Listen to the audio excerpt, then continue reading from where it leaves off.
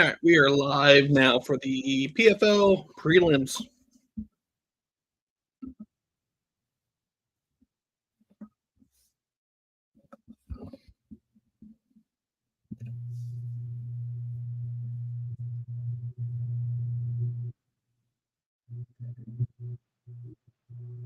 We start off in the would have been a featherweight fight, but Josh Blyden missed weight, so we are at a catch weight of 147. Jesse Stern did make weight, so he gets 20% of Josh's purse. I have Jesse winning this by decision.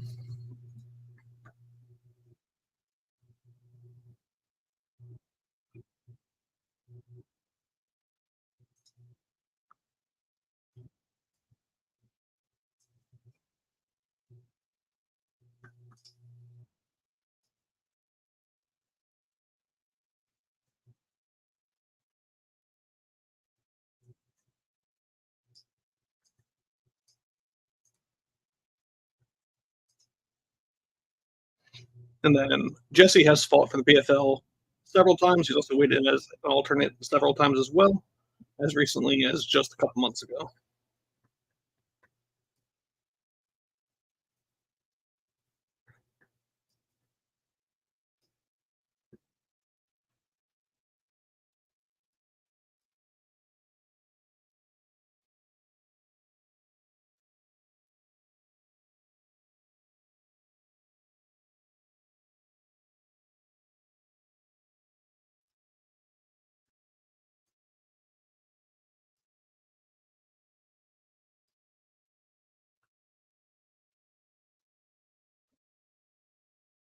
And if you are in the Instagram chat, those messages do not push into my view. So if you have any questions or comments, I won't really see them until I pop back over to Instagram. They're just starting to roll out the desktop stream there.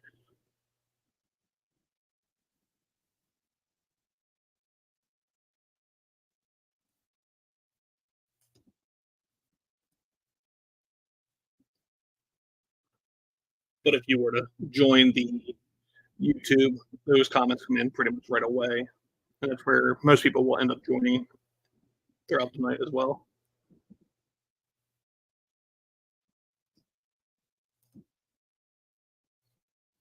First two fights are pretty much heavily odded, favoring the favorites.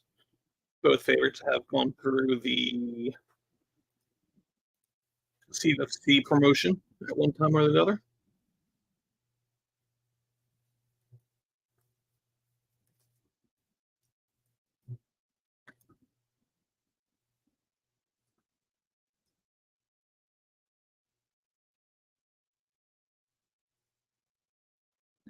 Yeah.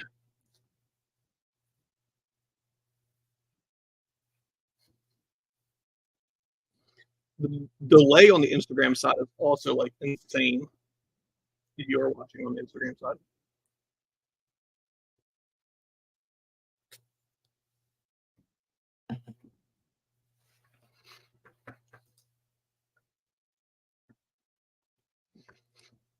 So first fight's just about to start. 35-minute rounds to start off. We had like 4 showcase bouts that are not part of the championship matches. I believe Jesse Stern was like they're showing it a minus 270 favorite.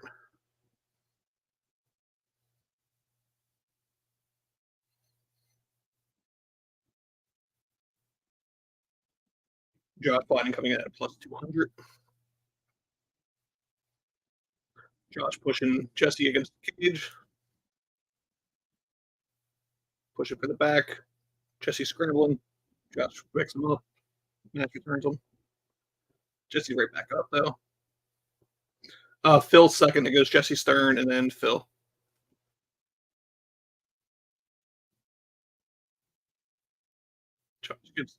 Josh kind of has the back.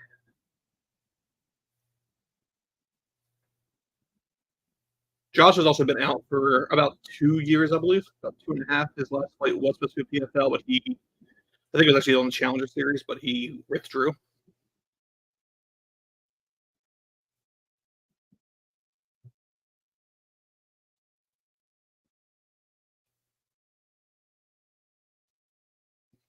I do feel that when you are on the showcase bouts and you're not in the tournament or the season, you should be able to use elbows. I don't know if they're just trying to avoid having a bloody mat or what the reasoning is, but hopefully that ends up getting cleaned up as they progress. But I guess they're going to also just keep it so that elbows are Bellator and not PFL. So I'm assuming the live odds on the screen are not updating. They still have Stern at minus 270, which I agreed with. Josh is going to just get the better of this first round.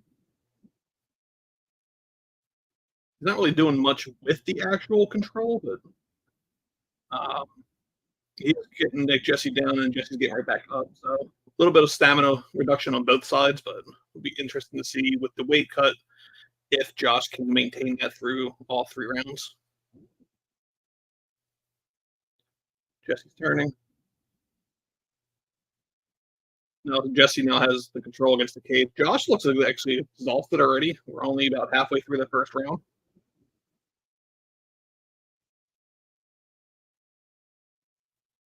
And Jesse going right to the body, which, you know, is kind of add up, especially depending on how the weight cut was for Josh or Blyden.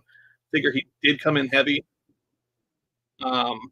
The PFL press release that said this was a 147-pound catch weight, but they are labeling it on the interface as 150. Odds are starting to move a little bit. Josh is now a plus 150 instead of plus 200. Josh is already kind of doing a deep breath.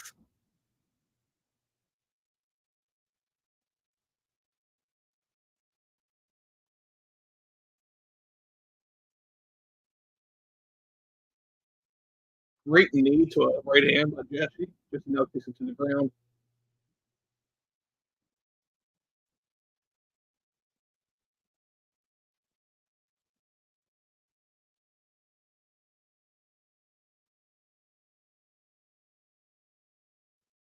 Jesse now has the back.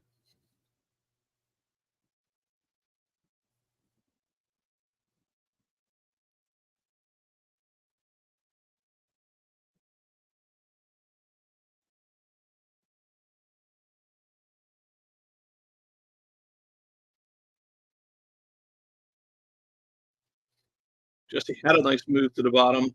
Did slip out. Josh does have now at the top. Jesse's already working to get back up, though.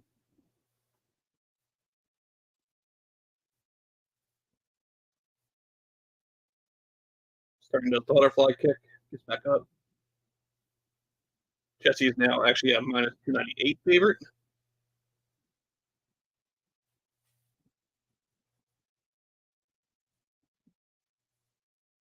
And Josh is already gassing.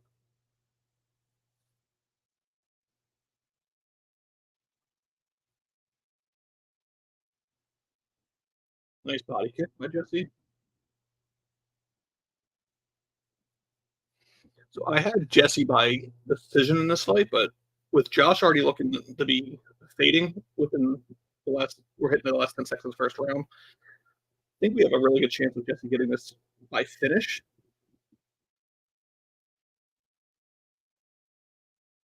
So Josh started off well, but I think Jesse takes the round.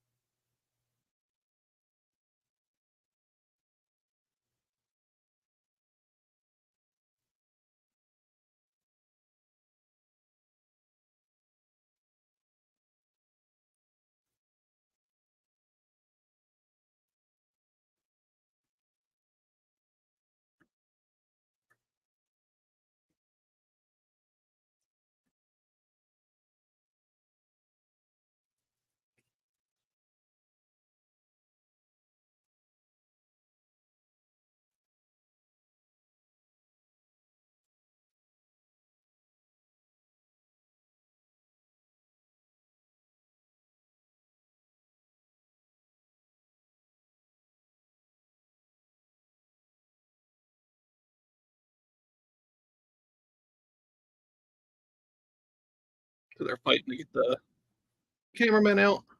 Round 2 about to start.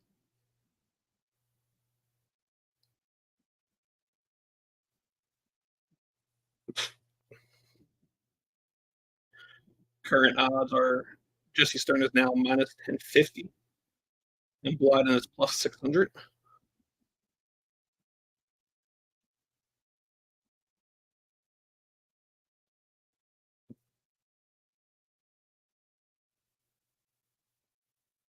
So prior to this card, I actually did interview Jesse Stern. Stern is hopeful to be brought into the season next year.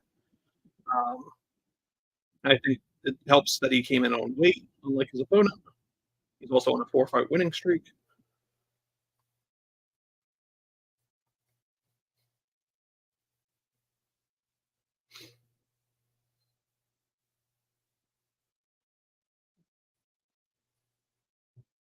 Stern doing knees to the body.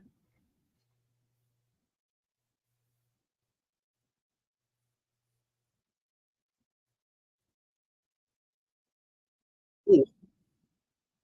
Knee to Josh, wobbles him. Stern sees blood in the water. Is now just chasing the finish.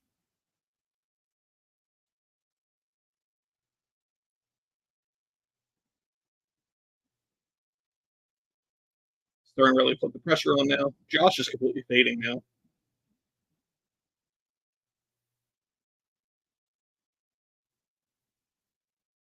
Goes for a flying knee, misses, but comes back with a right.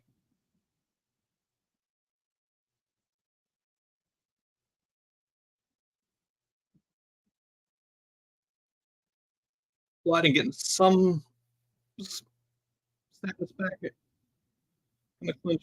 Jesse should probably step back, but he's getting his knees out there every time, so.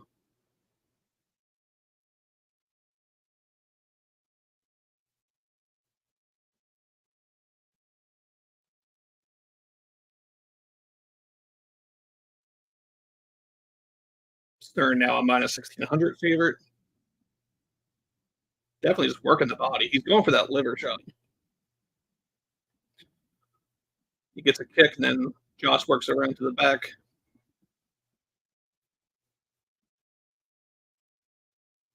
Jesse fights the hands.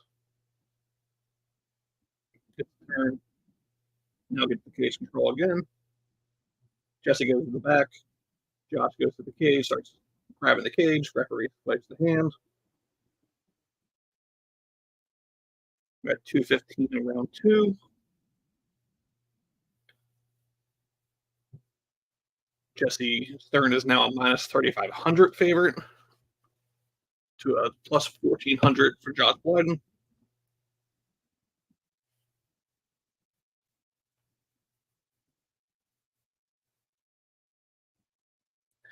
Yeah, like I get Stern by decision. Stern takes him to the ground. Looks like Josh might get back up though. Blyden going for a leg hook. Leg lock gets right out of it. Stern smart walks away.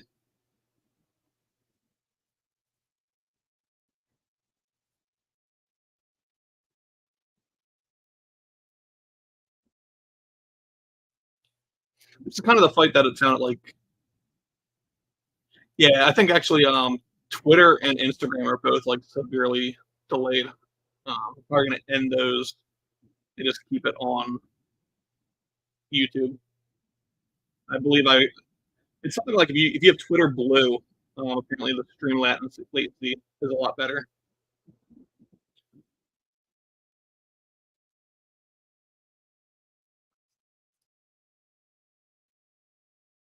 Yeah, I think I could if I just do these. I think it kills. Right. Let me see. And the Instagram one, a few people hopped in, but that's not the.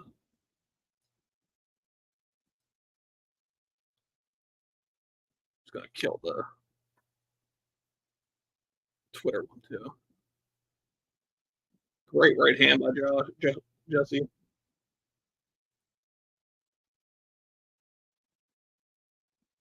Well, I'm actually interested about the updates that came out today. I believe I just uninstalled Starfield as well, which sucks because now I'm going to be reinstalling it. But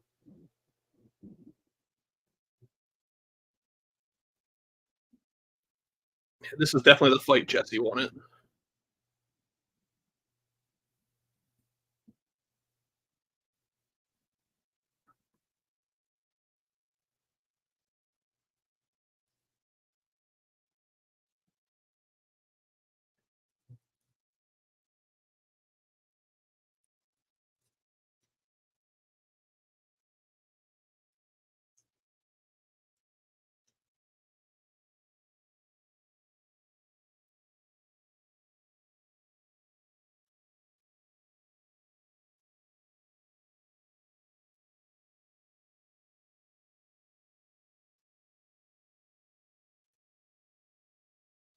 Well, I'm console, so none of those graphics updates do anything for me. Or I think the only thing I really get is some of the mission updates, and then I guess the consume button. So third and final round, I have Jesse starting up 2018. I don't think it was enough for any 10-8s, so I can't see it being anything. I can't see it being 2017. PF,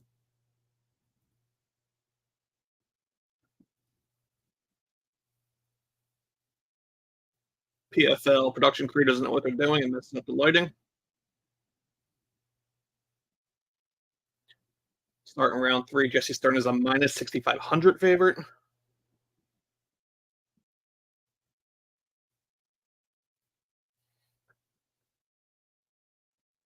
Jesse's doing the smart. He keeps switching stances. Basically, as soon as Josh starts getting timing down, he kind of just doesn't. He switches and then doesn't know what to do. I actually don't know this riff. I didn't. I was kind of bouncing around through like multiple windows when they announced it, so I'm not sure if that is Duran or not. Patchy mix in the middle.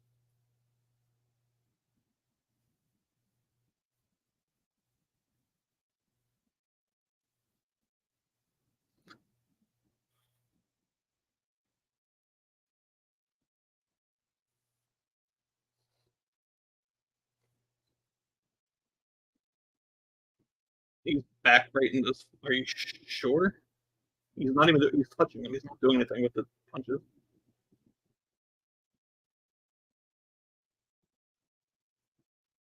And it very well may come down to this round. Do they think there's any chance Josh won the first round?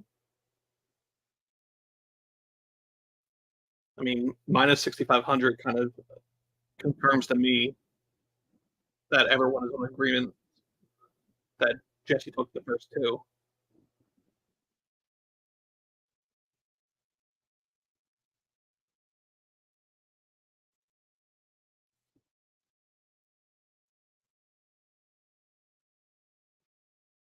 So if I recall, I think Jesse was supposed to be an alternate for Chris Wade back in June, and then apparently he was an alternate in the last tournament card as well, but wasn't needed either.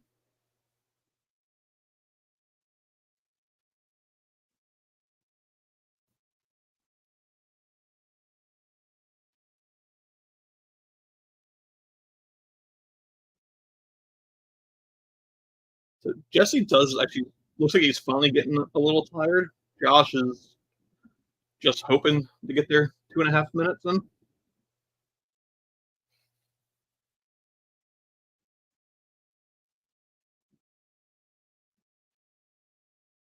mean, Vlad is looking a lot better in the third round.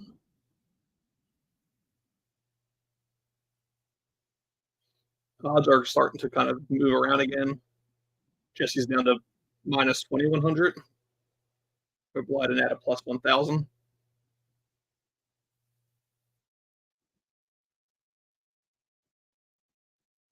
It looks like Blyden got hurt again.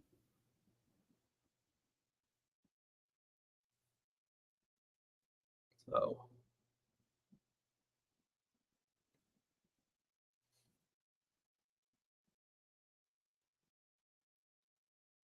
hitting 90-second mark.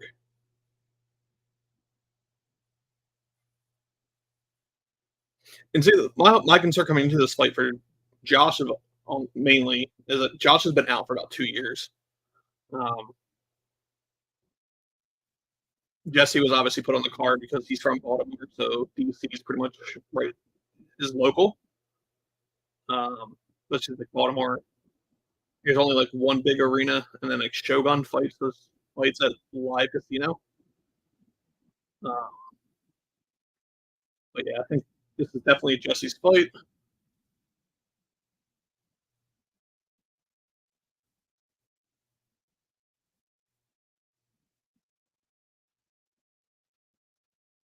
I mean, I guess they can maybe have Josh up or Josh have first round, but I thought Jesse took that.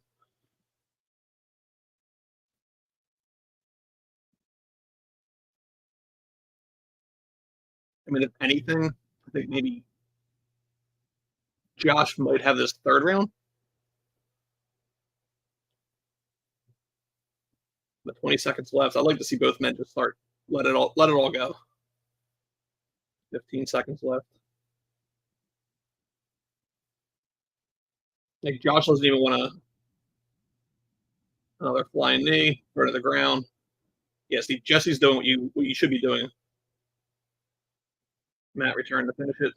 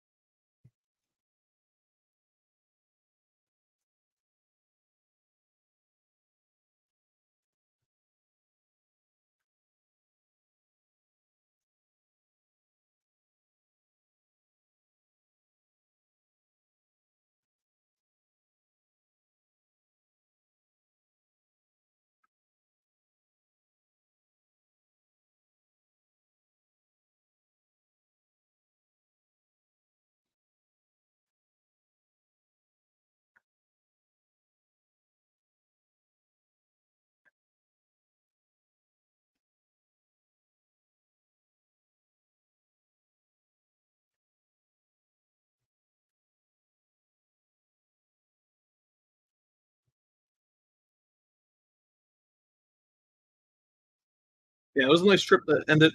But now I don't see how. Maybe is Brian Miner a judge? Like I don't see anyone else giving the first round to Josh Blyden. I have a 30-27.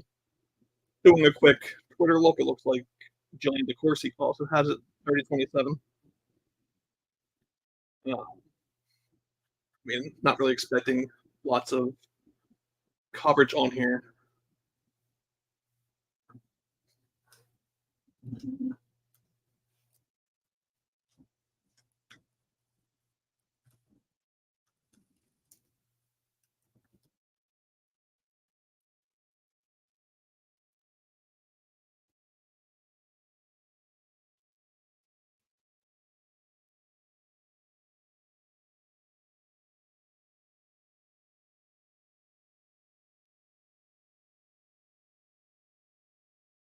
Yeah, like I like Brian as a referee, but yeah, his judging has been subpar. Um, I don't know. I don't think they've listed any. Like I have the. I'm in the PFL media group, so I have access to like, the photos and all. But even on the fight card, they don't list referees or judges. Um, typically, you will usually get the judges in person.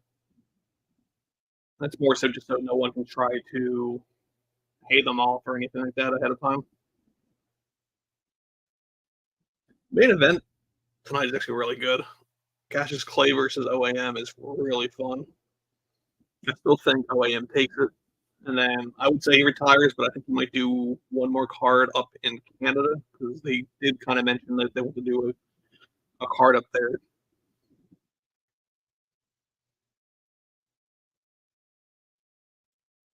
And I mean, you could do OAM versus the lightweight champion of Bellator. Can't even act if I can name who that is. Let's see, lightweight is. I guess no one right now because I guess no. I guess it is still kind of Usman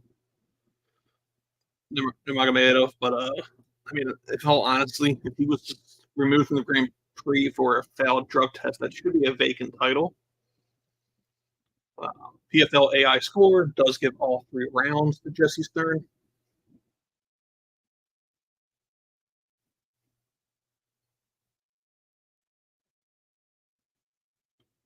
So Jesse Stern is 0-2 or 0-3 in PFL. This should be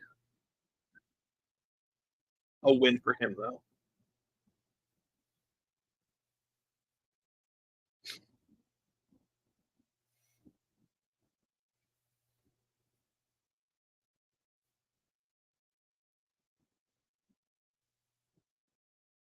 All right, so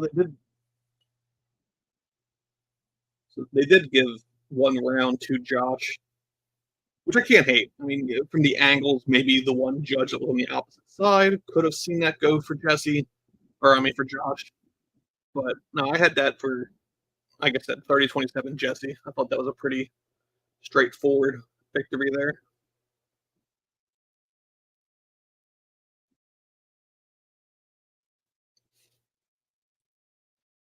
So next up, we have Mark Zuckerberg's training partner, Kai Wu, versus the former Ring of Combat champion and CFFC vet, Phil Caracappa. Phil's brothers also have fought for CFFC. Um, Nick Caracappa just made his pro debut back in September, uh, which almost was my Fight Pass fight of the year. It is my CFFC fight of the year, assuming nothing December 15th takes that. Um, but yeah, I thought it was kind of funny. All the marketing and promotion for this particular fight was all on Kai Wu. I think even interview wise, I think Sherdog's the only one who got Phil. I mean, even here, Brett, I can't name three people in PFL. Hakamoto is interviewing Kai. I don't think you're going to see anything from Phil until the fight. I mean, even Kai Wu, like his info blogger is that he trains Facebook CEO Mark Zuckerberg. Like,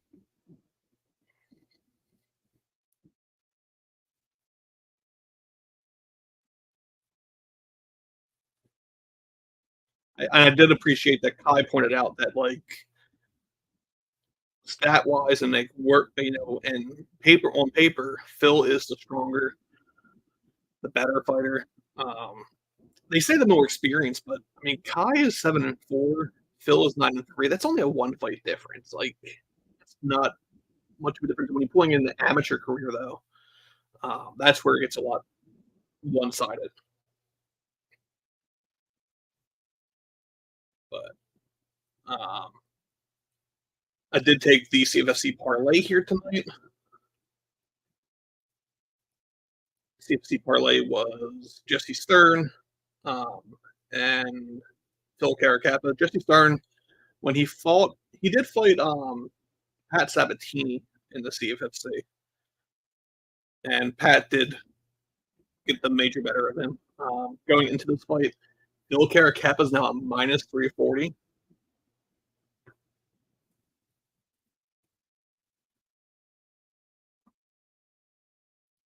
Which I think I got him at like minus 220.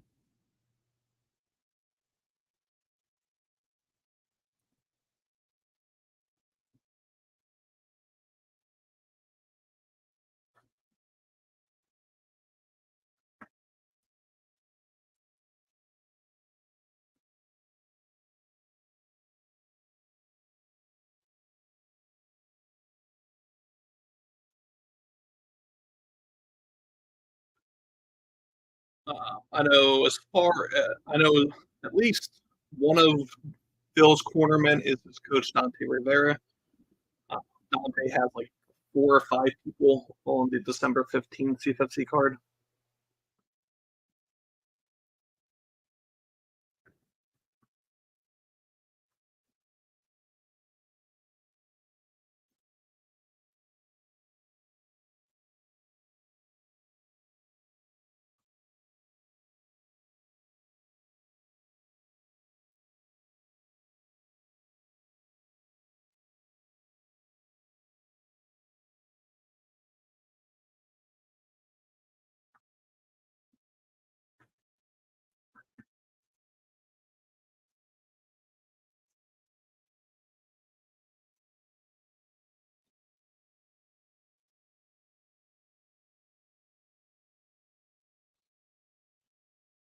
So this should be a fun one. I have Phil winning by knockout in the first or second round.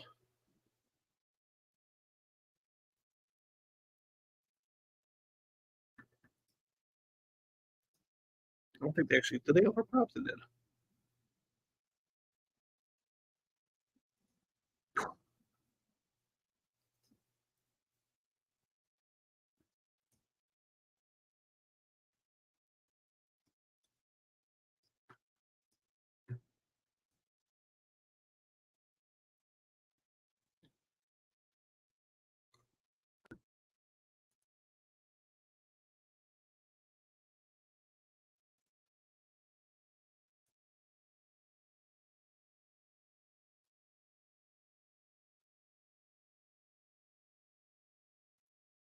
Yeah. Phil by knockouts plus 550. I mean, I guess odds makers are assuming this goes to decision.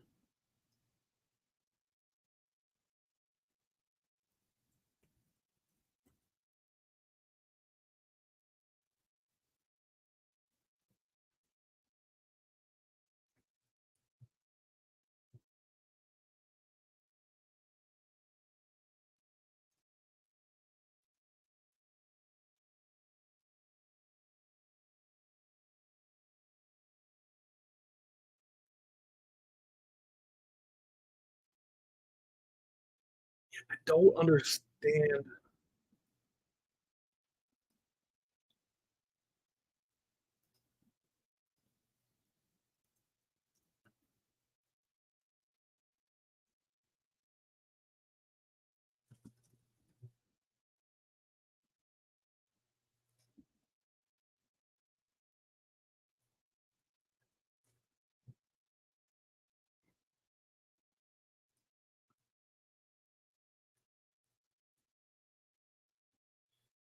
I don't know if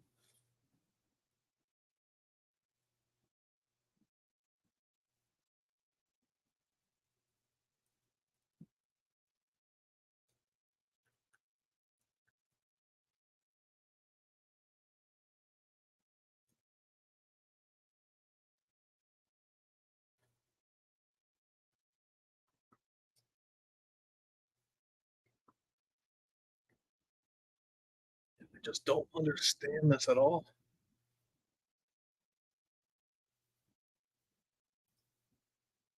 I mean, I thought the odds makers would have leaned Kai a little bit just because of the whole like Mark Zuckerberg love.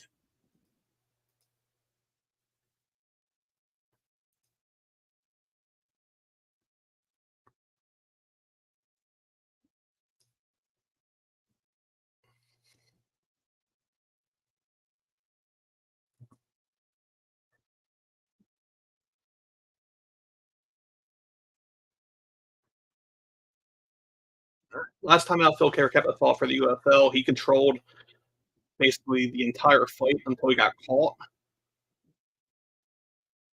And then I thought he was going to stay with the UFL. I don't know what actually led him to be released, but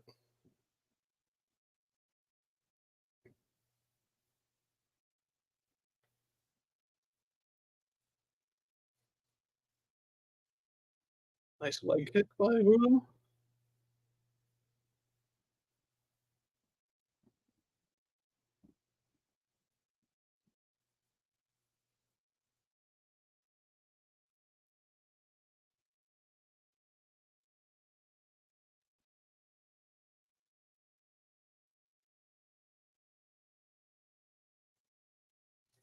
So really confused why those odds are that high. I mean, looking at the fight already, it looks like Phil's going to take an easy round one, just kind of catching everything, seeing how it goes. But I expect him to kind of really put the pressure in and go for the finish once he gets the timing and all down. Both guys want to basically make a statement.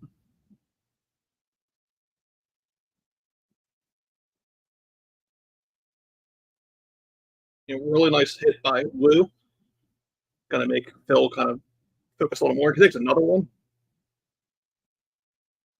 Jeez. To the right in front of Dante.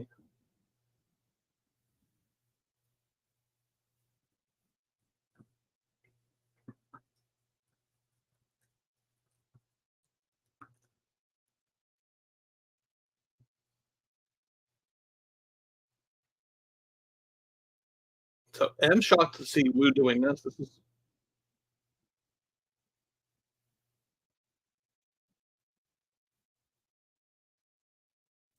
I don't understand the point of like saying the Bellator fighters are scouting when Mads Burnell is a featherweight.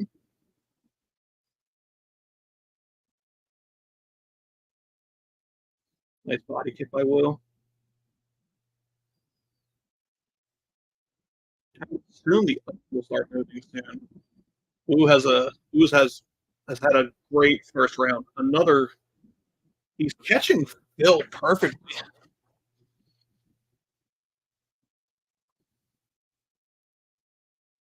I mean, if Kai could get knees up here, this could be.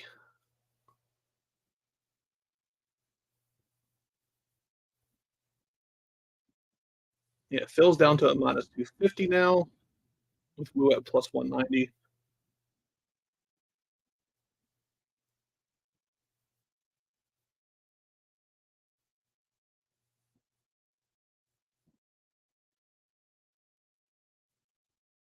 So it's smart by Wu's corner to talk trash. Um,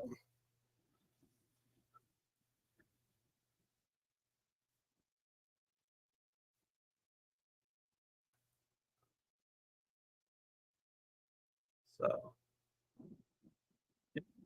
Phil's about to go basically even money.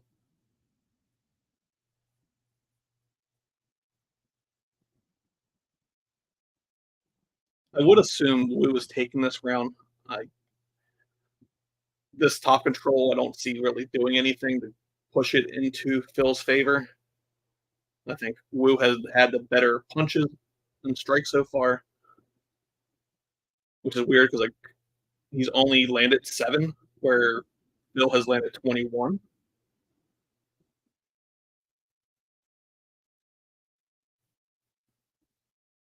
It looks like Phil's trying to go mount.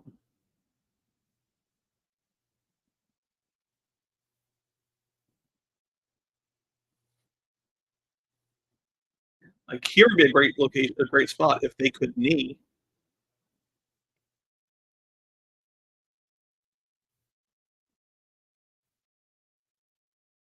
I mean, if Phil could get some ground and pound, he could get the round back, but I have it going to Wu.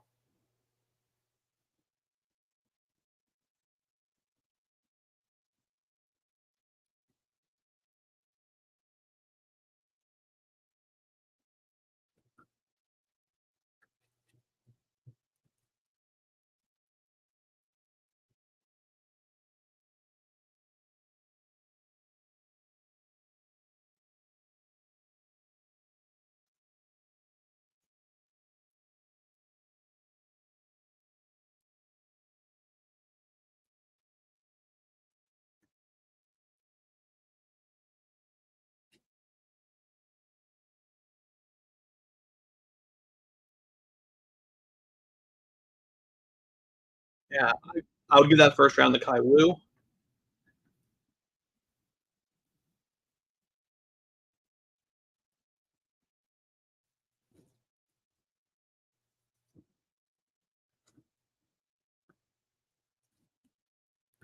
I think if Phil leaves his chin up like it was, Kai could catch him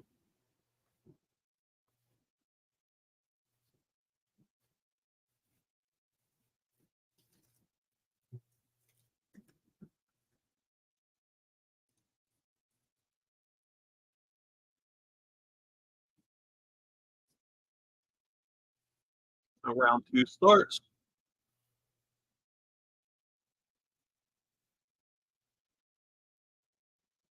Uh, Kai Wu is now the plus 140 underdog, with Phil now down to minus 180.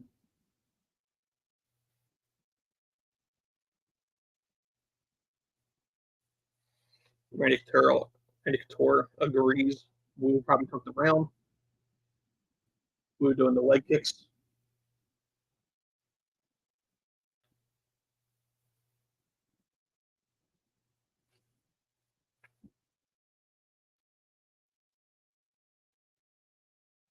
Phil got the fight on a nice feint.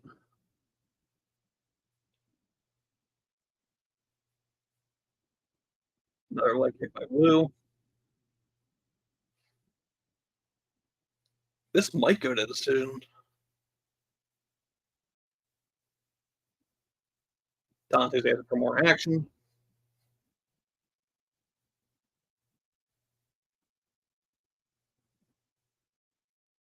Big slam by Phil.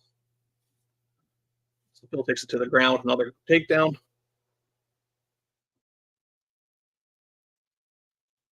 What's up, Craig?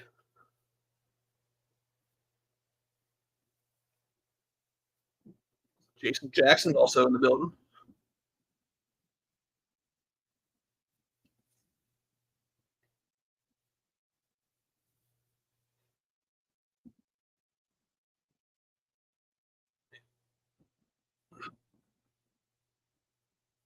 Phil just got pushes him against the cage.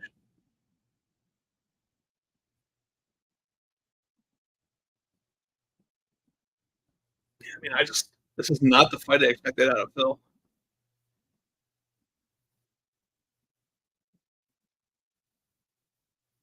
This is also another fight that, like, again, on the ground, if they could elbow.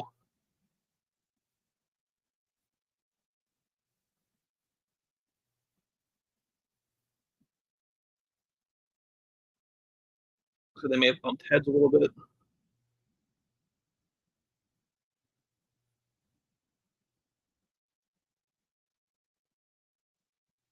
I mean, Wu, he's probably pushed too close to the fence, so he can't really throw anything.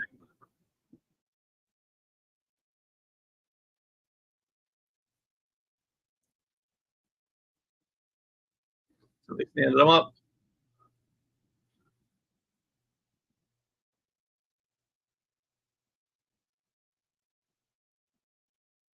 I mean, the odds are going back in Phil's favor.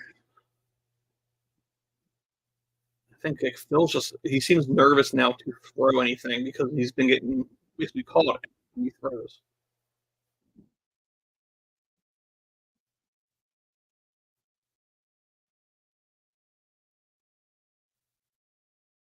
Nice left by Phil.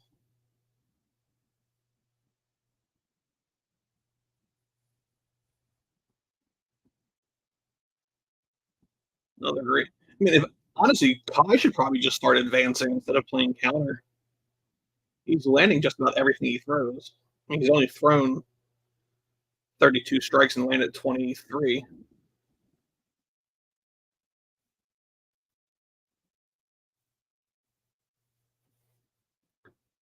Like, I kind of feel like Phil's last fight for UFL, I think getting caught in the third round is really impacting this fight.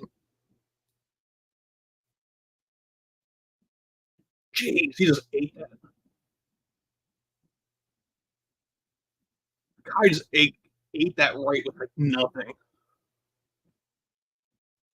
So looks like Phil's gonna try to step over. Nope, he got his leg locked.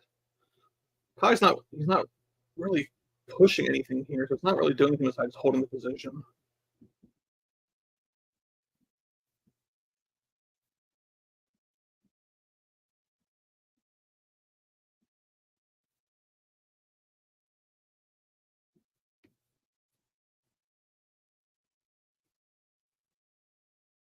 This ref is like very anti-ground. Like Phil isn't trying to advance; he's trying to go in for an arm triangle. So does square it up.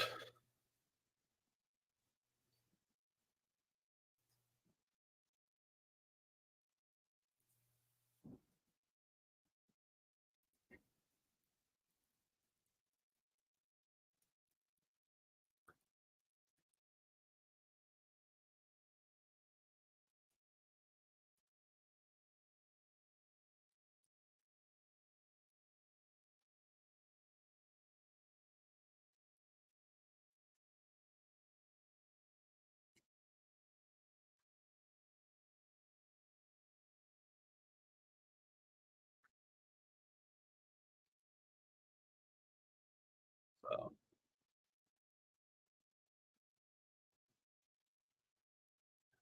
it's been a couple issues with Dante and his fighters lately.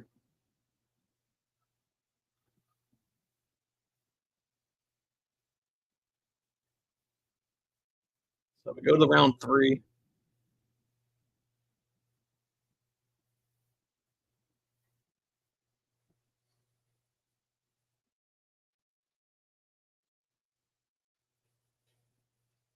So curious to see how this goes. Phil's now at a minus, looks like 660.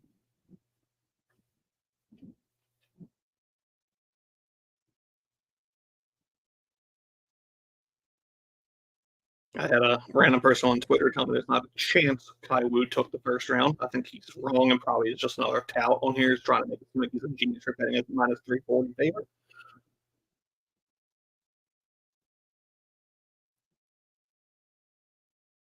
What?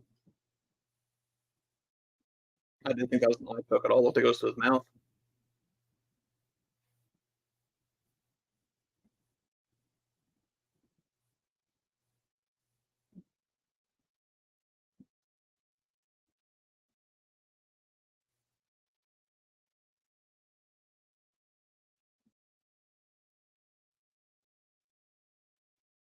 So if you haven't seen any of the Dante Rivera team, they are big cage fighters, as in like fighting against the cage.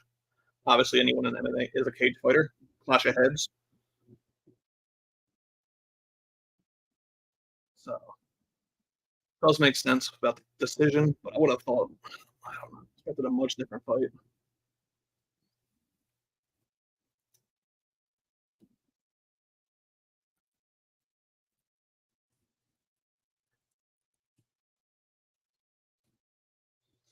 It definitely was clash of heads, and it looks like Phil's bleeding.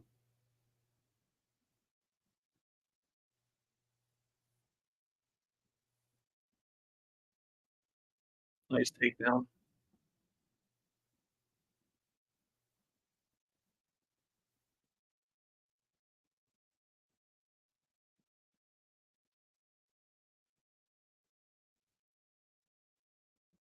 See, now it makes sense to Apache during this fight.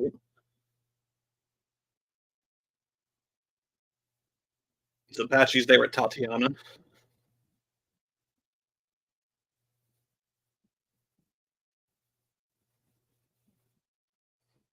Yeah, they're gonna basically just ride this out to a decision. Dude, he's going for an arm triangle. He's moving into an arm triangle position. Great head kick. Jesus.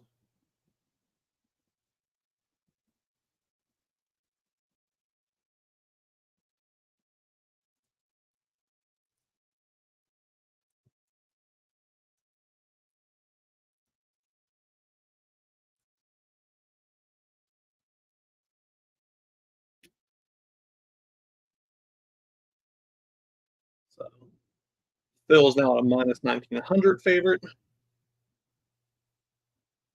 2 minute mark of the third round. Phil's literally putting pressure into Kai's face. Referee asked for more to be more busy because he doesn't understand grappling at all.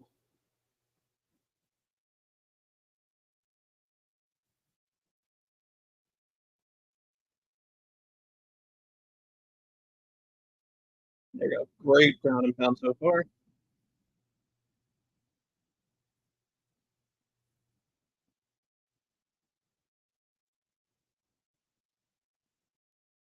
Now we're gonna get this by decision at least.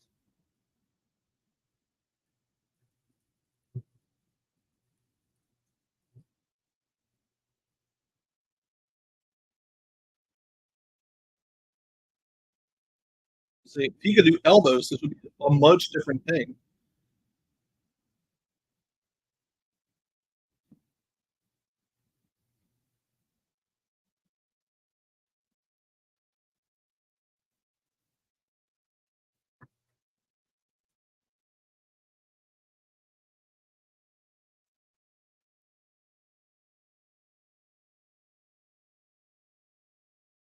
Yeah, I don't. I would have never seen this going to decision.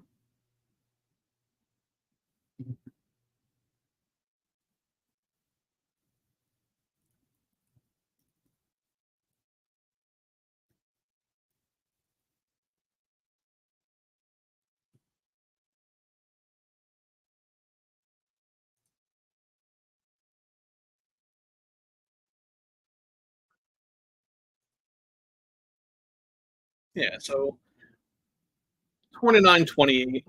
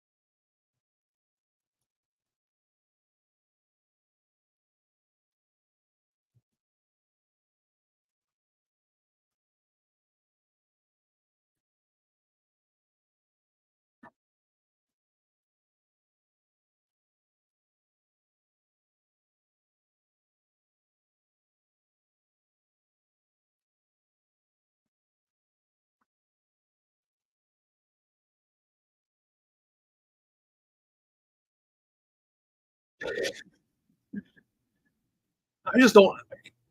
Honestly, I wish PFL would bring back Jimmy Smith, or I guess not bring it back, but hire Jimmy Smith. Like I know some people like Sean. I don't like Sean. I don't really like Randy on commentary either. I mean, honestly, I would do Jimmy Smith and maybe Dan Hardy. Um, if they want a three-person team, see if they can get Mike Goldberg. I mean, Mike used to work for Bellator. He obviously used to do UFC as well. That might actually help them even more getting Mike Goldberg because that's going to connect to the UFC fans who are just going to shit on the product anyway. But uh, yeah, I mean, Jimmy's good. He was good there. He was good. I think he did WWE for a little bit too, like SmackDown.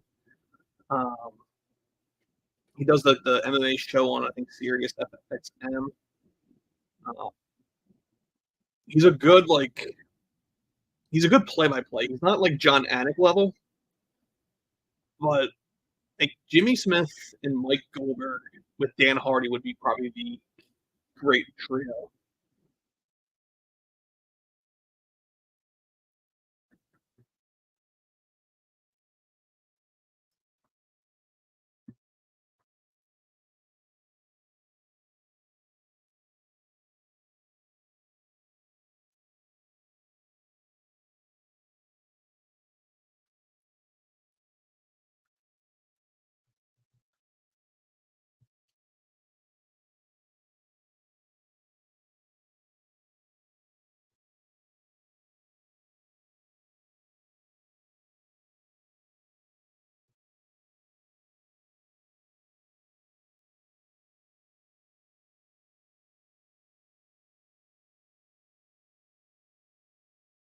So I have it 29-28.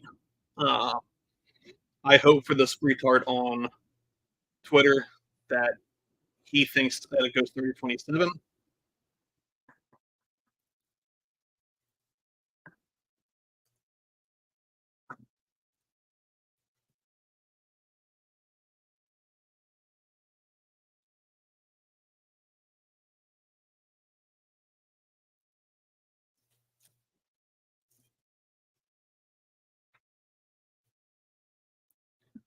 So scorecards coming in.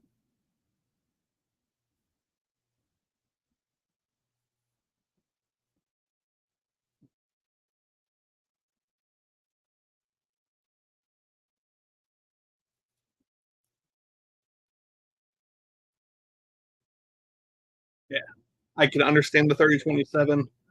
That was definitely a 29-28.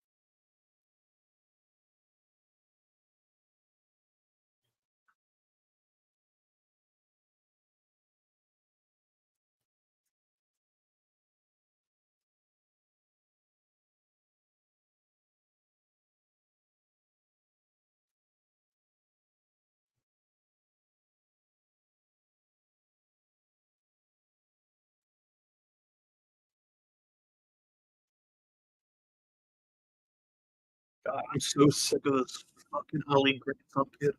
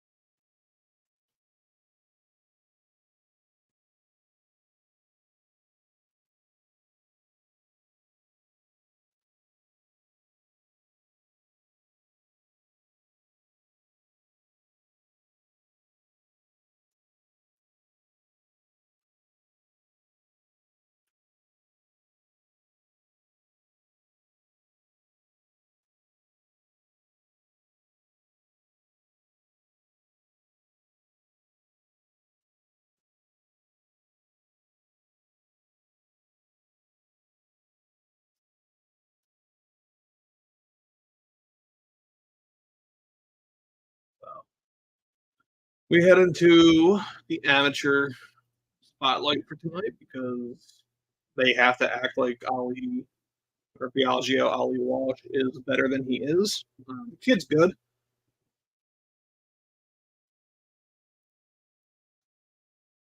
Let me think of some other things about this kid that's lost that in the last couple months. Yeah, it hasn't been Ali. He's only lost one fight. Um, no, he wrecked. It was Steve Collins. He beat Rampage Jackson's son, Raja. Which I mean, Steve is Steve's really good. He's a high level wrestler. He just fought for CFC down in the Tunica card against I forget who he faced, but the guy missed weight, and then Steve made him pay for it.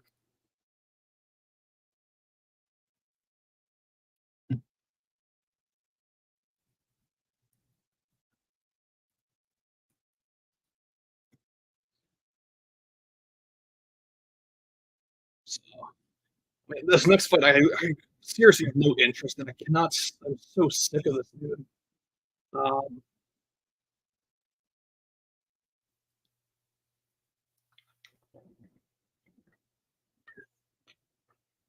Also, drink energy drinks.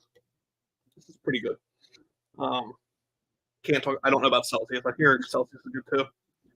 This is from the UFL guys. Michael Chandler's there. Johnny Eplin is also there. So at least PFL did good with there. Yeah, I like Kayla. Um, if you go back and watch her fight in Invicta, it was in 2020 against Courtney King.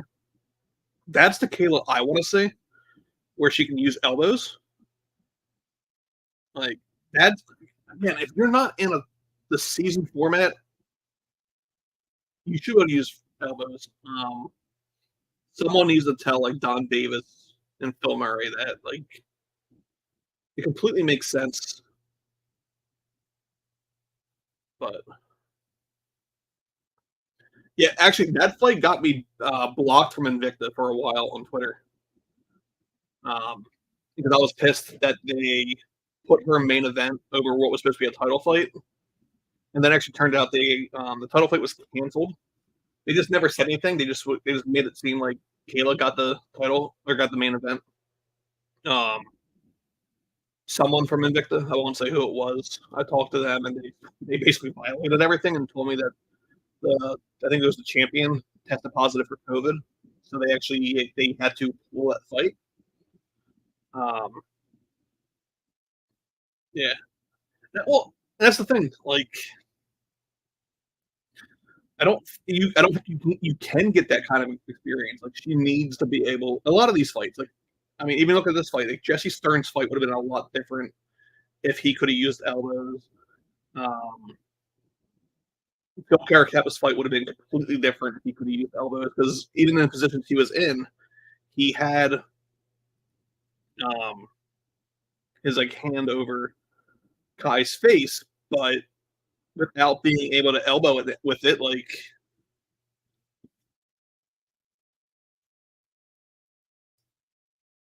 didn't really do much.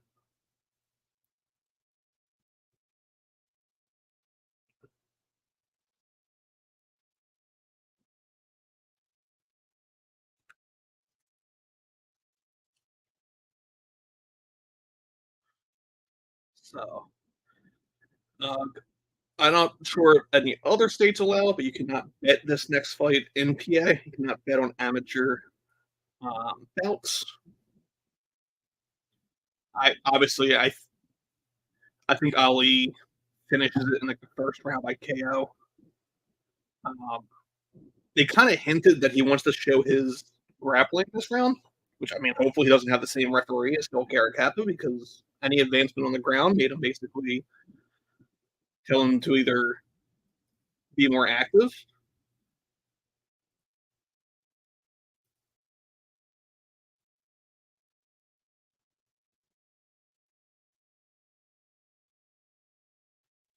So we go to the amateur bouts, but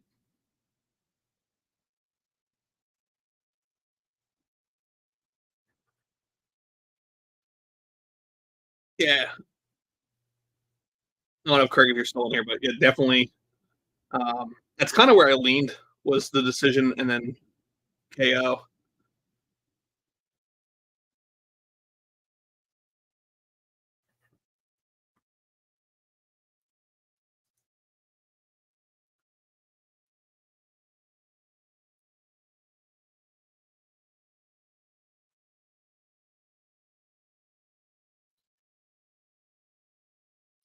Now we go the Ammy bout, and then we go.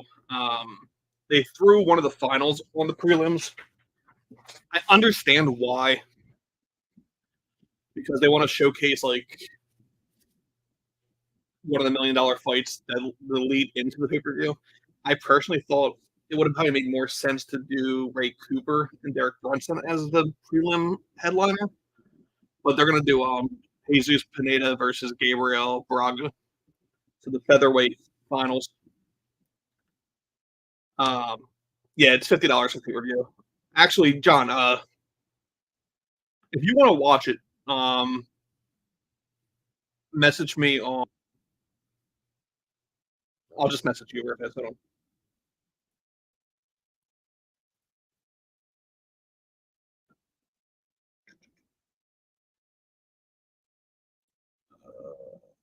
Where are you at?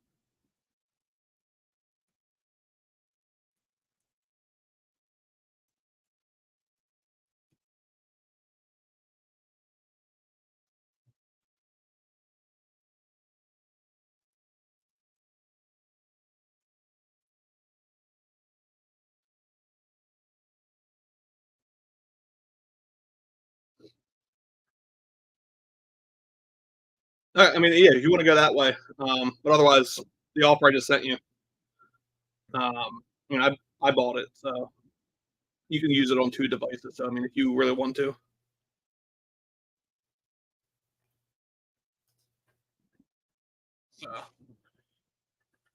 I mean, as far as like the finals go, I honestly, if I'm the PFL, I would want Jesus Pineda to win. Um,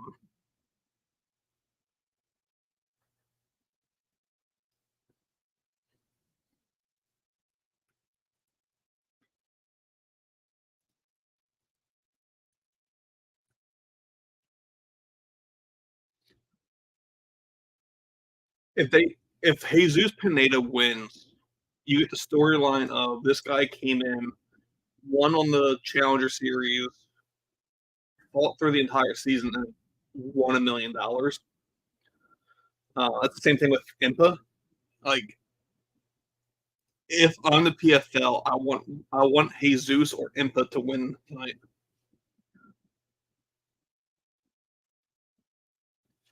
So this Marina, I'm not gonna bother to try this last name. She's actually Sergey was it Prevex uh, wife.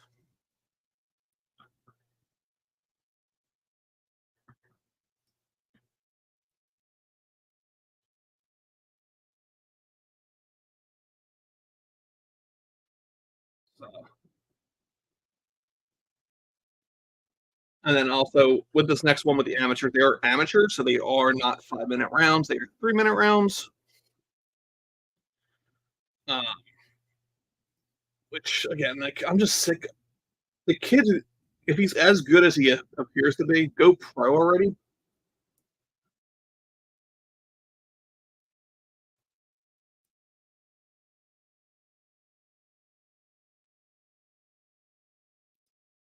Like this is where, and here comes the typical PFL pacing too. So they have to get this to 8 p.m.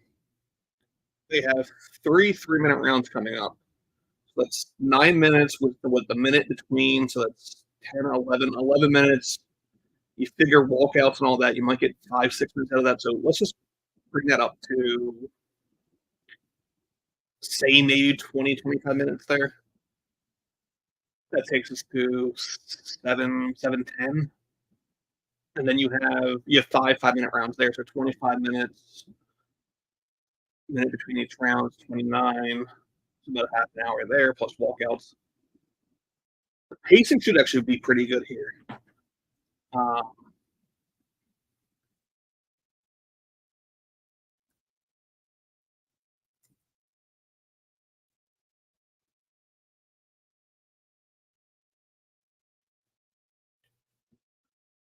So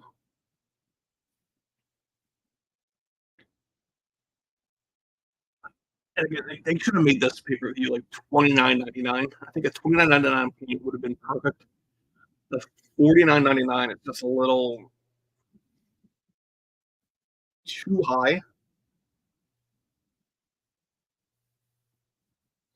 I think that's what it really is. It's they need something like this.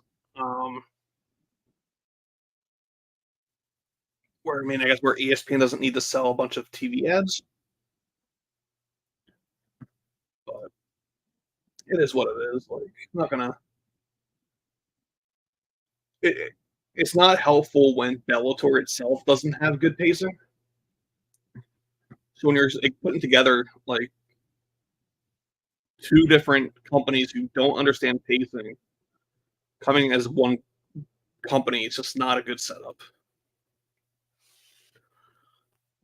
Like if I'm being honest, this card should have been on ESPN MMA's YouTube.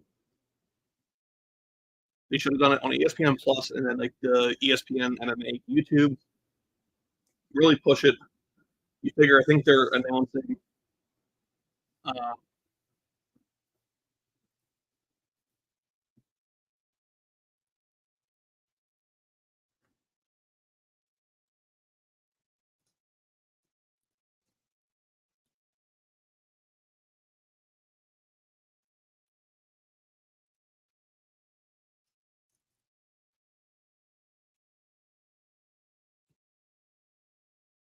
like in the Discord group that me and Craig are in, there's a guy down there right now that I'm talking to. Like I was hoping to go down tonight. I emailed the PR team, but I kind of didn't realize that the my schedule was open tonight, basically.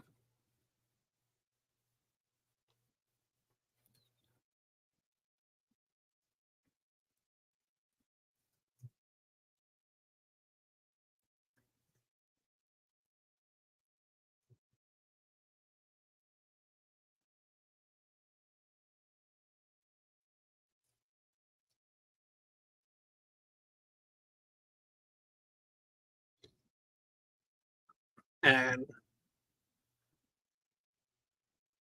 it's just so CFFC cards occasionally will have that gap between the prelims and main event, but it works out because like you have a real prelim card. Like, this whole war fight prelim card is nothing. Like I would have bounced the Brunson fight back to the prelims, uh, and then had Kayla open it and then go into all the title fights, or do the other way. Put Kayla on the prelims because that's someone like people already know, and then like hold again, keep Brunson behind the paywall. I don't know who's like grabbing at the belt to like watch Brunson's debut, but um, this kid is he. Oh, fuck, you know who he looks like? Um,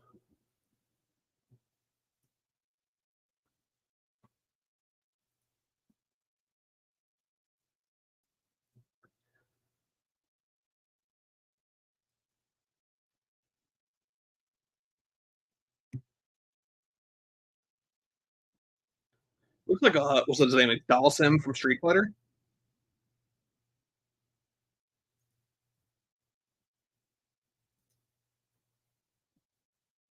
I mean, Freak on a Leash is a nice walkout.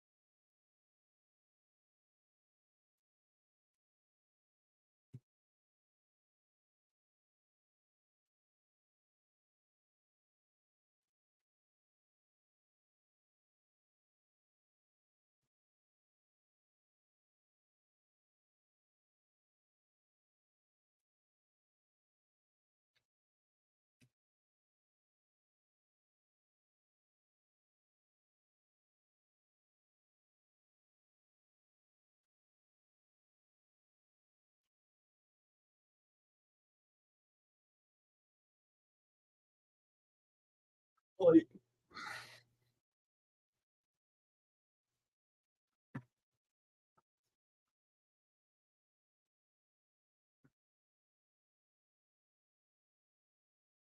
can I not share an image?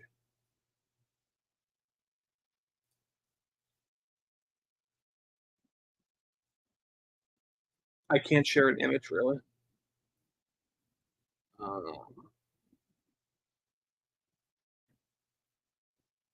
I open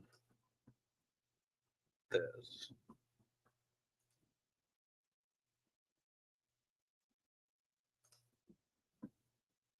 window.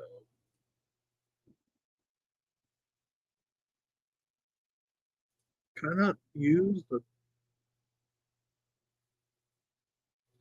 I do this.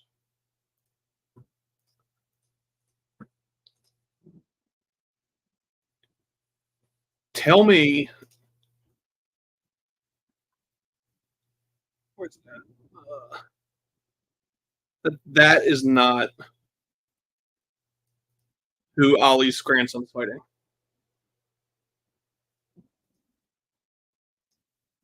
Well, let me actually do it full screen. Like, it looks like fucking Dalsim from fucking Street Fighter.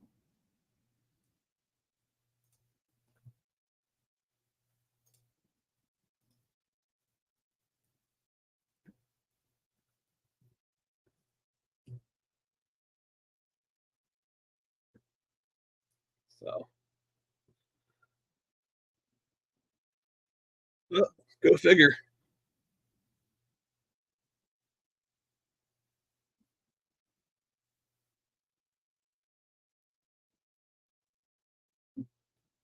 Such a waste of a fight.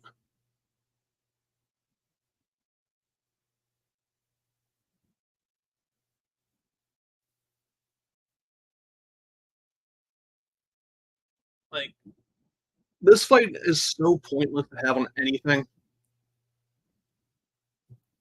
And I say that nicely. Like, as nice as I can, I guess.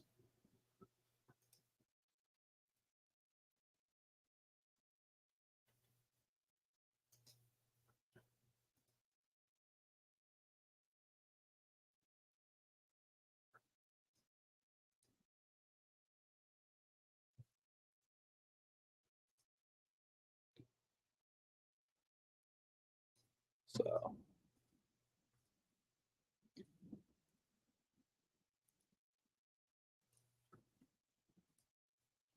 this fight is just.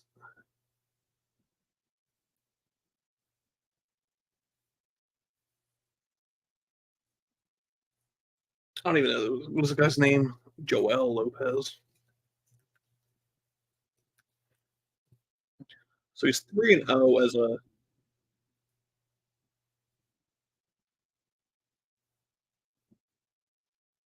He's out of the MMA Institute, which is nice. He's 3-0, all through by finish. Referee stoppage when he fought for Zilla, and 2 bare naked chokes in the previous 2 fights.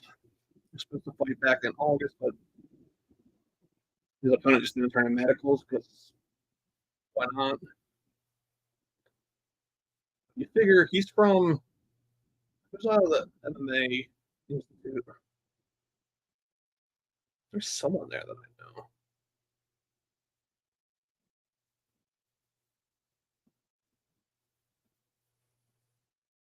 That's not.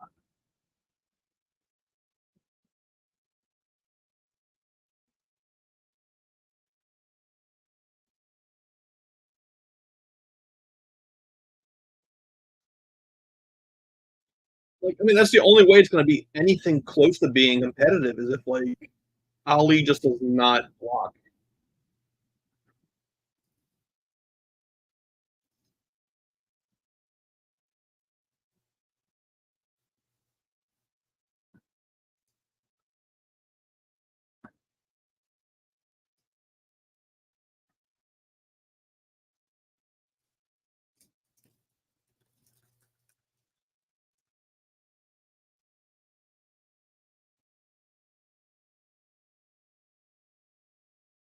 Like, I can't. I also like. I don't want Ali Walsh to go pro in PFL. Like, he's only signed because of who his grandfather is, which is a shame. He's out of Extreme Couture, so he's obviously training with really good people.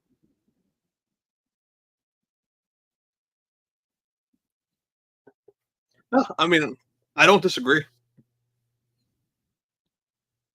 I mean, I think it's also funny that he has like the shittiest like weed leaf tattoo. Also,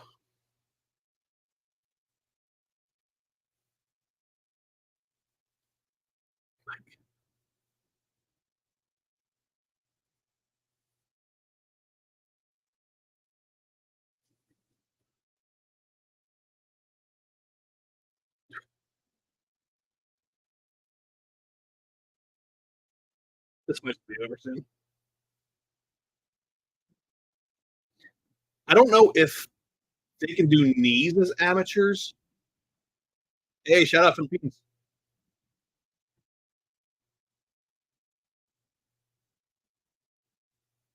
That liver shot definitely hurts. He's keeping his right hand low.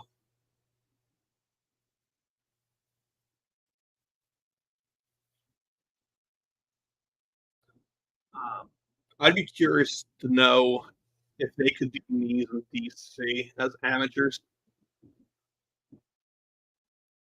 because Jillian DeCourcy on Twitter made a good point. Like Ali is dipping in when he goes to throw, so a knee up the middle could help him.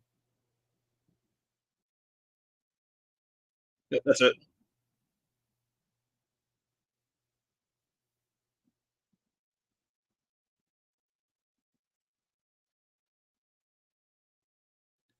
I mean, that was a nice knockout. I mean, it does say a lot that some of those punches did challenge him.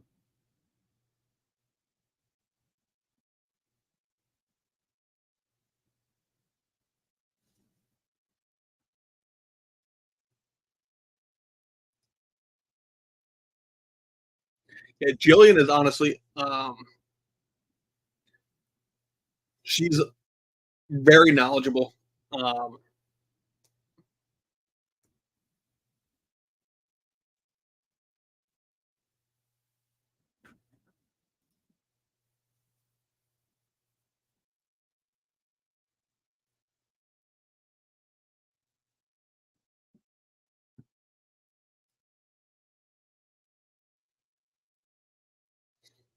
But I mean, yeah, that was it's kind of what you expect in that fight. Like, I just wish I don't like. I'm not trying to diss the guy. He didn't ask for the gimme fights,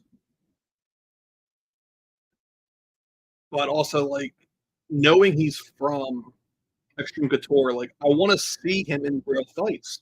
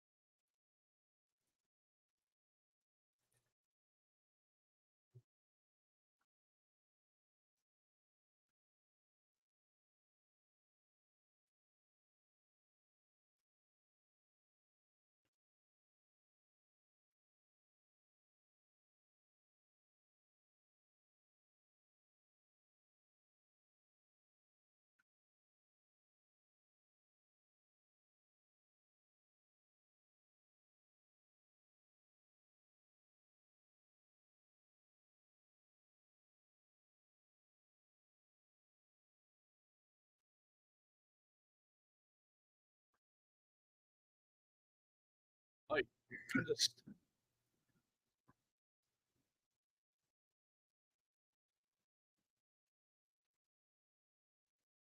I think that's the fight everyone expected to happen.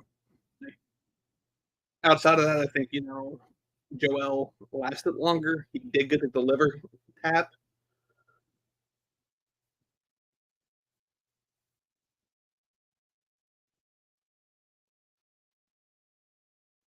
It's just it's also just weird to be telling the guy that you love him and basically you're a fan. Like, don't go into a fight like liking your opponent.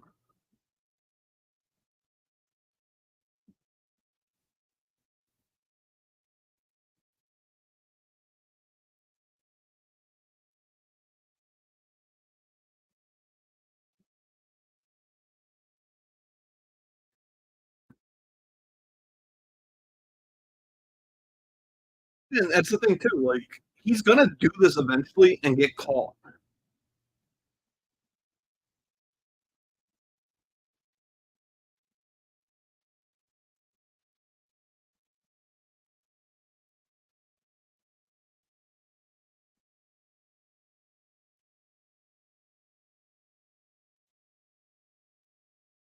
Yeah, so he gets the right. He punches the back of the head.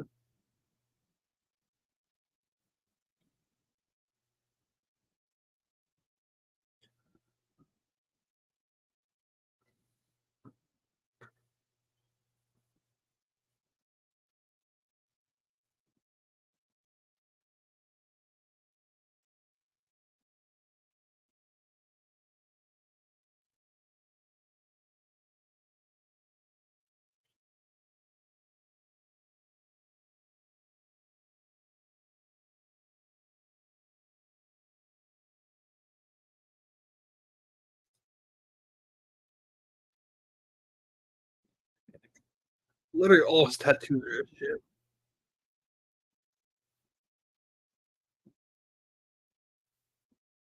It's also kind of shitty too, like that he's the only one who gets a post fight interview. Like, why don't you interview Jesse? Why don't you interview Phil?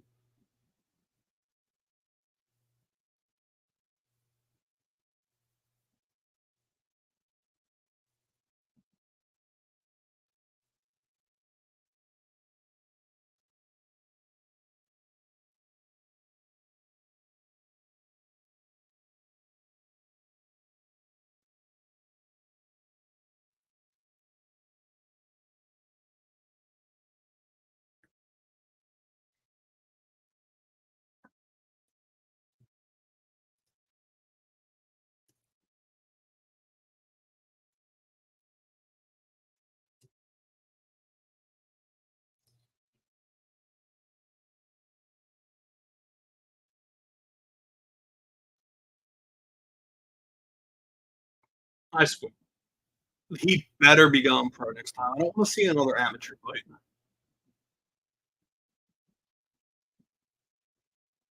Like, at this point, they're going to be basically like, scraping the bottom of the barrel to find him a body. that acting surprised when he knocks him out flat. So we get our first $1 million championship. It's in the featherweight division. Jesus Pineda versus Gabriel Braga. Jesus 22-6 with 1 draw. Gabe Braga 12-0 undefeated. His 13th win could get him $1 million.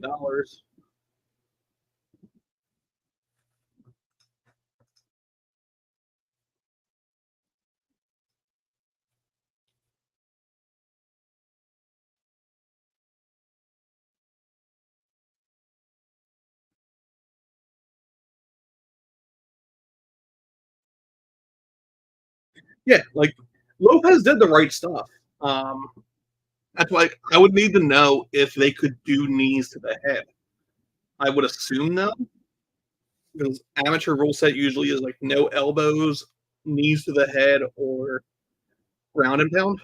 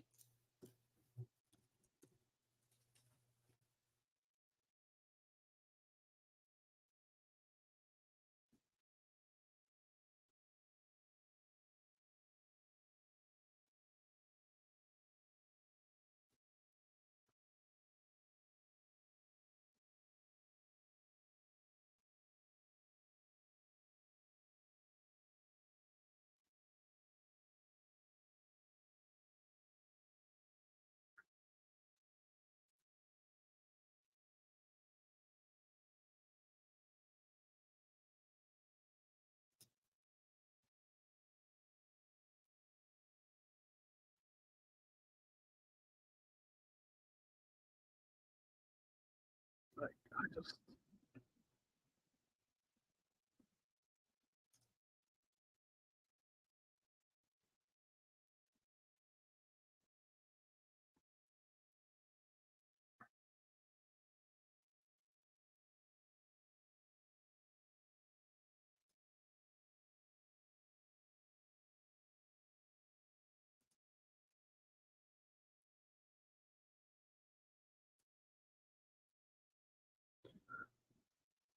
so we probably get a little bit of a delay pacing here.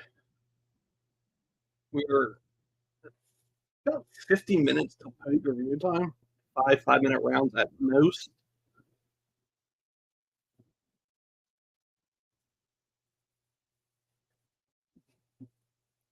So we can see the same advertisements over and over again about how this is the finals. Yeah, I'm just going to stream the whole night. Like I said, I pretty much didn't have any plans. That's why I reached out to try to get credential to go down. Uh, I'm a big Ben Davis fan. More so, I met him in passing in person, and then we shared a few DMs. The kid's cool. I don't fully agree with some of his decisions, like grappling Brad, boxing Silva's son. A lot of that is like just clout chasing, but it's it's getting him more jobs. So I mean, can't fully hate on it, but it's not what I would do. But I get why he's doing it. It's kind of just he's younger too.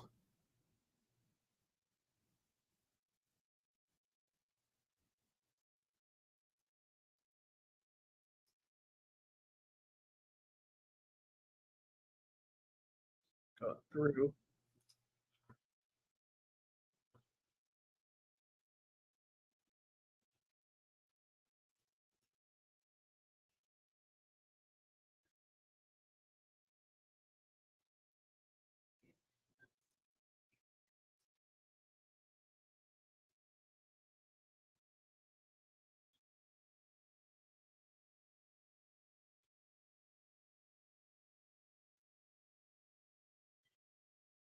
So, we just got a new fight announcement from Dana White. Khalil Roundtree has a new opponent. I forget who his opponent was originally. He was supposed to fight Azamat Murzakanov. Azamat has pneumonia, so he is out and will now be facing Anthony Smith because Anthony Smith is basically desperate for a win. And I don't think Anthony Smith gets it there.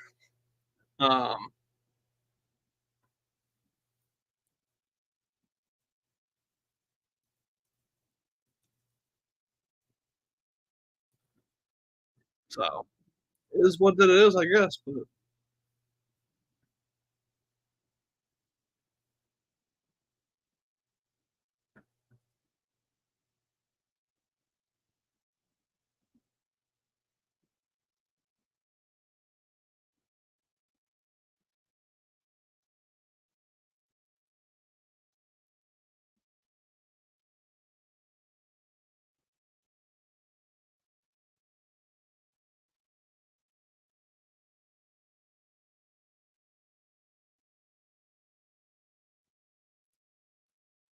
like,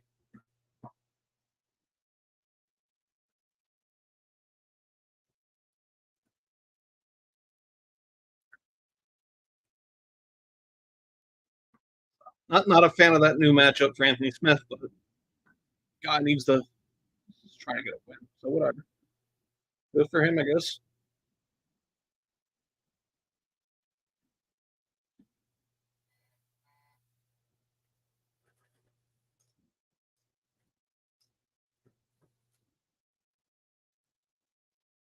Yeah, and I guess when I was talking about the commentary, I always forget Kenny Florian.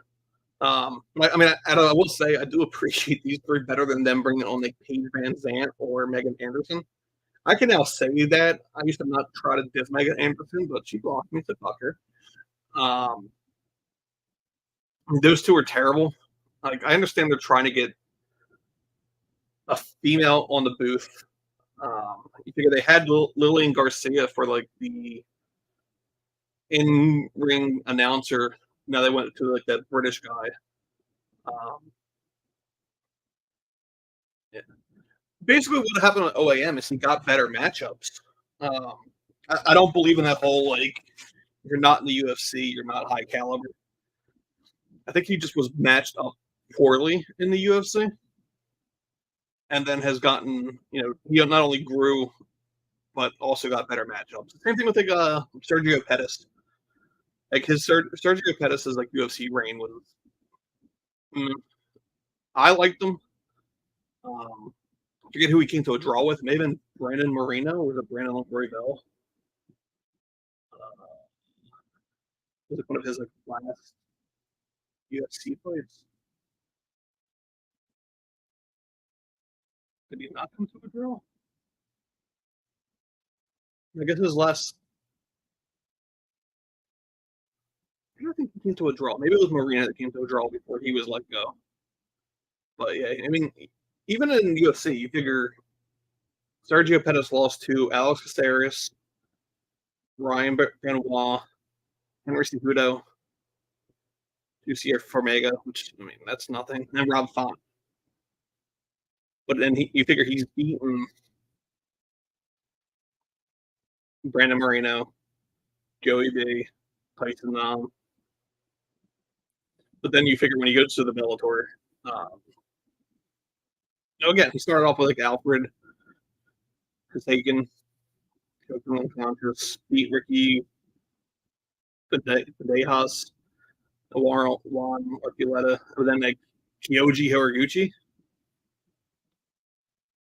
and then and then of course that he faced the best bantamweight in the world, Patchy Mix, which he lost. I would like to see. I mean, I really want to see Patchy Mix versus Aljo. I'm curious to see what they do here since they don't really have a bantamweight division yet. But it is what it is.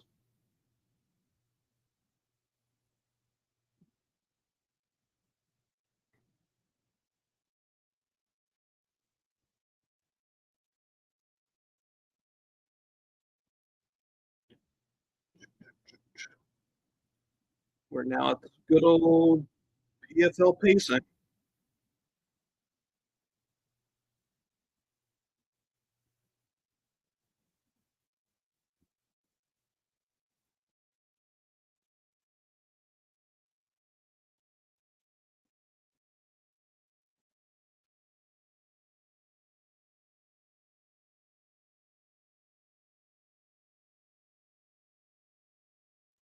So for this fight, we are looking at Jesus Pineda is even money. Braga is minus 120. The over is at 3.5 rounds. This is one where, like, I want to lean Pineda, but I'm unsure how this one can go.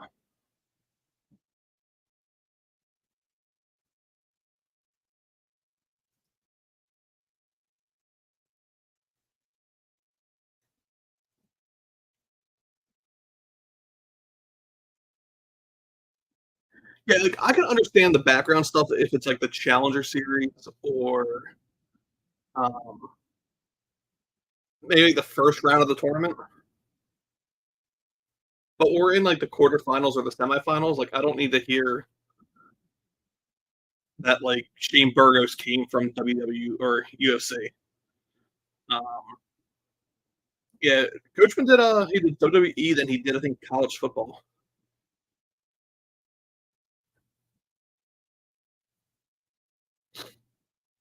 So it is also interesting to see Derek Brunson's now the favorite. I don't know if that was what it opened it. I thought Ray Cooper was the favorite. Apparently, Best Fight Odds only cares about 2 fights. They're not showing me.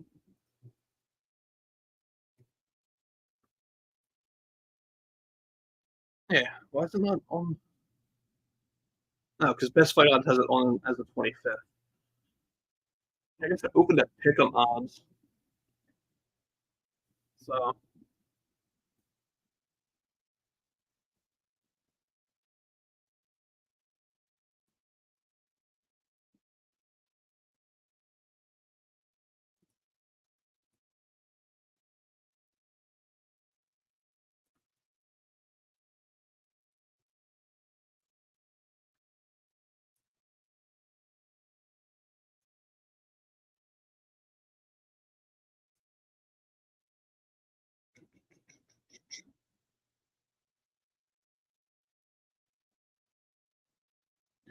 yeah, not a fan of that. Let's go through. Also, I'm not also sold on like Jake Paul being part of this like commentator team for later in the card.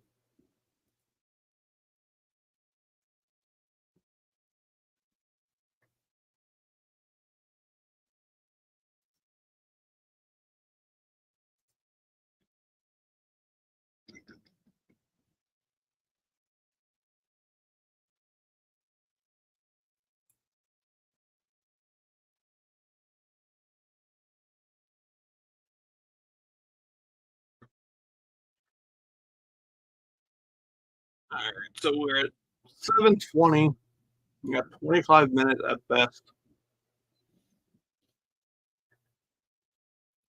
This is where the. I mean, I guess if you also keep in mind, this should have had one more prelim.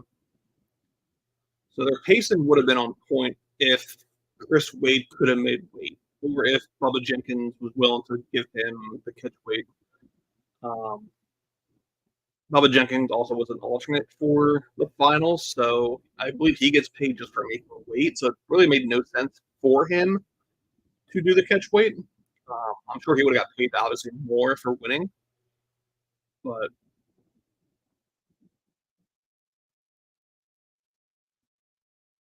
so wait, are they not coming out of the entrance ramp?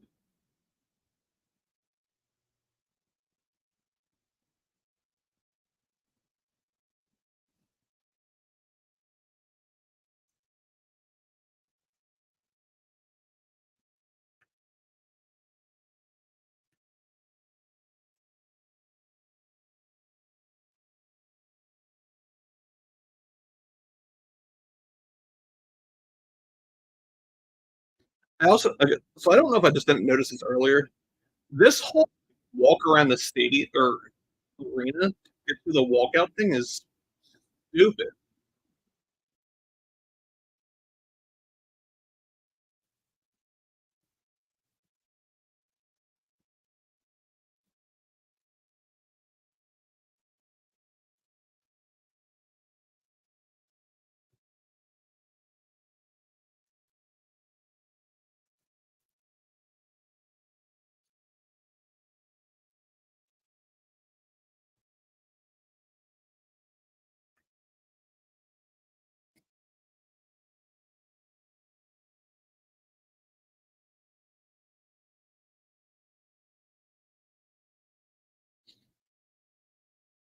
All right, so this one again, like I can see Gabriel winning this one. I think this is more of a. I mean, it is pretty much pick up on this minus 120 versus even money. I would assume the minus 180 over 3.5 does make sense.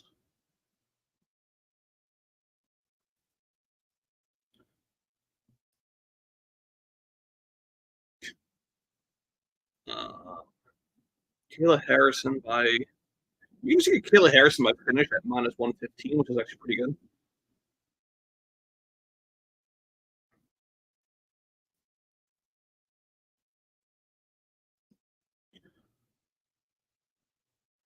So I mean,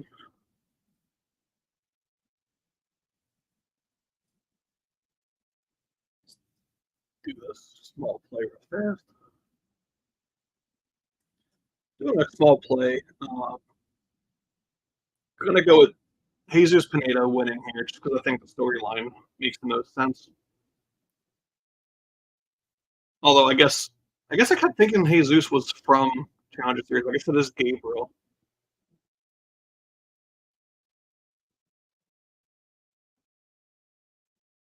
So maybe I'm just dumb. Yeah, I went Jesus. I saw you just ask Ben that too. I mean, the thing is, like, so what? Biaggio is. Let's see, he's a 6-1 lightweight.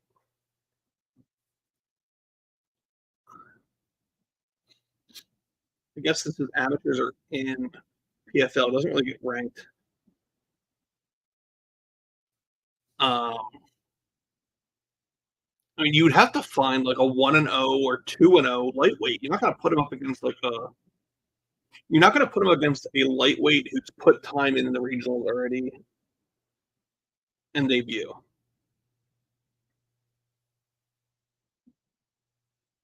Like, let's see.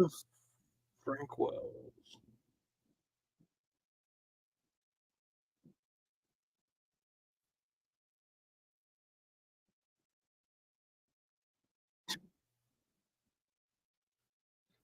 Like, I'm joking about it, obviously, but like, you'd have to basically like book him against like a Jay Ellis.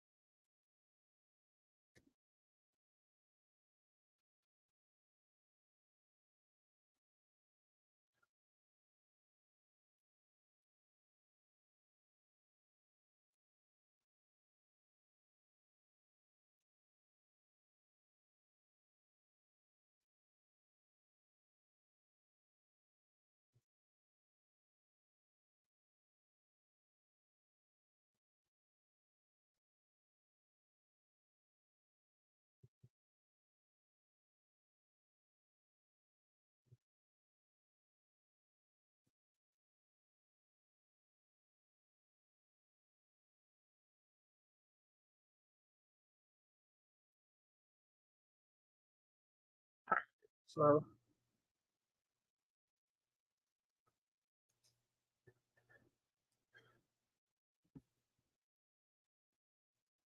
Braga in green, Pinedo in what's it, black. We're basically at pick 'em odds officially now.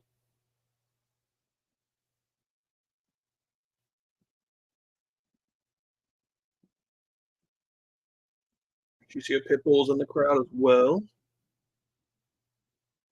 I mean, see, again, that makes sense to show Patricio Pitbull because obviously the winner of this fight will fight him in like March.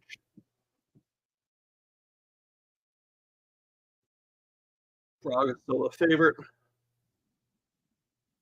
So not only is Fernando Yamataki, Mario has been helping this mission from this card. And yes, Fernando is related to him.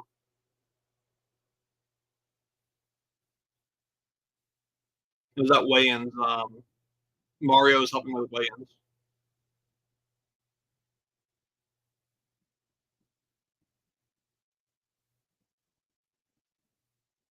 So I definitely messed up my storyline though. I mean, like, I picked Pinedo, but the PFL would want Braga to win just so they can say, Challenger Series 2 millionaire. They basically need Braga or Impa to win. For some reason, I thought it was Jesus Pineda. Yeah, I just retweeted it. Me and John tend to agree on a lot of things. A lot of it is typically in direct replies or in a few DMs me and him have. Same thing if you listen to his like MMA roadshow with Cold Coffee, and a lot of things he says it's pretty aligned. I think it's just we're both kind of old heads in the sport. He obviously worked in it, and I've watched it since. I mean, I came across UFC from a VHS tape of UFC 3, so it's just I'm basically old when it comes to the sport, and he's been around. I think he was at UFC, one of the lower number UFCs. Like I know he shares every now and then when he's like in the front row. So Braga's landing well. Getting a little bit of a lag on my end, which is probably just a Chrome issue, but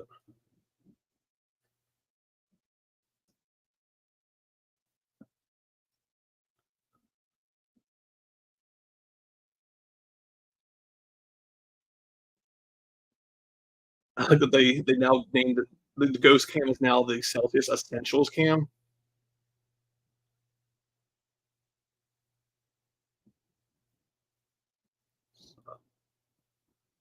Pretty even on strikes. Braga is up 19 to 12.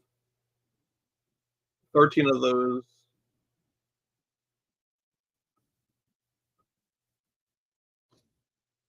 Nice little low kick there. Yeah.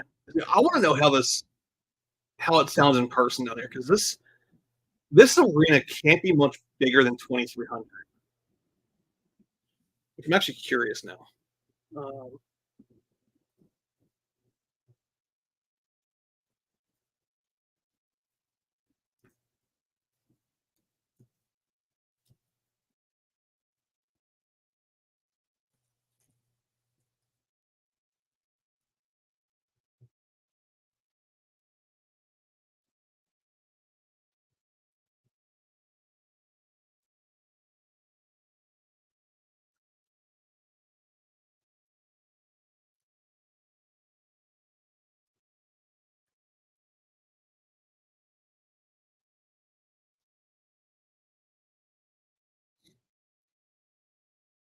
now we're going to officially pick them odds.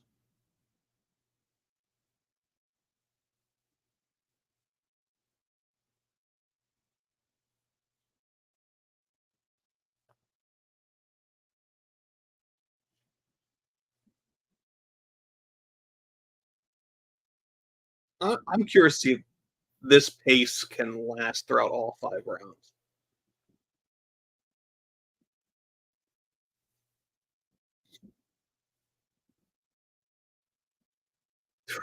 Nice way to finish the round. So I think Pinedo would take that round.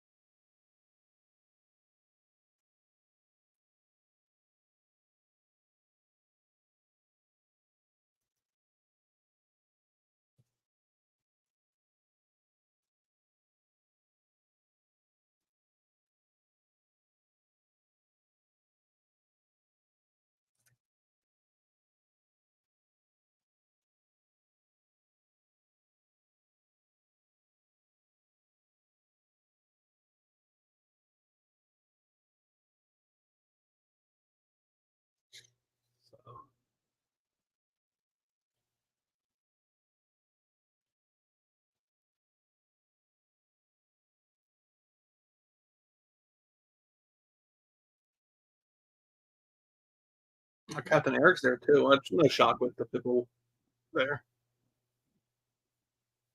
I assume the purple suit is probably no. I was about to say Ali, but it's definitely a white dude. That's Brett.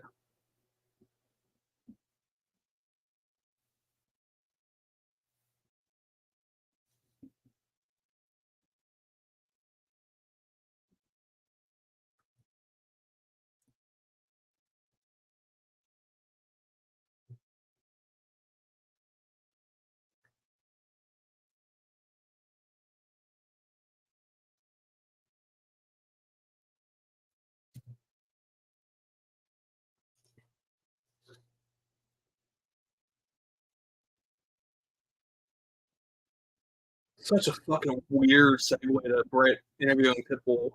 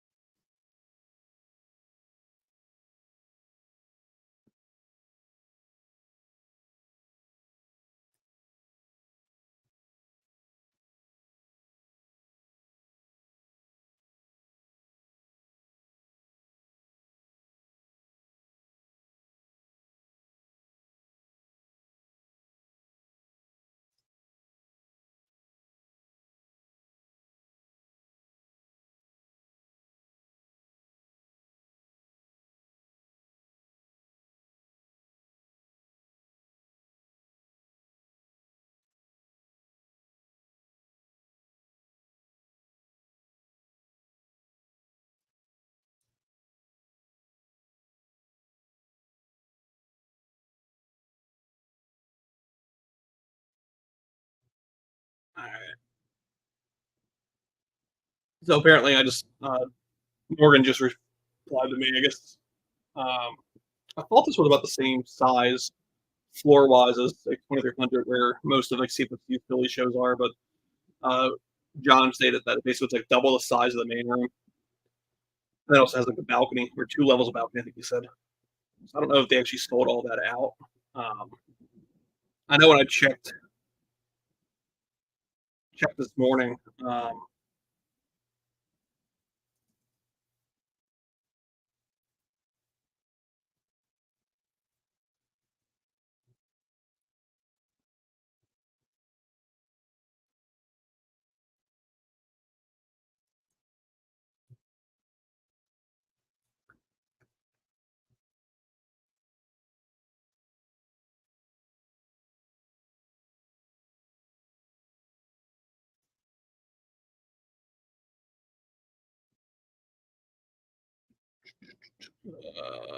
What is my password for this?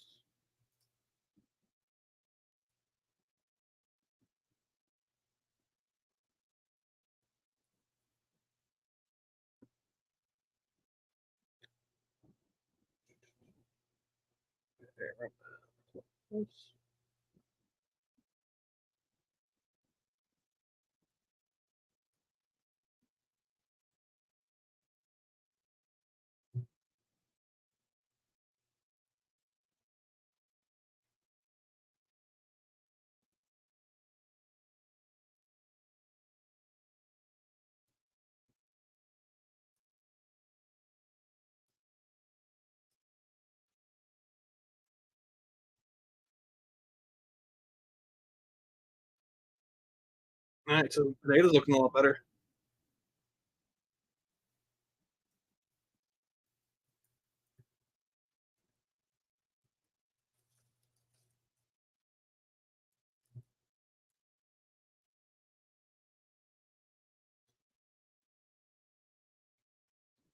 I sure hope not. I fucking hate Nina drama.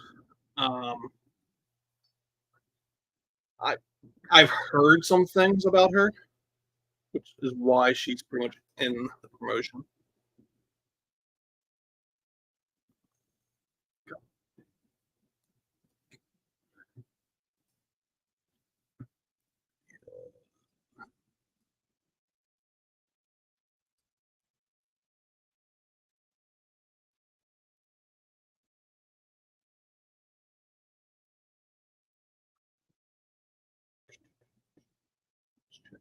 Yeah,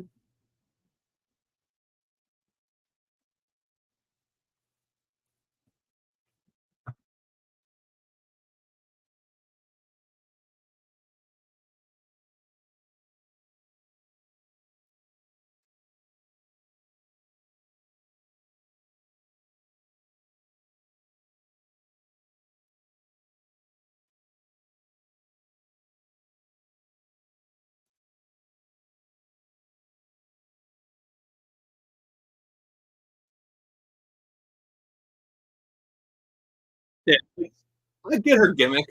Um,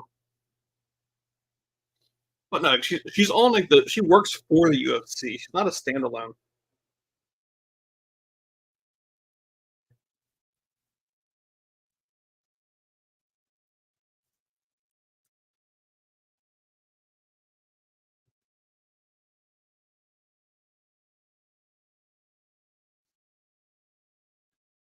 Braga's plus 310 with Pinedo at minus 445.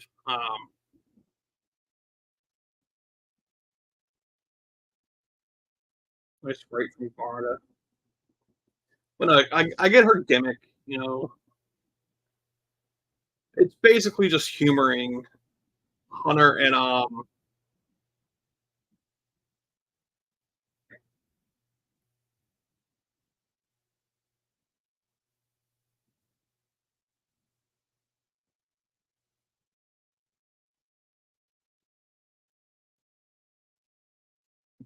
million.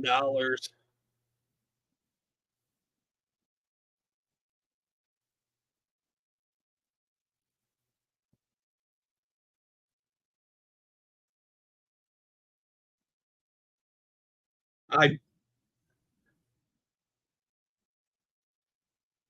I don't disagree with the stoppage.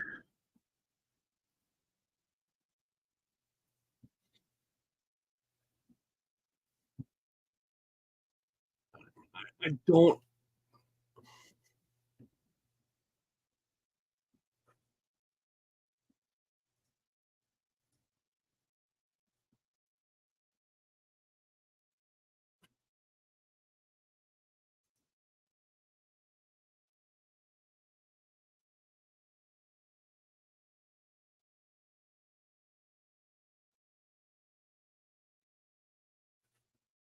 Hey Ronnie, thanks for subscribing as well.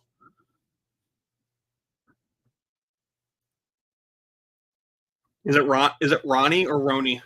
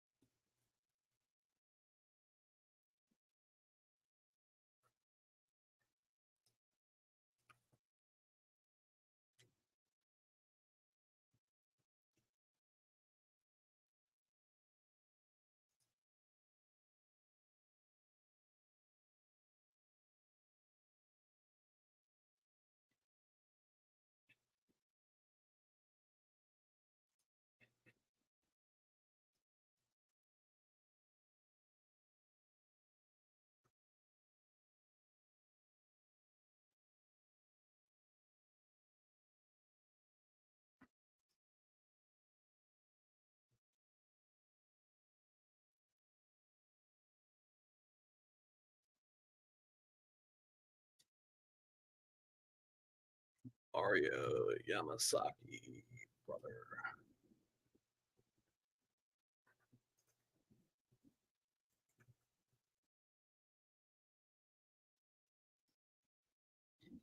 It's kind of funny. Like, Mario Yamasaki would let fighters basically get killed. Where Fernando, like I said, I don't disagree with the stoppage. Could they let it have gone a little longer? Probably.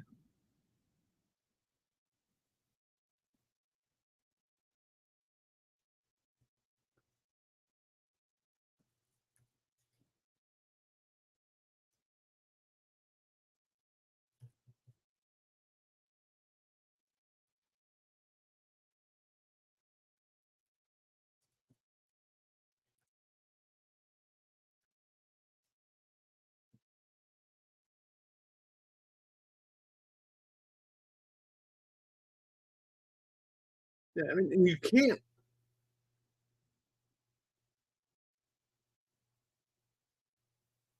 Yeah, like I don't have. Like, I could understand it. Like you want. I don't buy into the whole theory that you want the fighter in a title fight to be like flattened out.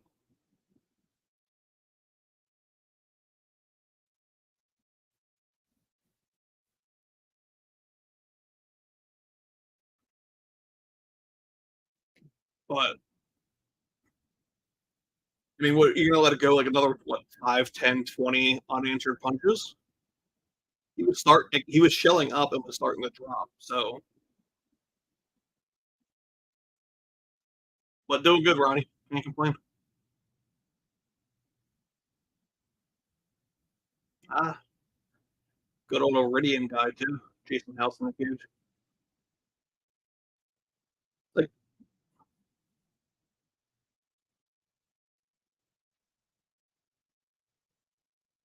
it's like the Izzy finish when Alex beat him.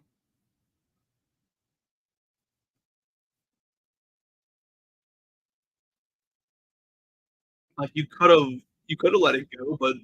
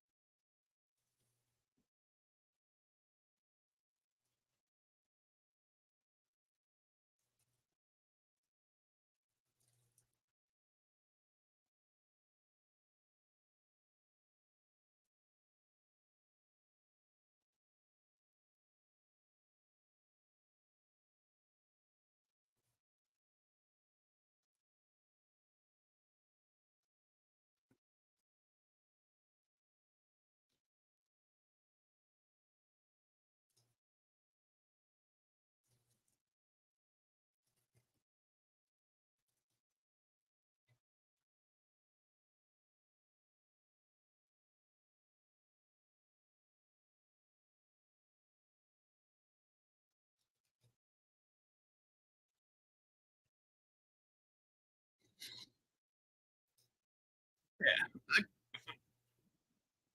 the flying knee, all the punches. Like I don't have an issue with the stoppage.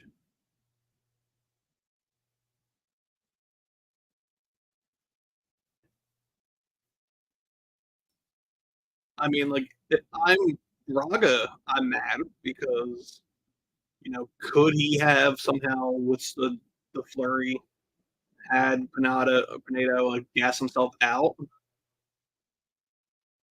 and then from there maybe take over the remainder of the fight? Maybe, but I mean, why risk it?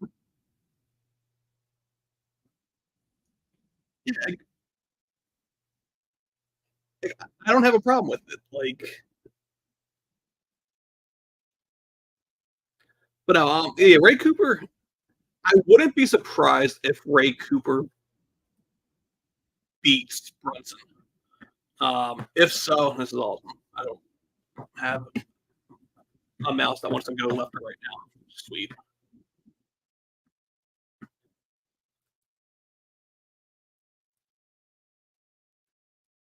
See if that fixes it.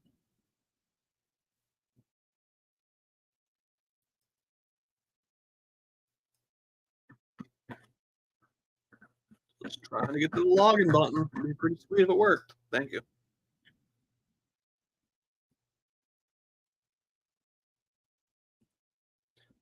I do like this whole. This is a cool idea. Have the Bellator and PFL champions face off.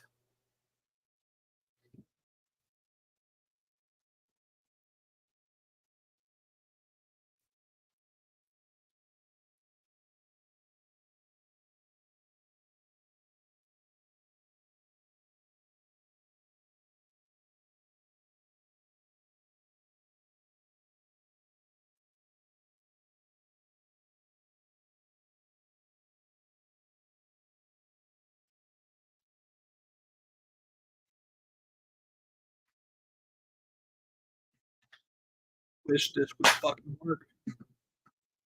Apparently, hitting your mouth makes it work. So that's cool.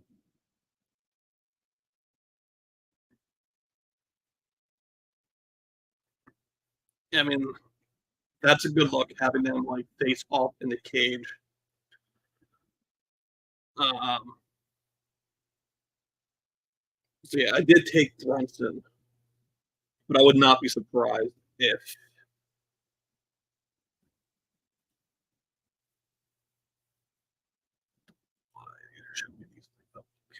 I wouldn't be surprised if Ray Cooper like just throws a flurry and gets the win. So we have what 15 minutes to the start.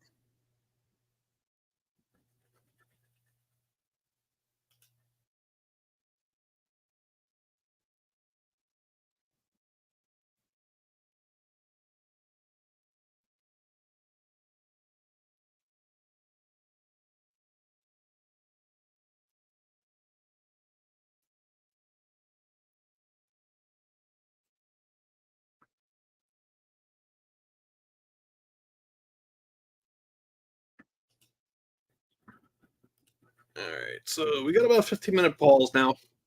I'm gonna go grab a quick turkey sandwich, and then we'll be back for the start of the pay-per-view.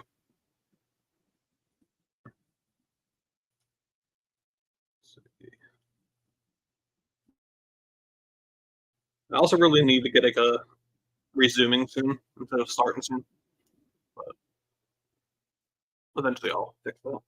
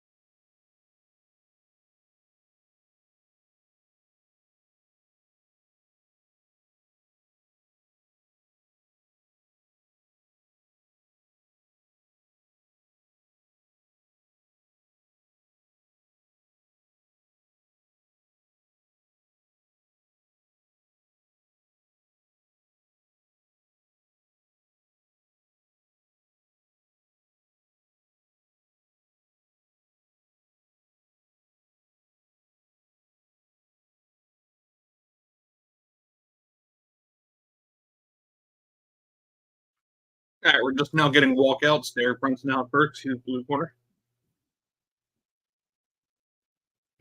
I'm going to shove this last piece of turkey in my face, and then I'll be back home.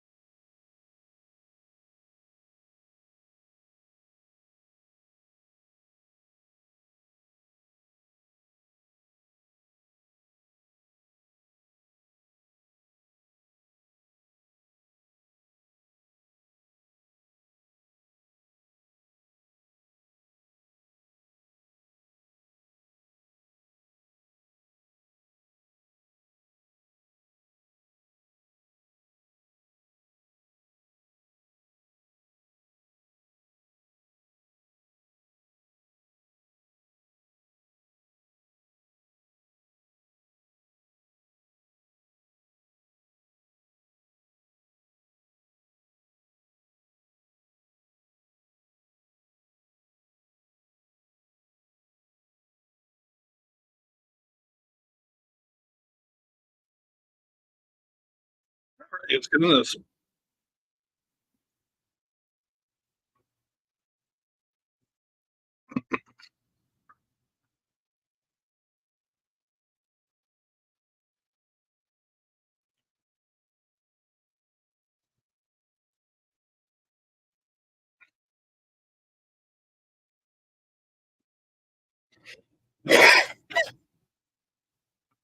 My concern with Ray Cooper this one was he didn't seem like he wanted to be there.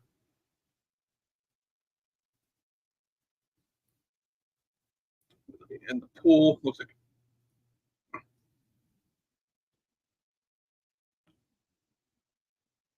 we got one vote. That's for Derek Brunson.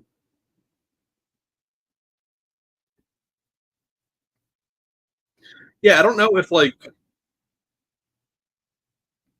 when I didn't think everyone was walking through the crowd. Like I don't know why they made like Pinedo and all like walk through the crowd to get there.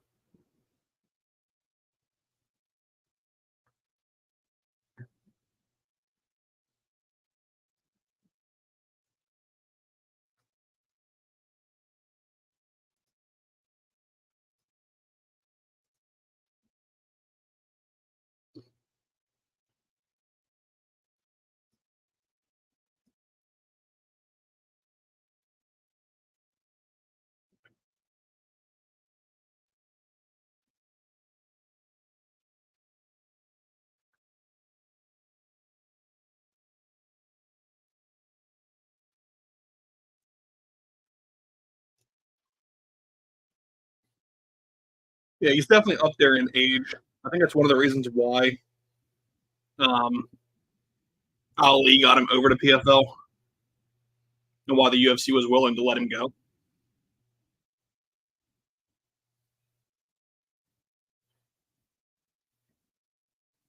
So if you haven't, you can get your 4 ounces of Freedom pint glasses on the website.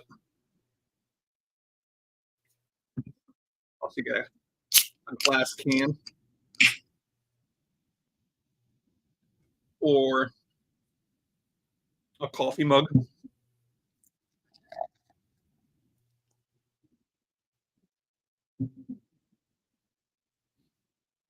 I like that his nickname is actually Blonde. That's fun.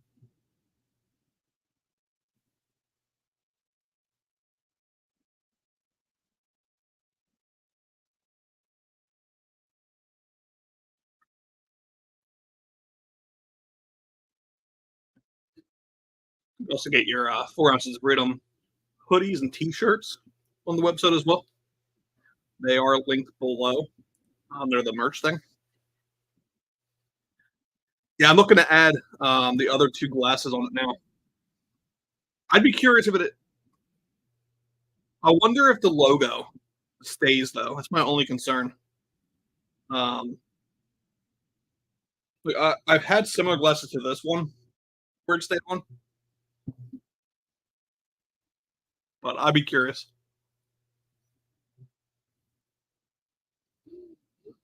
I know even with like, the hoodies and the shirt, I was worried about. 'Cause, washing and then drying in both the washer and dryer.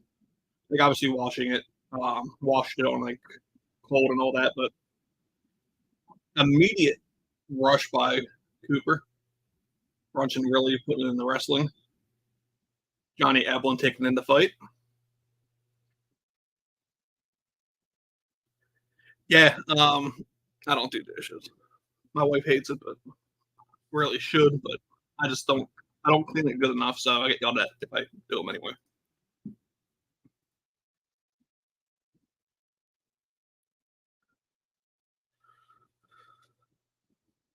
So this is the way that Brunson kind of needs to do this fight. He needs to kind of like keep the clinch, fight within like the phone booth. If you give any like, range to Cooper, he's gonna throw the hands at you. And one or two of them, especially at Brunson and his age and timing. So head kick from Brunson. And now my stream froze because of ESPN Plus. We're back. I get the whole like having the Bellator champ watch the fight,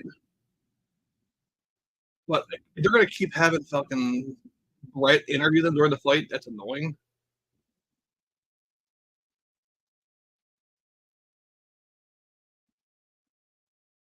Went for the knee. Cooper kind of shot it down. Definitely not where Brunson wants to be. Takes back control of the cage.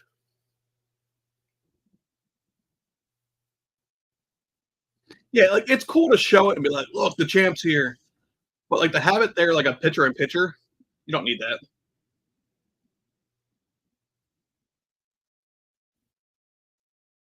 Yeah, this is what Brunson needs to wrestle. That's all he needs to do. The height difference is going to be hard here because Brunson's a lot taller.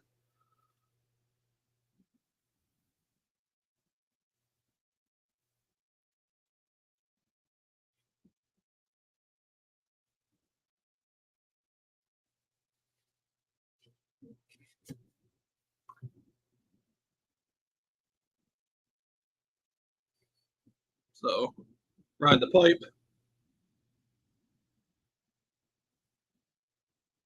That's one way to defend the single leg.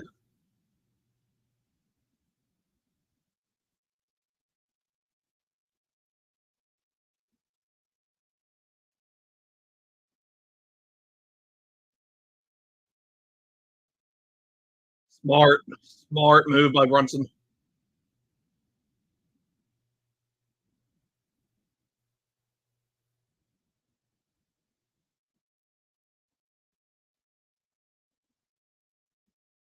Nice mount. About 2 minutes to go.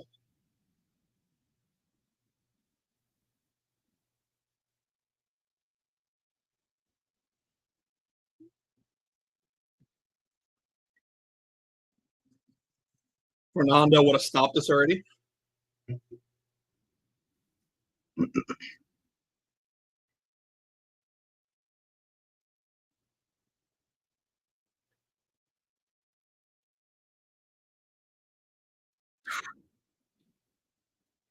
Damn, you are far behind.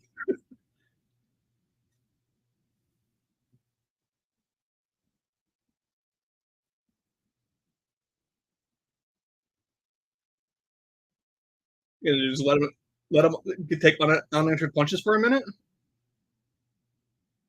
Call it. Call it. Call it.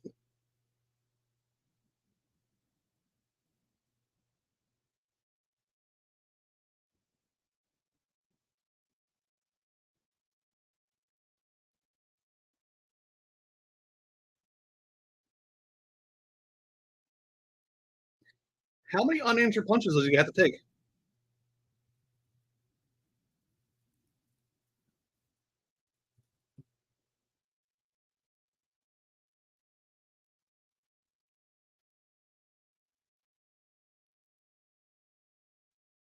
We're gonna get a second round.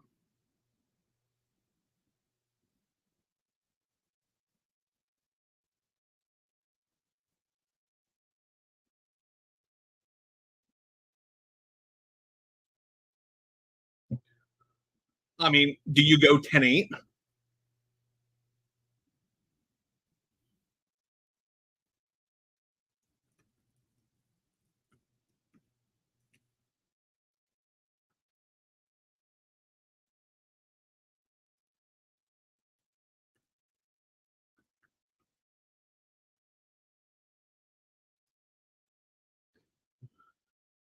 All right, so it gets drops him there. Like short circuits him.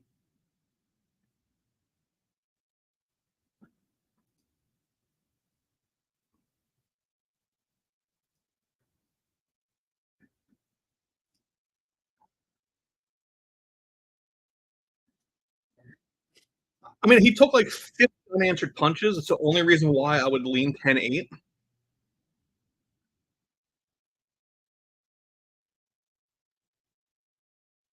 Like it was like 2 minutes of just unanswered shots. I would expect Ray to come out and just like start flowing like crazy.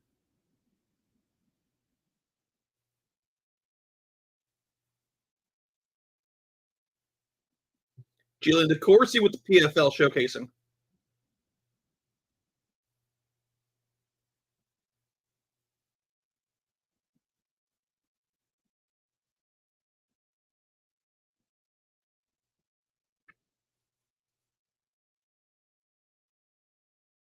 See, but here's the thing now. Like,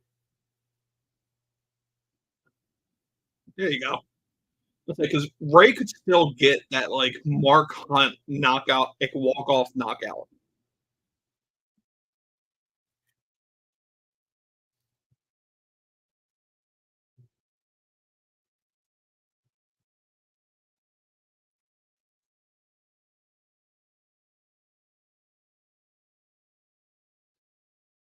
Because like as long as Brunson can control the wrestling, like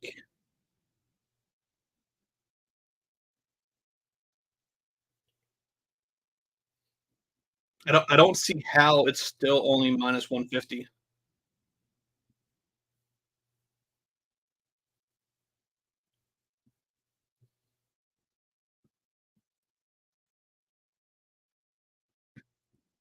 Like where's PFL live odds? Yeah.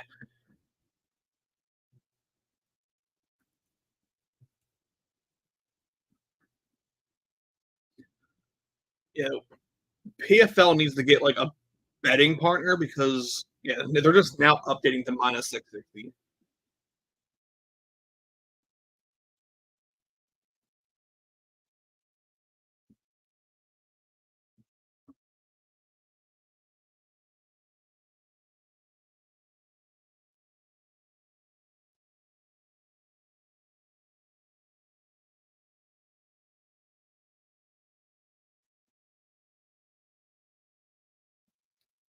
If if Derek can get the neck, he's gonna tap instantly.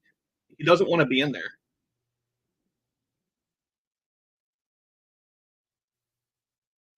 Basically, Brunson needs to just lay him flat and just start going back to the punches.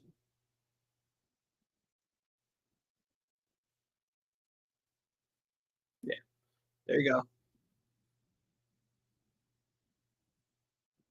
Just call the fight.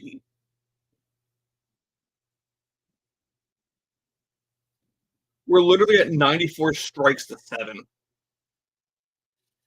96 strikes to 7.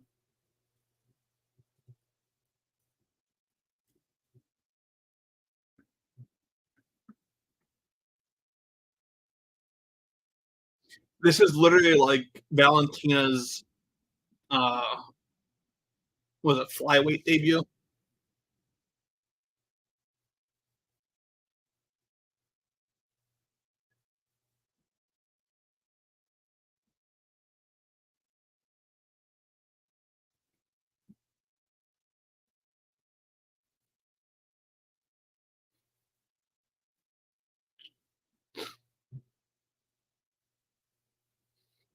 Like Ray didn't look like he wanted to be in the fight at weigh-ins. He does not want to look. He doesn't look anything.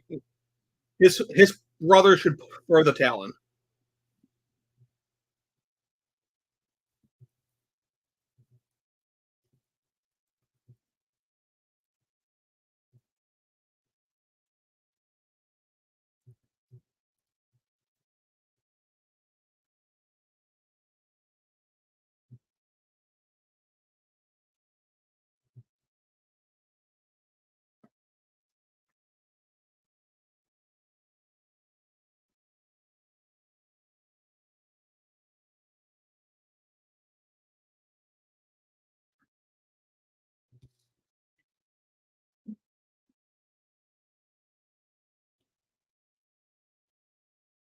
104 strikes to 9.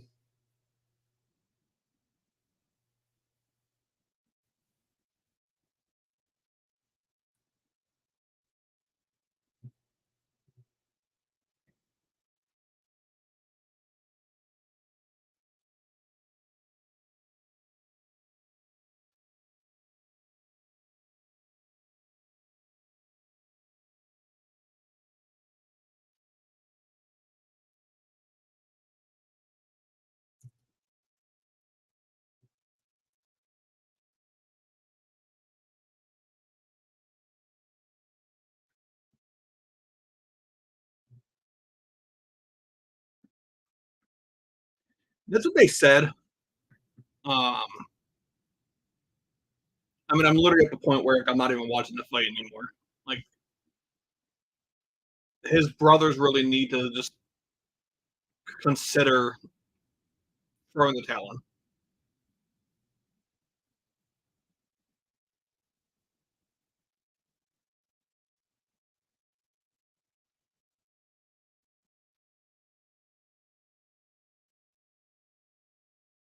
I mean,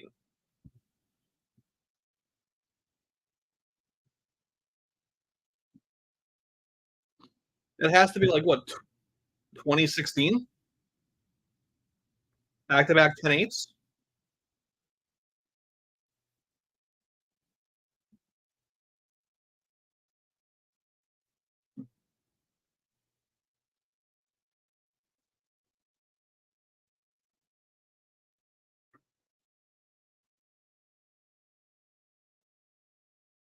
I mean, I think the good news for Ray Cooper is Derek looks a little tired.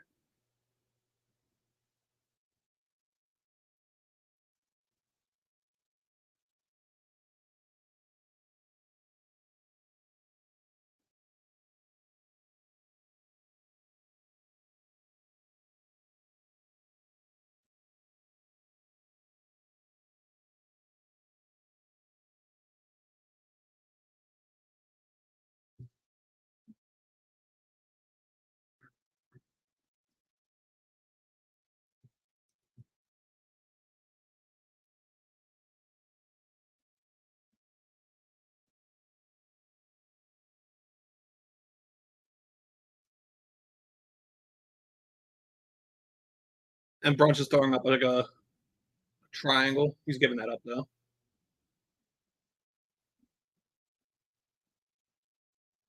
Ray going for head and arm triangle, probably. They're fucking grappling.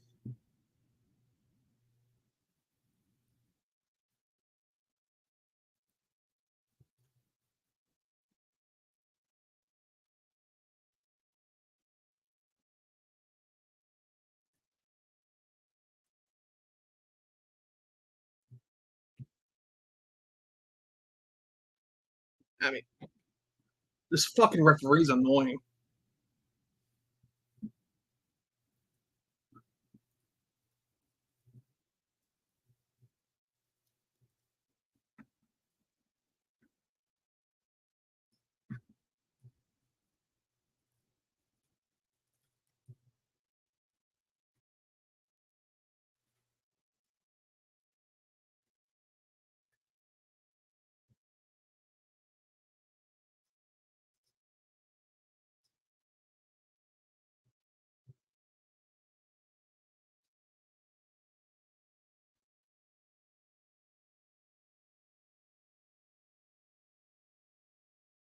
Like,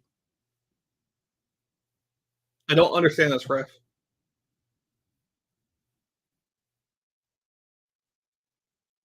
So 120, 125, 126 strikes to 14. How is Brunson only minus 345? How delayed are these odds?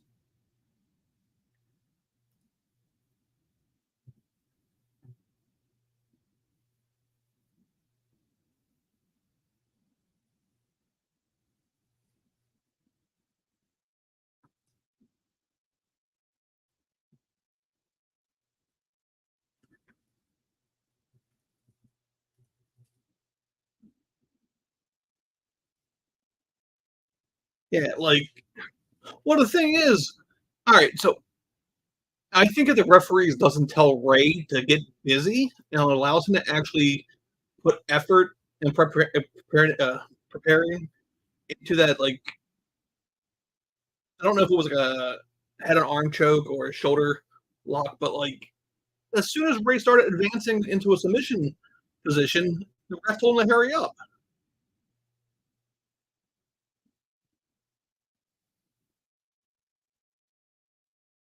Yeah, maybe not Mike Cooper's family, just he's getting demolished.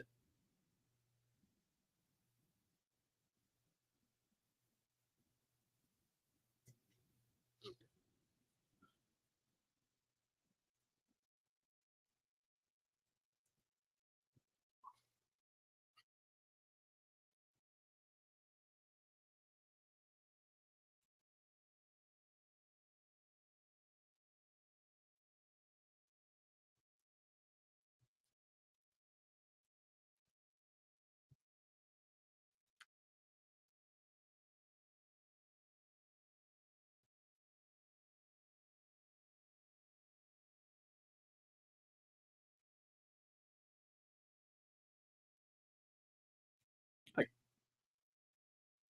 this should have been a prelim fight.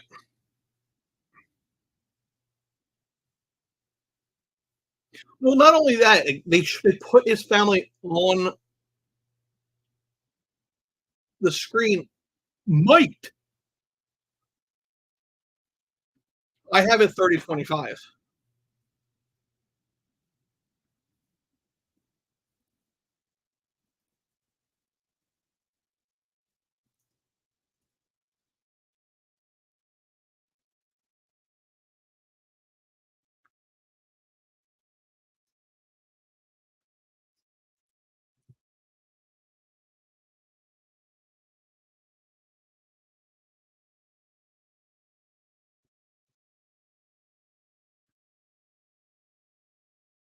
Like that was fucking terrible.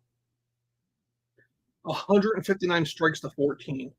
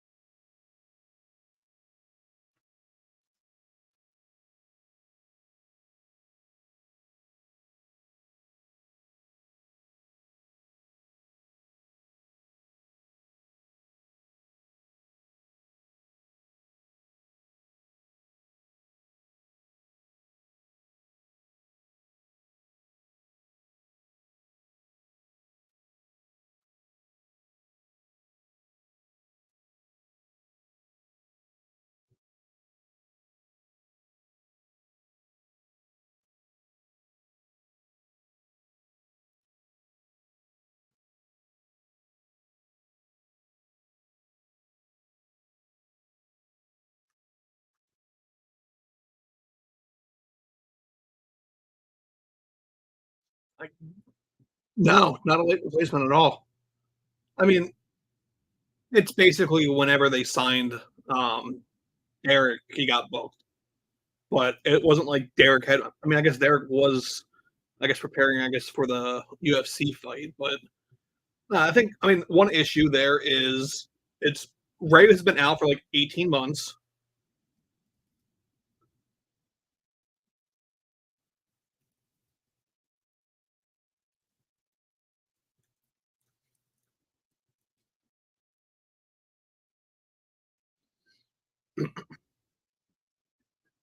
30-27, 30-25. So no 30-26s.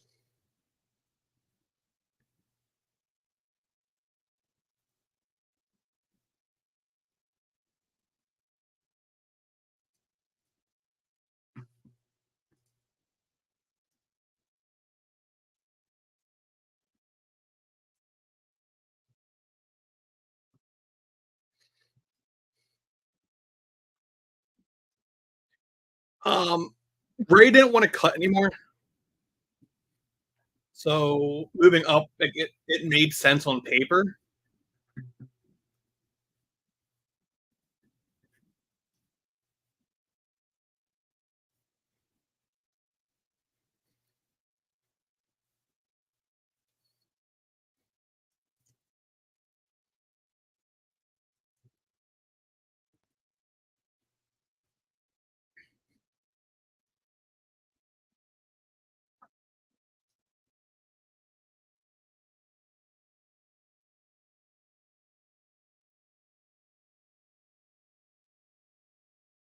I I mean, I like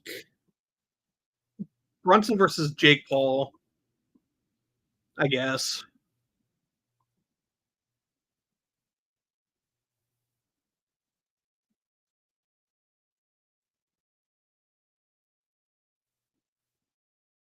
I didn't hear so I missed that part up until you said Rory McDonald, but I wouldn't be surprised because Chris Curtis was in I think the first season of PFL. Um, he retired after losing his semifinals fight.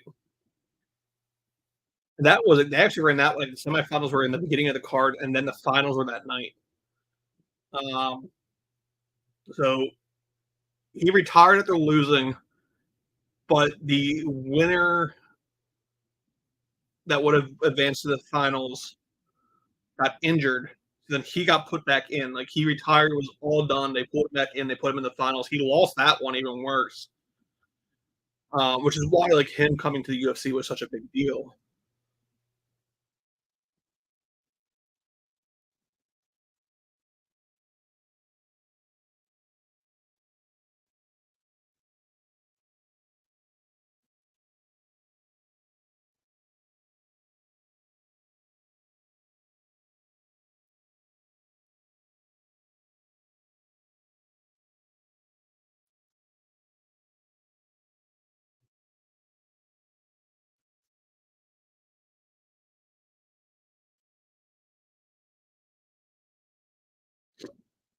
So I need a Kayla Harrison finish here.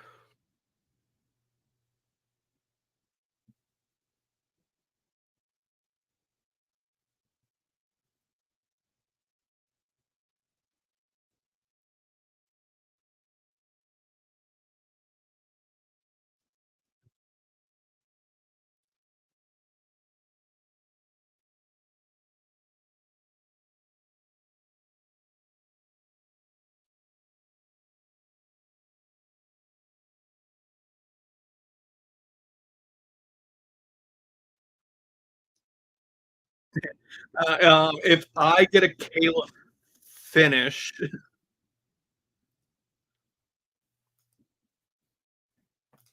let's see. I mean, unless they offer me a nice cash out right now.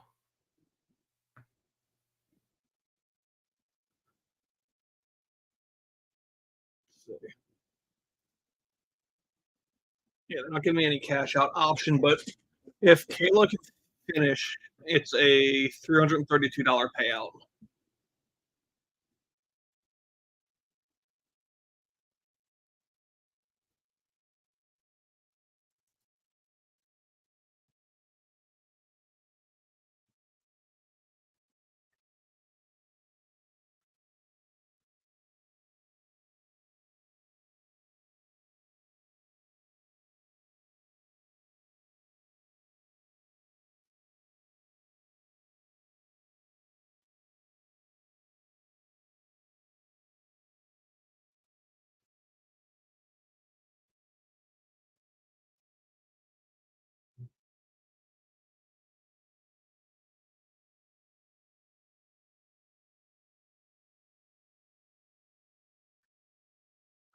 So Kayla Harrison finish. We'll make it a great night.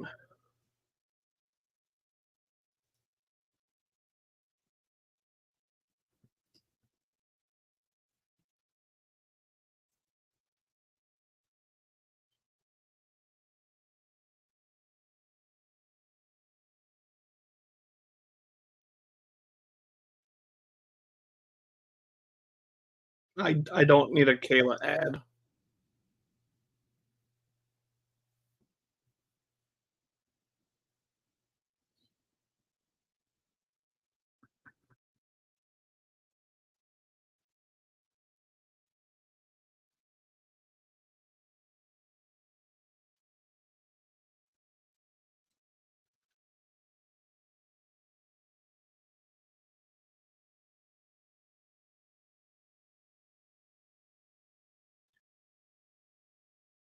Don't care.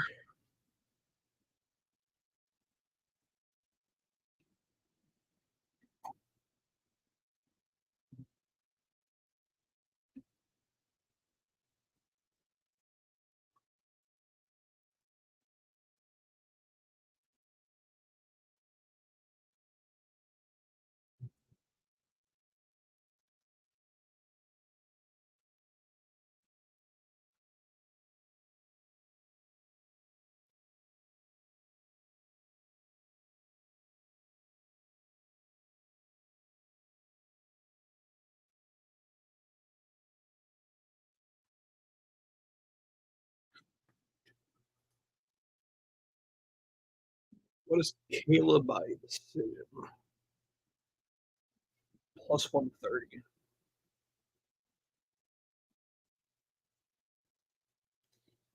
All right, so what was my bet? 50?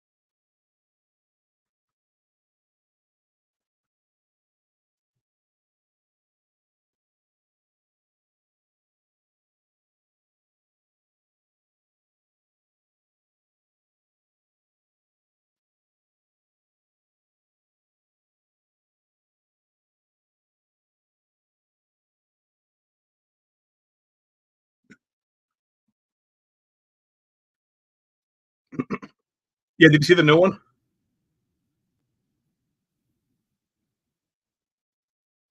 Like, I agree with Sean there too. Like, you don't threaten to sue somebody.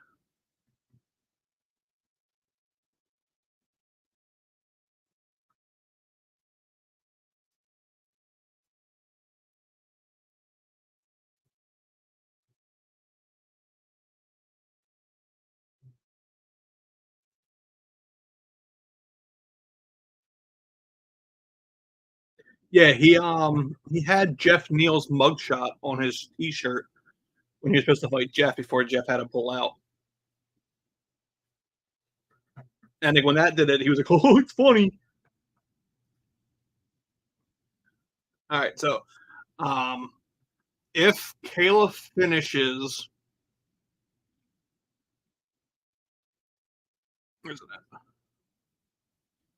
If Kayla finishes Aspen Lad, it pays $332. If Kayla wins by the six, it pays 115. I throw a small hedge in there.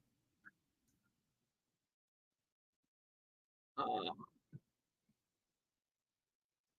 I'm curious.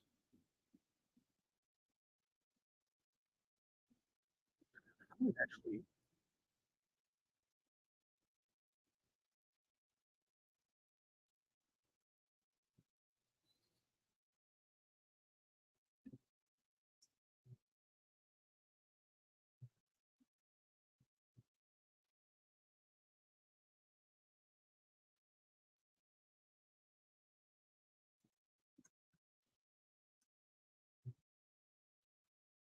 do 150.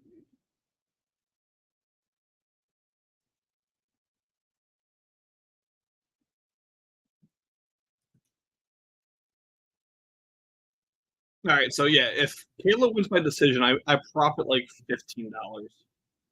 Now, that was that's been my whole thing too. Like, this is where my dislike for UFC has come from. They sign people or they hold people longer than they need to who can't make weight classes they're forced to fight in. So Aspen Ladd is basically a 145er. Since the UFC doesn't want to do a featherweight division, they were forcing her to fight a bantamweight at 135. So she was basically killing herself to make 135, therefore always coming in overweight and then looking like shit to the fans.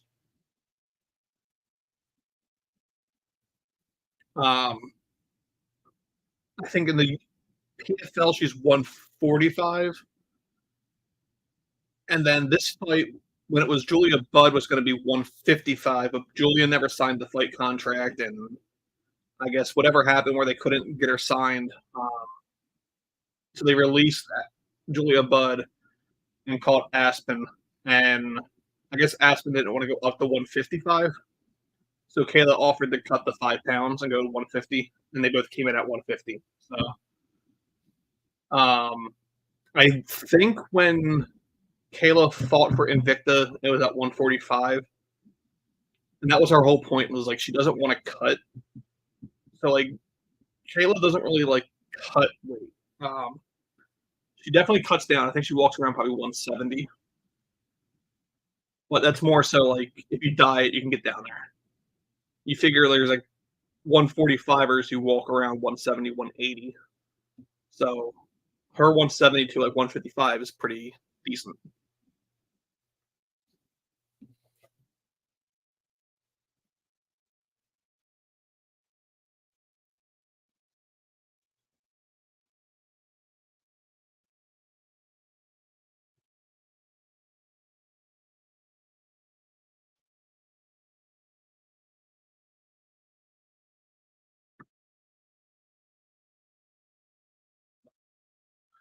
As long as Aspen Ladd doesn't get a miracle here, I should get a payout.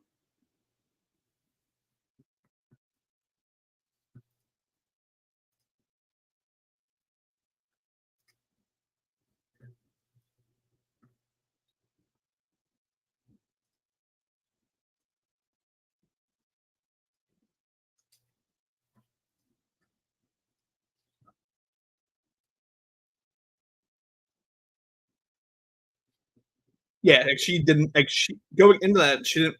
She only took that fight too because am I right in saying that was 2020?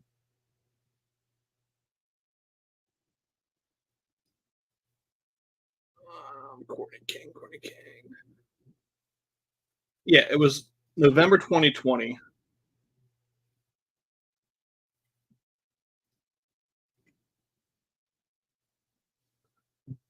Yeah, I would make it say did Kayla add anything to her repertoire, and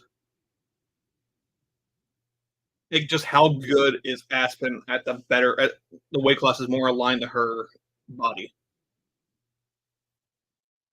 That's where the issue where me going with the finish really comes into play. Is like Aspen is she's tough. You figure even at the weight classes where she was killing herself, she's only been TKO'd like I think one or maybe one time. And all her other losses have been by decision. It's one of the reasons why I actually liked Kayla by sub.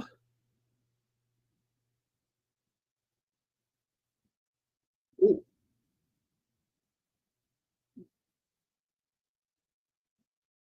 yeah, Kayla doing what I could have expected her to do.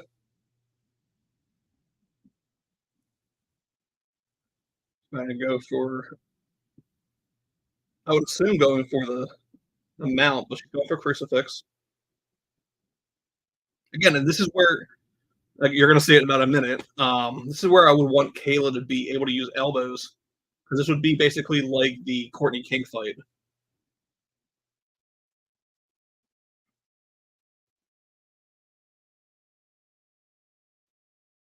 So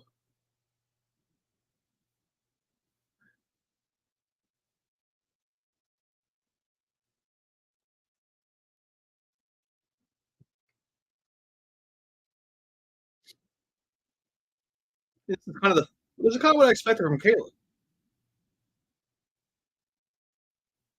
And I'm kind of expecting eventually Aspen's going to basically give her back to try to stand up, and that's when I would assume Kayla snatches the neck and finishes it. But yeah, now Kayla has the mount, and ooh, ooh, oh, judo toss. Yeah, I mean, I thought Kayla was gonna go for the neck, but as soon as she got started getting the back, Aspen gets up, goes for her own takedown, but then she gets the semi judo toss.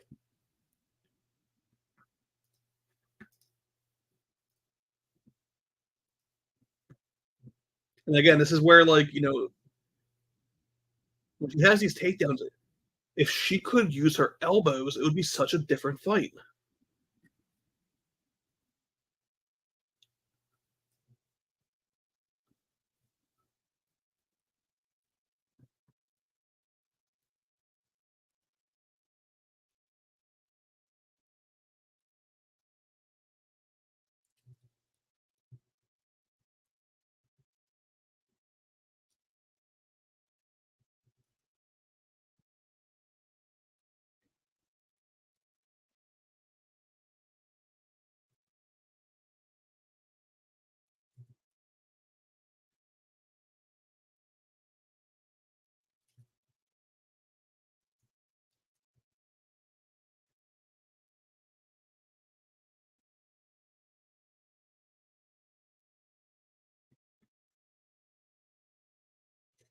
You know, kind of getting the back. That I kind of thought Kayla would get like a rear naked choke, but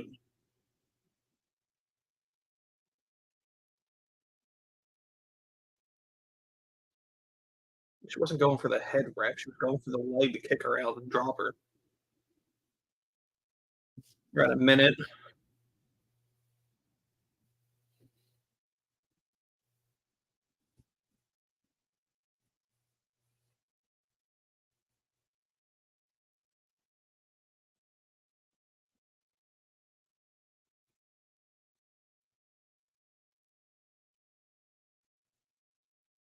Yeah, I guess the Essentials cam, like, I get it. Like, you sold out the Ghost Cam or whatever they were calling it before, just to kind of, obviously like, they need the money. They should be sponsoring things like that.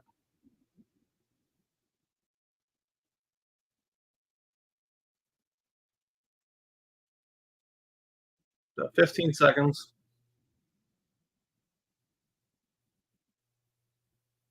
Nice knee to the head.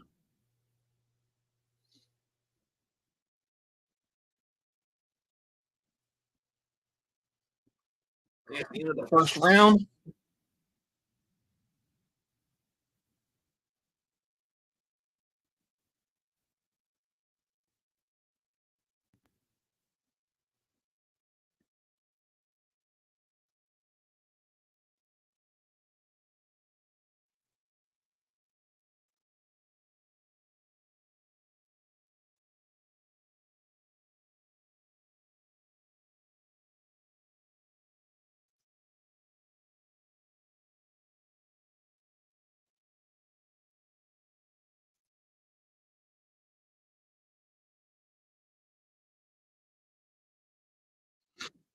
Apparently, my audio streams bit rate is at 0, which makes no sense. But whatever.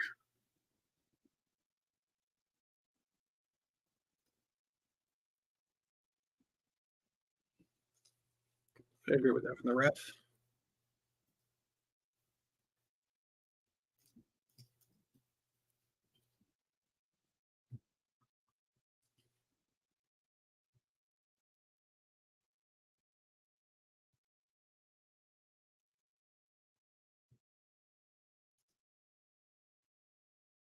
So, I would kind of expect the same game plan for round 2 for Kayla.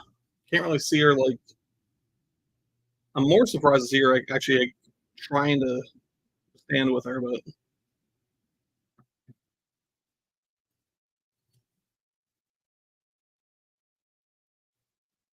Yeah, Ian Parker kind of saying what I said too.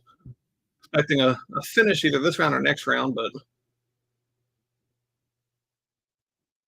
yeah, Kayla was firing. Yet another takedown. He's gonna try to go for a head and arm choke, but it looks like Aspen has a nice little closed guard here.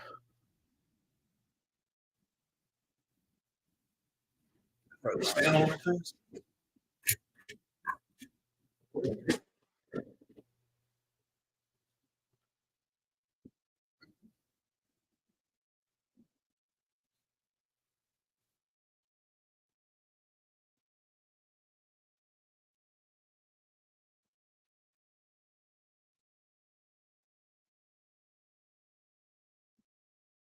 I, I get what what her coach was saying, but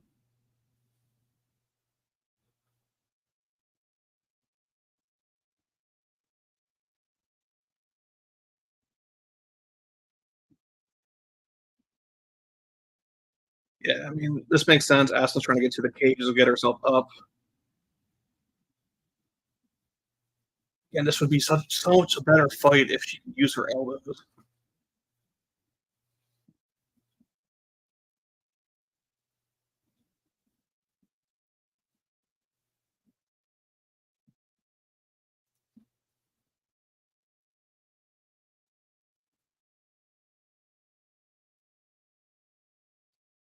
So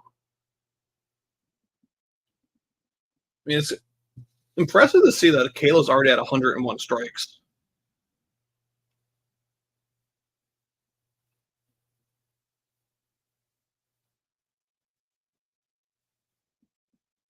She has the back to the ground.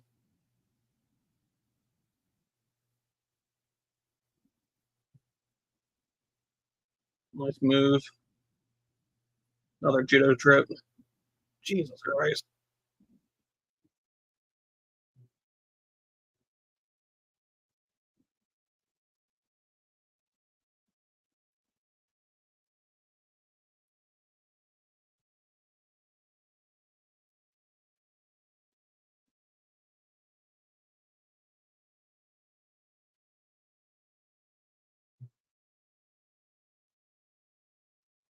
This is just another one-sided fight.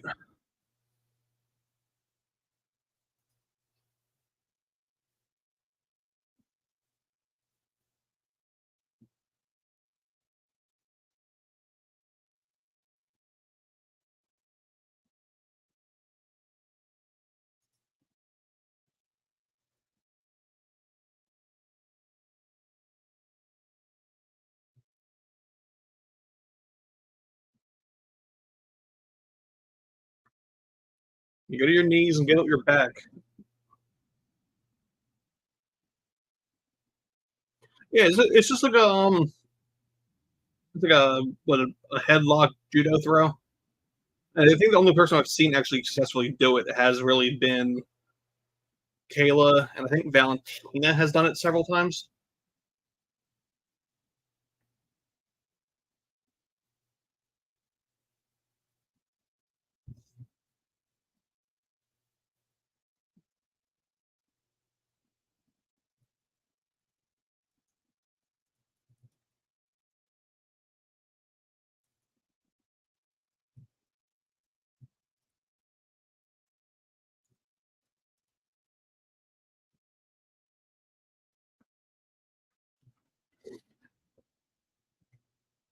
Right, there's a head and arm choke. 10 seconds. 7.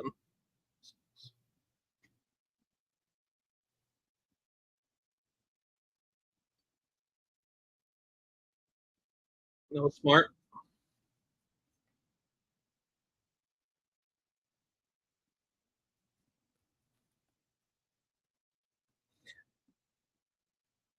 Yeah, I think it's probably heading to decision as well.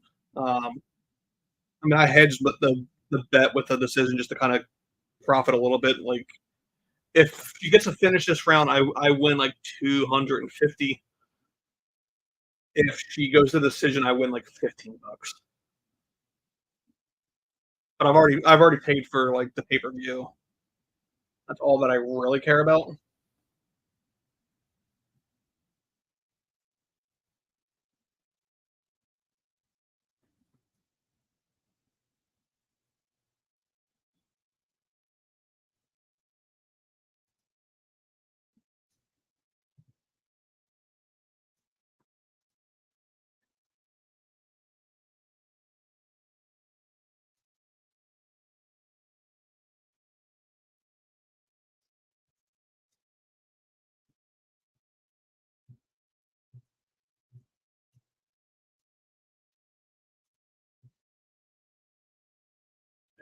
Aspen just looks like she just wants to survive.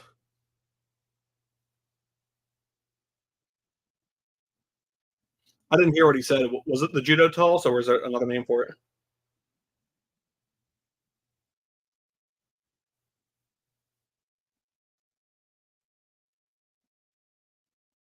So it is crazy to think that after this fight, it's just nonstop 5-minute rounds.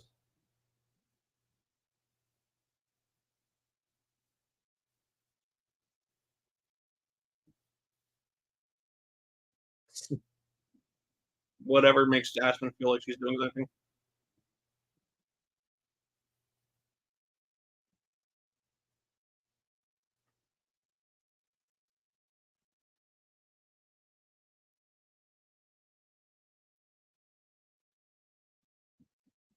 My whole thing is this: like, I would think Kayla wanted supposed to finish to kind of like erase last season. Taking Aspen led the decision. Also, by the way, Brian Miner is a judge in this fight.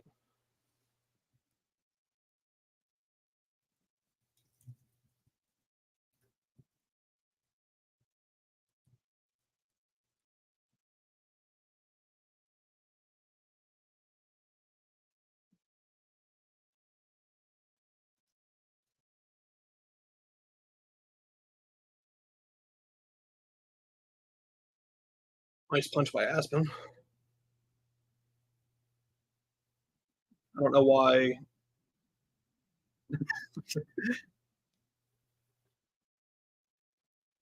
I don't know why Kayla's not taking this back to the ground.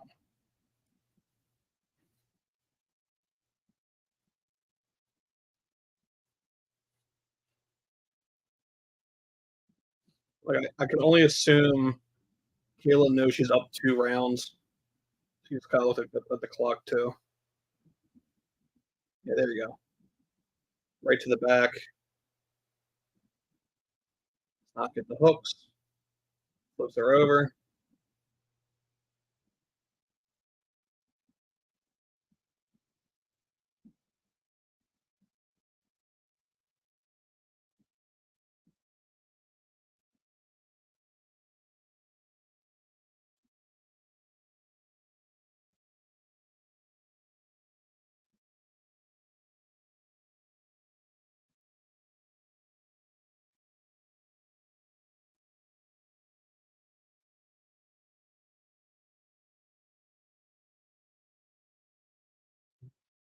I mean, that was fun.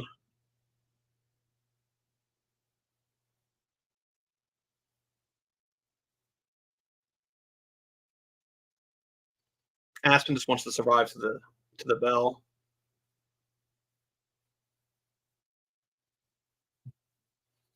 If Kayla can get her leg out, though, she could probably get the submission. Might be a little too close to the cage, though.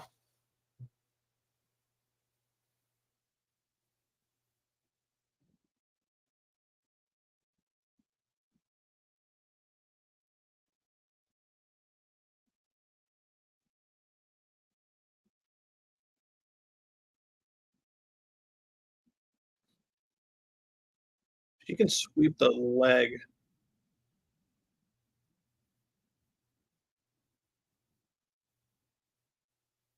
Another nice knee.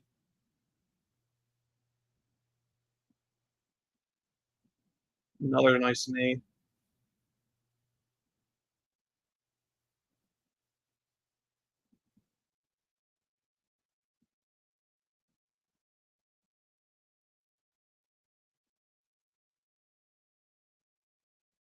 Yeah, we're going to the decision.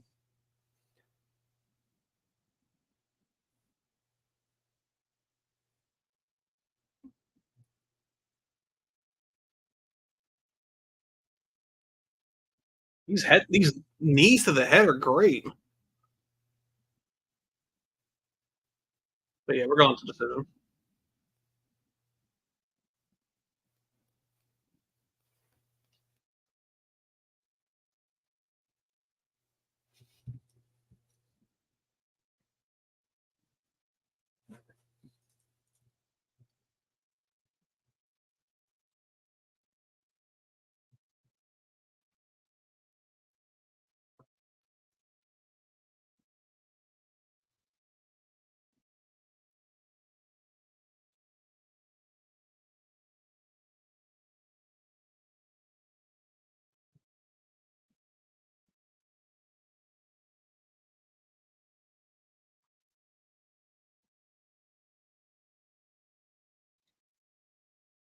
All right, so we get a nice little like $15 win there instead of a 200 plus one.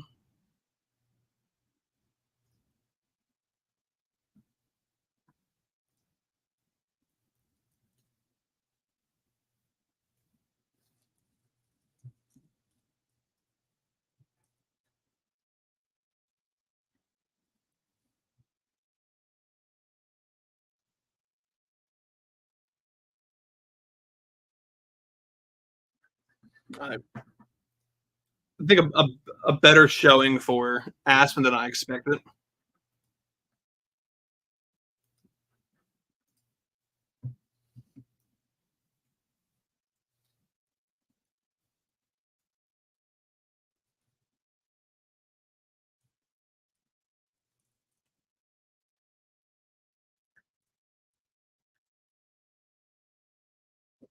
Yeah, I mean, and after that one, like I have no interest now in Kayla versus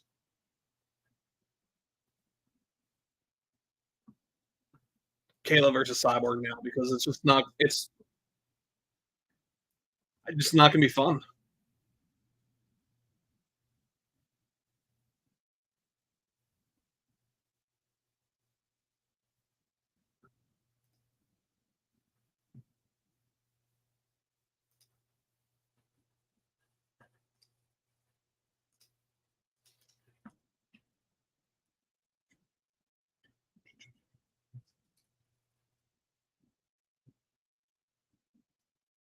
Yeah, looks proper.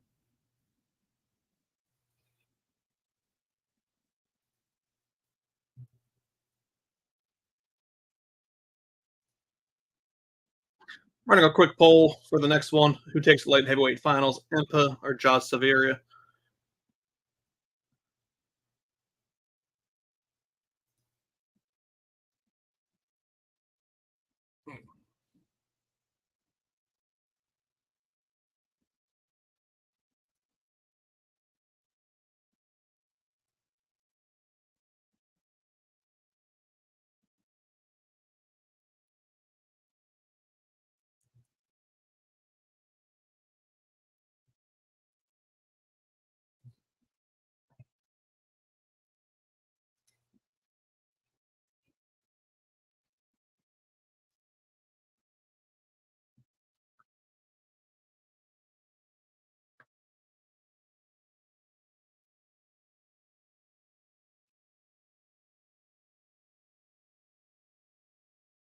Bro, no one cares.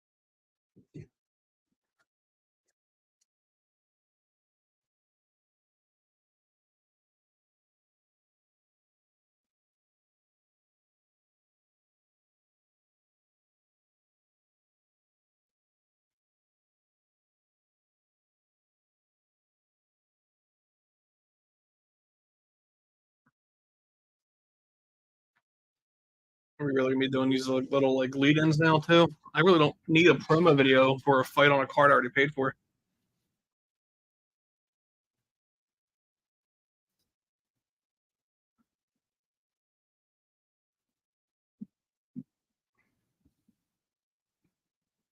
Excuse me.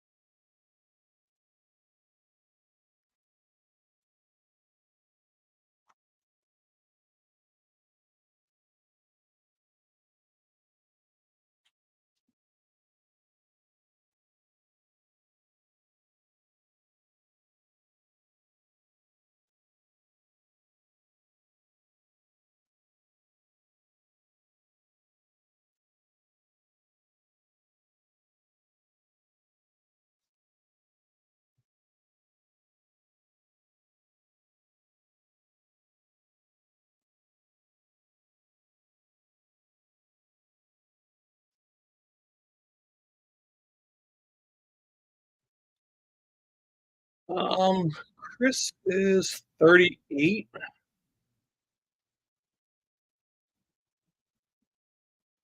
And it's 38. She's born in July, so yeah, you figure if they don't do Chris versus Kayla in March, which I don't think is possible, because Cyborg is boxing in January or February. Um, yeah, to me, you do champ versus champ. You have Cyborg versus whoever wins the finals tonight. Winner of that fights Kayla at the next pay per view. At that point, you either get Cyborg versus Kayla, or you get Larissa versus um, Kayla again. What you get? I guess technically Larissa has lost her twice, and then she got the win. So basically, it come down to would Kayla want to get?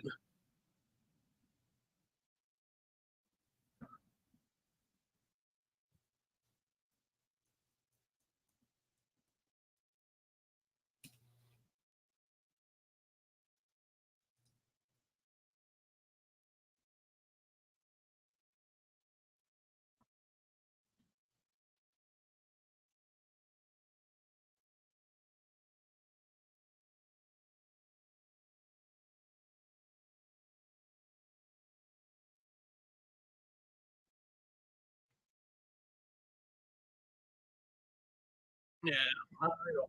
I just don't.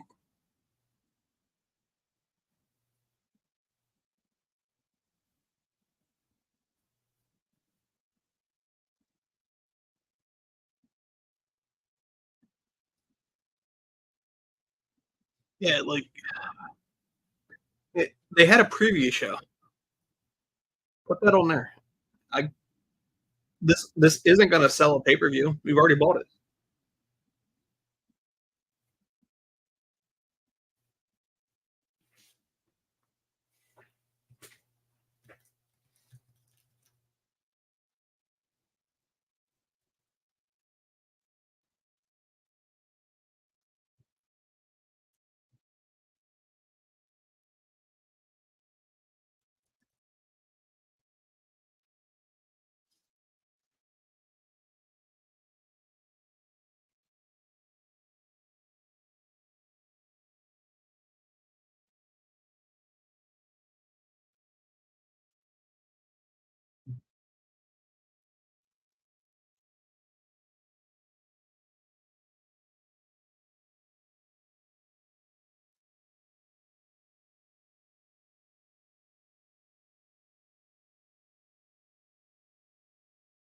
Yeah, my whole thing is I mean, I can't say the Contender Series intros because those are long too. Like, if anything, if I'm selling you on Impa, and I don't think the PFL can do it, I'm getting right. I'm gonna try to license the Buckley KO. You show that you show him getting knocked out, and then you show him on like the Challenger Series. You show him winning there, and then you feed it from there. So you show the knockout, you show him a contender or in the Challenger Series, you show him like in the quarterfinals, the final or the semifinals, and then walk him out. Don't lead into the next promo.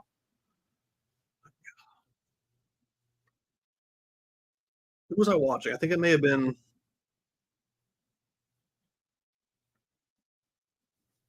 think it was the Combat Zone. Who was like it's Calvin Cater's promotion. They do like before the main event. They do like a quick promo video. It's maybe 90 seconds, and it's just to kind of like hype you up for that final fight. That worked out perfectly.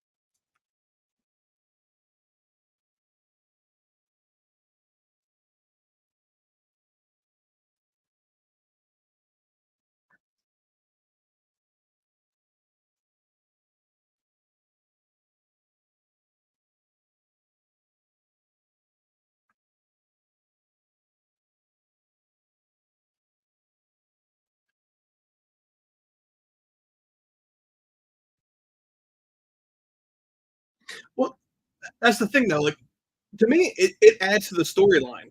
I mean, like, I can add more to the storyline too. So, like, let's pull up his pathology real fast. So where's it at? He gets knocked out from Buckley. He beats Sasha Palatine, whatever. He then loses to Carlson Harris. He goes to Eagle FC. He loses the decision there. He goes to XMMA. He beats Jared and Gooden. Between there and the Challenger Series, he was offered. I mean, actually, maybe before XMMA, he was offered the CFFC title fight against Donovan Beard for the middleweight title strap. Um, Impa didn't say no, but that fight didn't happen. He then was supposed to fight Marcus Perez for the AFL fight. That doesn't happen. I don't know if it's because he gets signed to the Challenger Series. Then he goes to Challenger Series. He goes and he fights Osama Asadi, who I believe he's not fought since then. He then fights Corey Hendricks, Tim Curran, and Martine Hamlet. He gets here. Like that story is incredible. Um, actually, before Buckley, 8 fight win streak.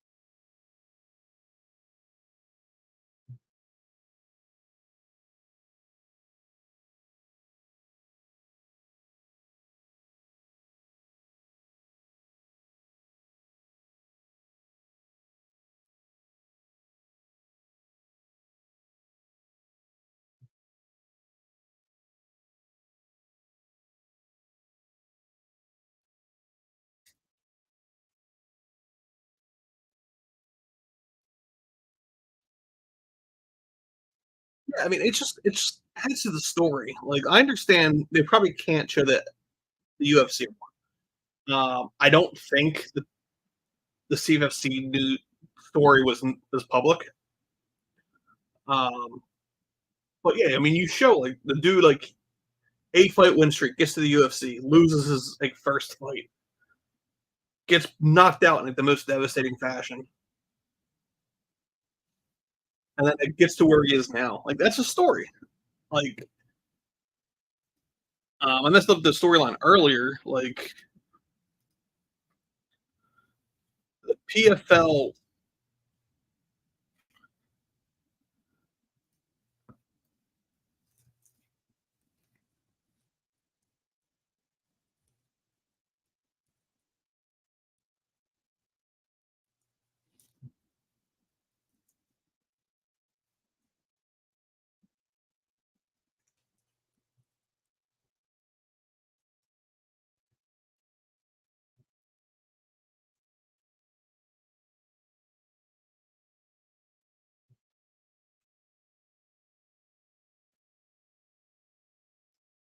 I'm sorry, I got distracted.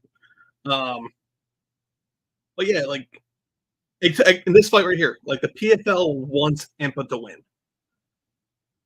Would it be great if the favorite and Josh Silveira wins because of Conan, his dad's like story and all that too? That'd be amazing.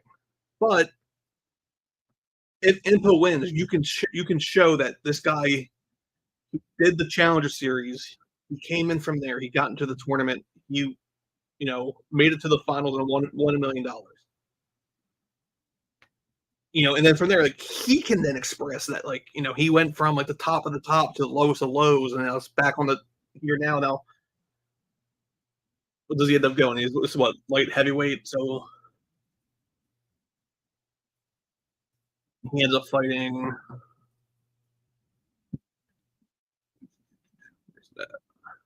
light heavyweight. So assuming he doesn't move up, he ends up fighting Nemkov.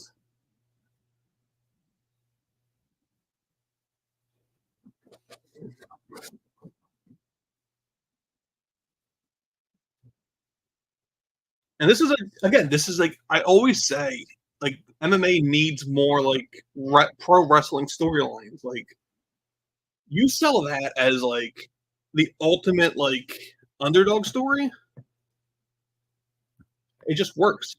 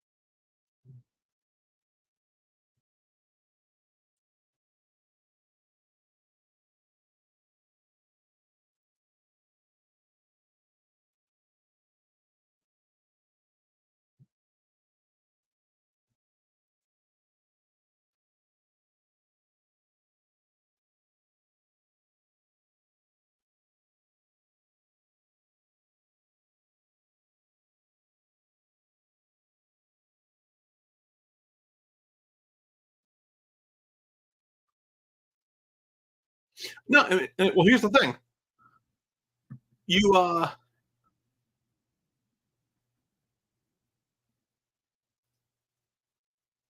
Buckley loss does not define Impa's record ability. How's Buckley's career going?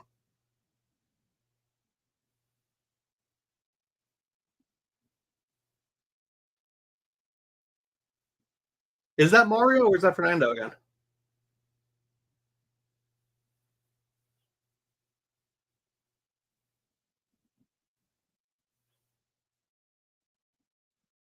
Nice takedown. Break the mount.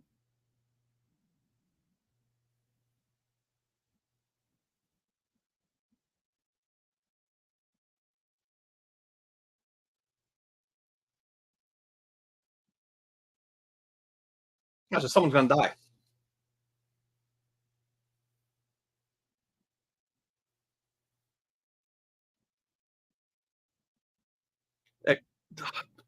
This is the stupid shit PFL does. I don't need Wiz Khalifa to guest commentate.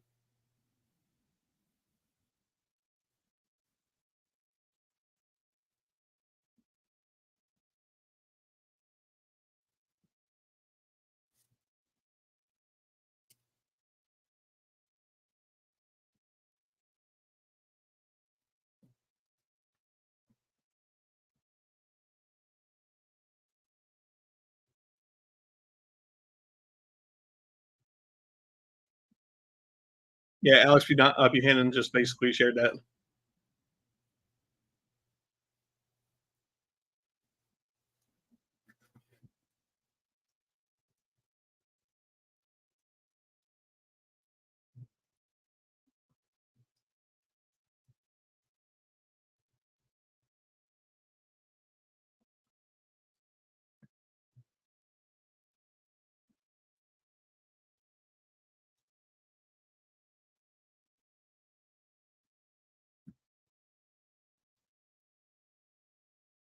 Nice takedown.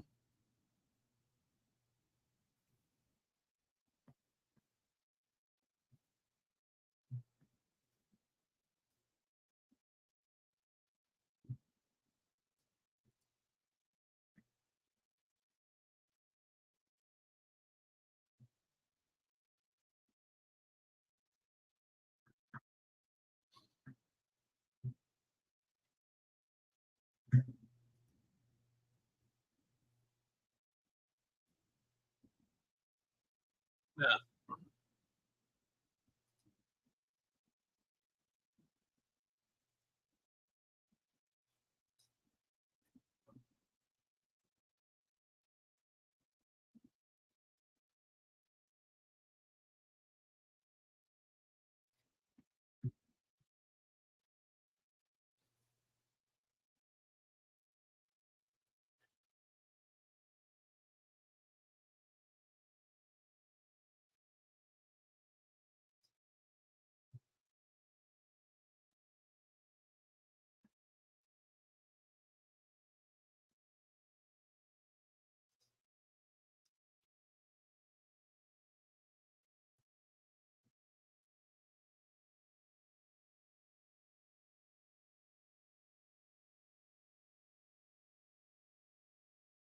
Yeah.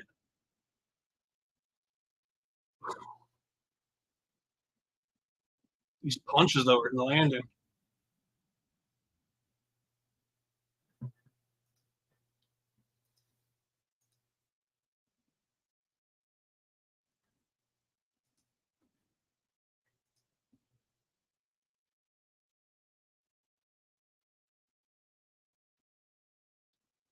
I am surprised that the odds are showing what they are though.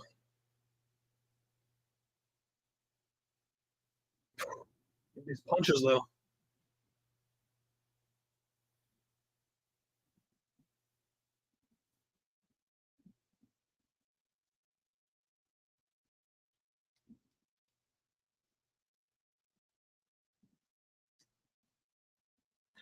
Yeah, I've been playing UFC 5, and literally, if you just leg kick your opponent, you'll win like 90% of your fights.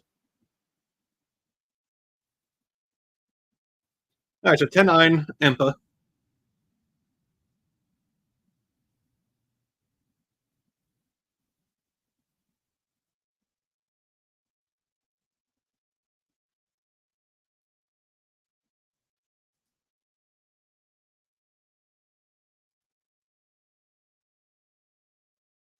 Did they keep 5 on just the I guess the S and X?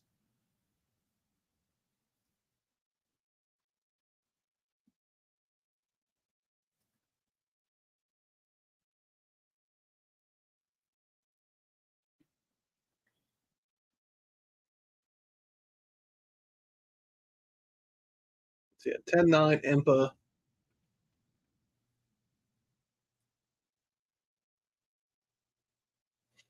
See, I didn't even know. I got one. I got the X, I guess now 2 years ago. They did that whole like monthly payment thing. It was like $10 a month, and it gave me It included Xbox Game Pass Ultimate. So you got that in the PC Xbox or the PC Game Pass, and it was like $10 or $20 a month. And then I just basically they paid it off like when I was sick of paying monthly, no interest. Yeah, I can understand that a lot. So I want a PC just to actually enjoy games, but like this is a Mac and that's a Mac over here too. Um, and it's just because the video and all that. Their new system, their new setup and CPU and everything they're using is just crazy. This iMac I'm on right now has like 8 or 16 gigs of RAM, and it's faster than my. This one has I think 64 gigs of RAM. Um, Whatever they did to make their processors and all work better with their actual interiors is just crazy.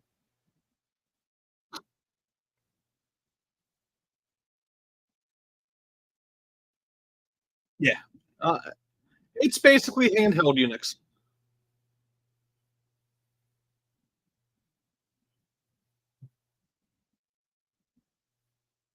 My only thing with Macs now is like it is very like nanny state now.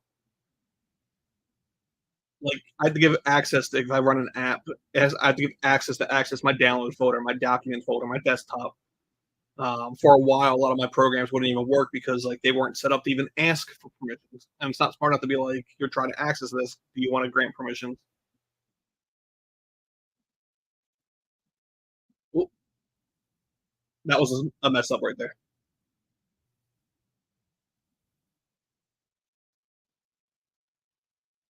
Yeah, it's always just was in college. My media center was Linux based.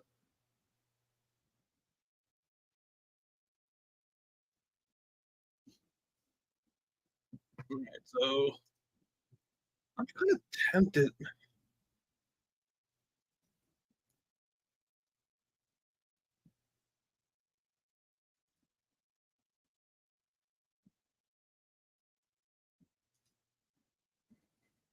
Right, why do they close betting lines?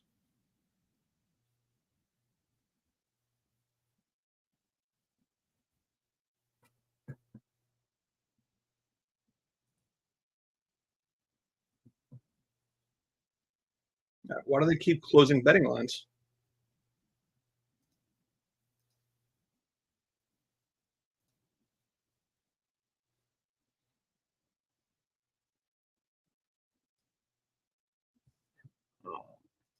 I mean, I think Impa takes this, but at plus 550, I throw like $15 on Sylvia.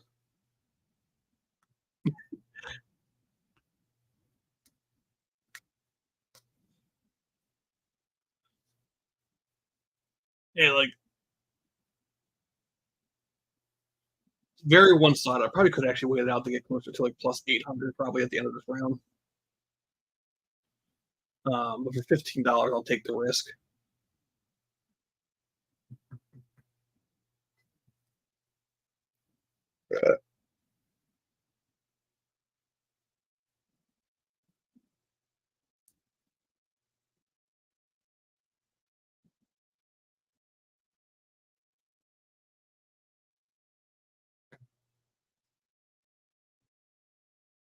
This is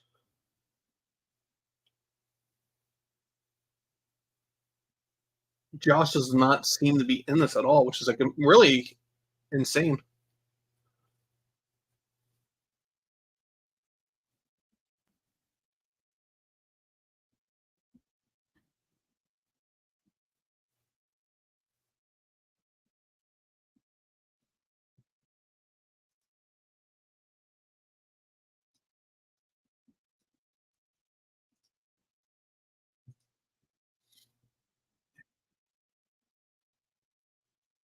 So I think the issue is Josh needs us to be like basically on the ground.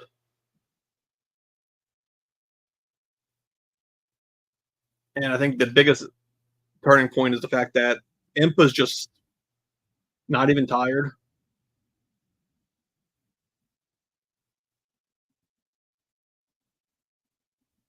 doesn't even take the stool.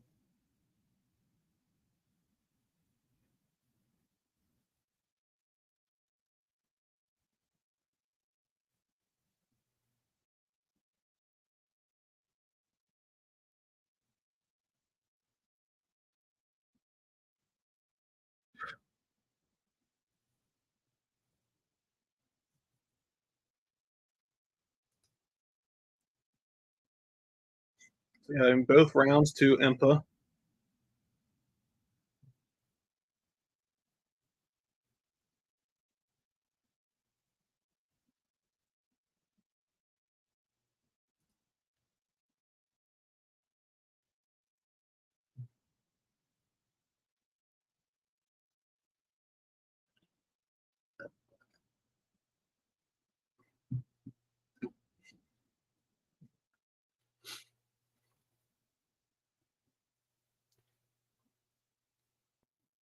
So I was told that like Mario Yamasaki, I guess, owns a handful of gyms in the DC area. Hence why him and his brother are working tonight.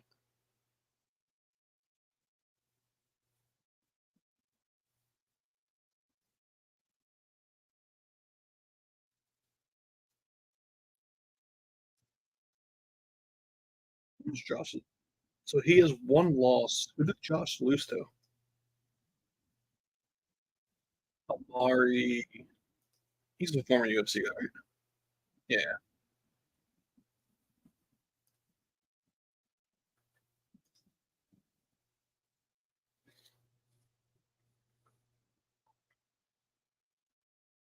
So Josh goes for a shoot.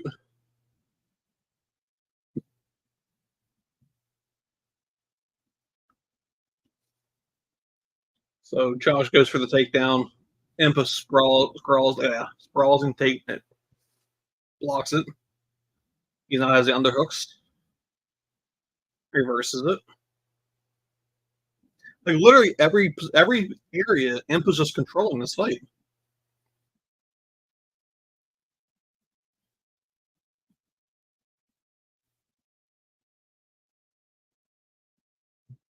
Nice little shoulder thrust.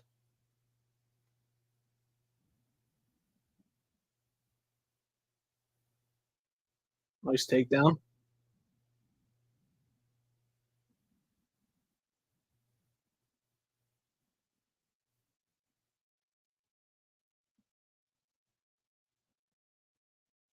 Face crank.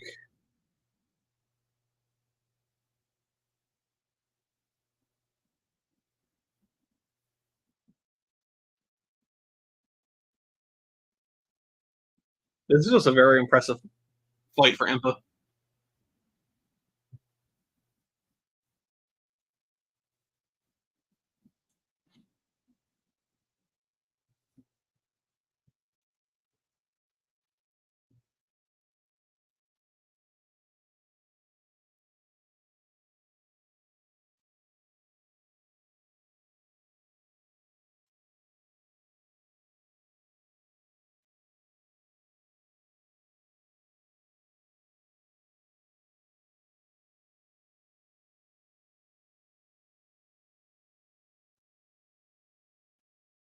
Impa's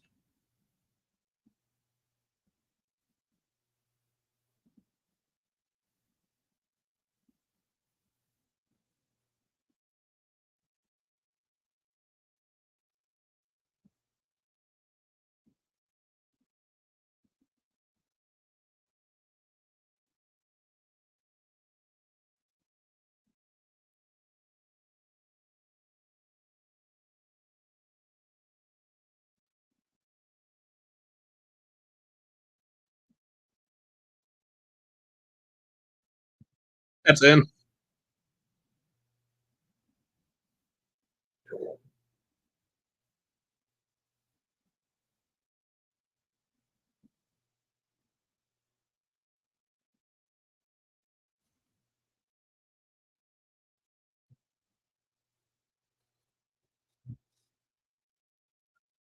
Yeah, like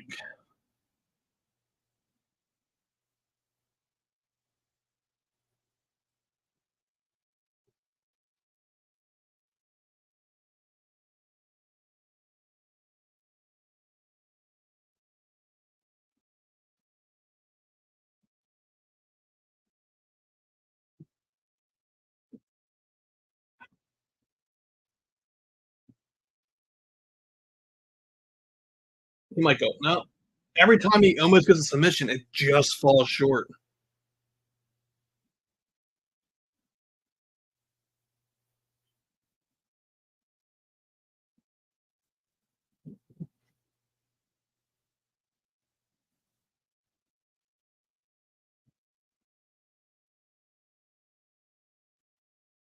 And again, if elbows could be used, it'd be such a different fight. He gets it.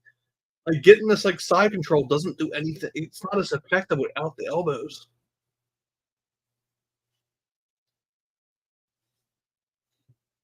All right, so we're gonna go to the next round.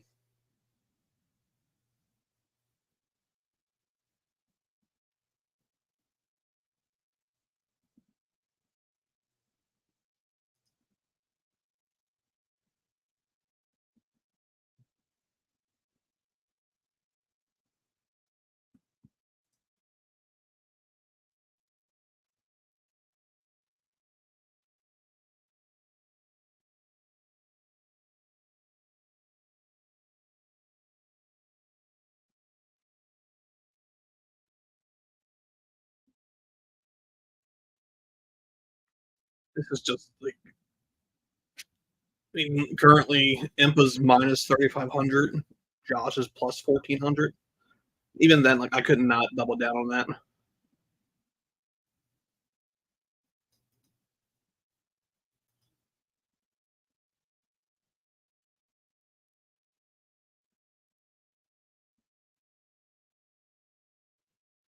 It's actually surprising that I thought I heard that Larissa by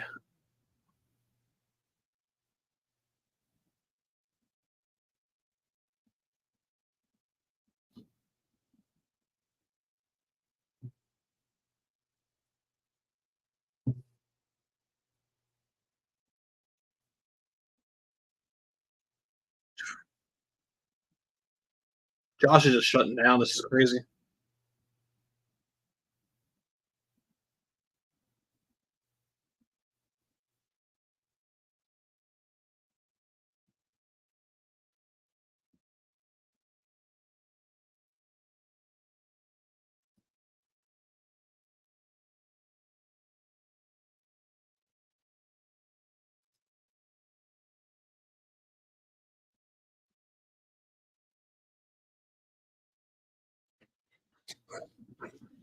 Ugh.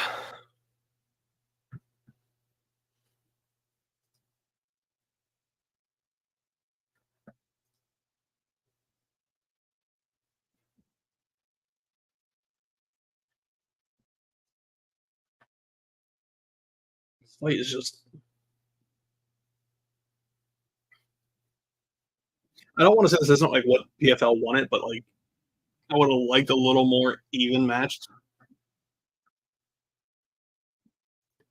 Uh, Aubin-Mercier is.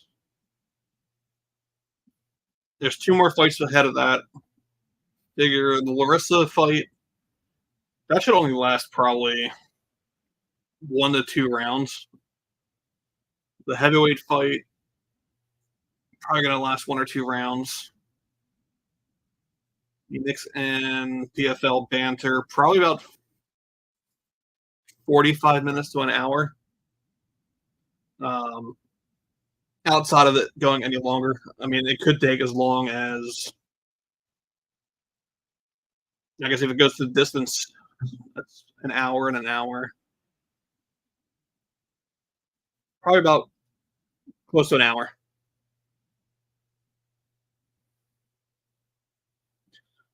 In the main fight, I think Mercier, I fuck up his name all the time. I think he wins by decision. I would like to see Clay win just because he's a fucking weirdo. But if this is OAM's last fight, I would like him to go out with a win. Although I guess they were talking about doing a show up in Canada, so if they do a show up in Canada, especially in his like province area, he'll probably do one more fight. But yeah, I think OAM takes it.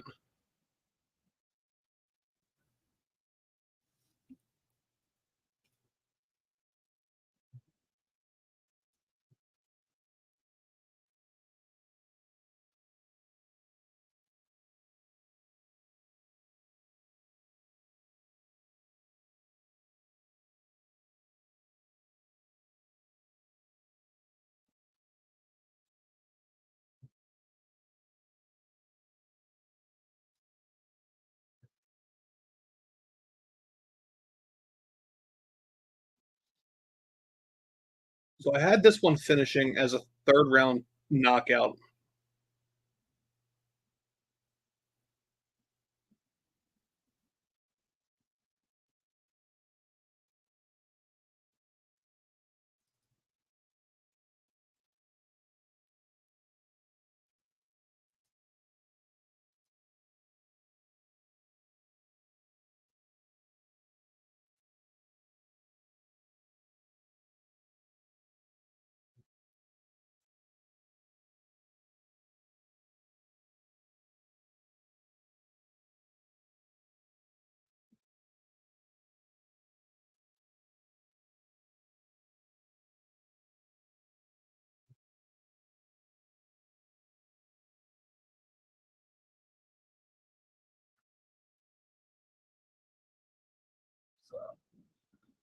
I'm curious to see if this one is going to go to decision as well. I would have thought Impa would have got a finish already, but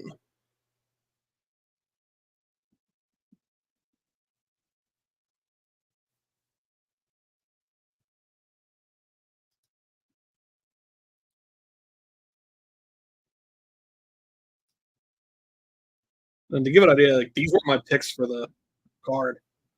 Um, so far, perfect on actual winners.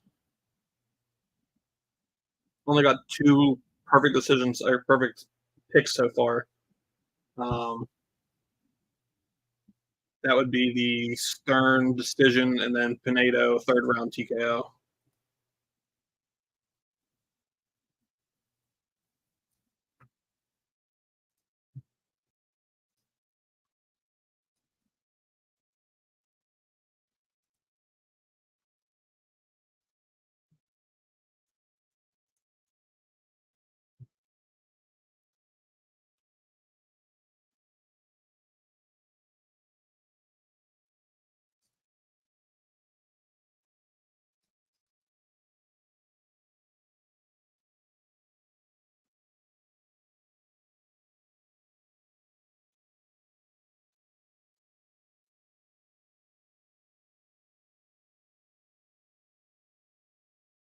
And it's like he's just not like if I'm Josh's corner, I'm not telling him. I'm just telling him he needs a finish. I mean, I don't think you could tell Josh that Impa's on his last bit of breath and it's not really going to do anything. Josh is like on his like third wall.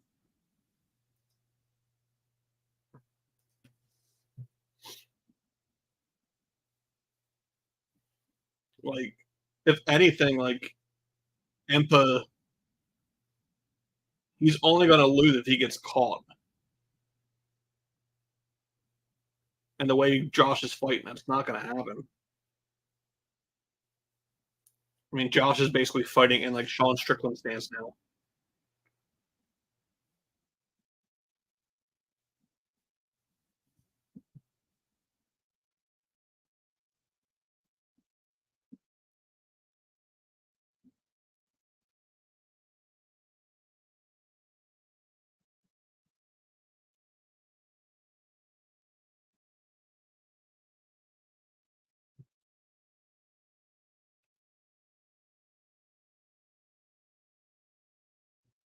Like, this is just like a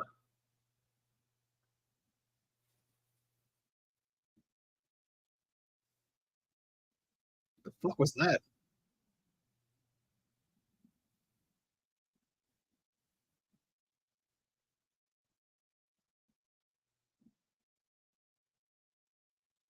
Like Josh at this point just needs to basically just throw it all against the wall and just hope he doesn't get caught. I mean, blocking fist with his face is not helping. Go for another takedown. I don't think he's gotten a single takedown this fight.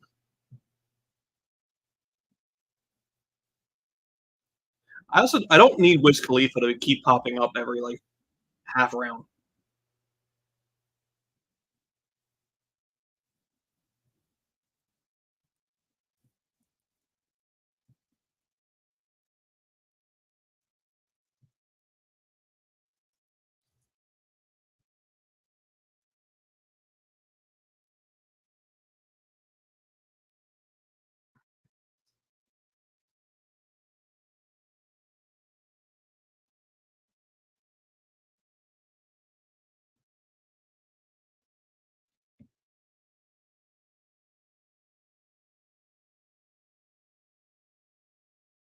Like that was the best like combo that Josh has done in 23 minutes.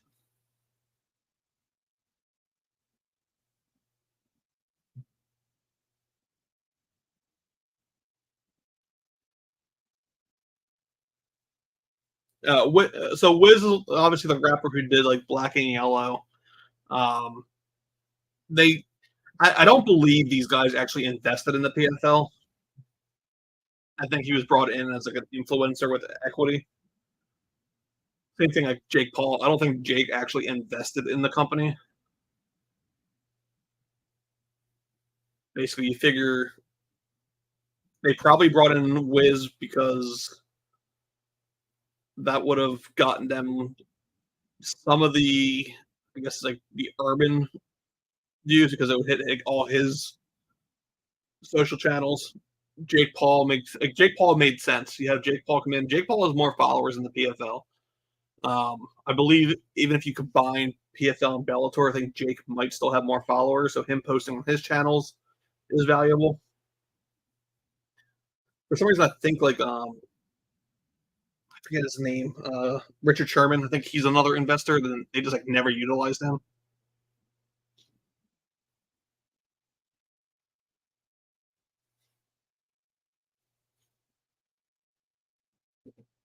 But I think like, the original territory things makes the most sense. Like you find these like, retired fighters in these areas and have them kind of be your spokesperson for each territory. Dan Hardy for like Europe, Nagano for like, Africa. I've heard names for Australia, but I won't say them because they weren't from my own sources. I mean, I would get like Anderson Silva for like Brazil.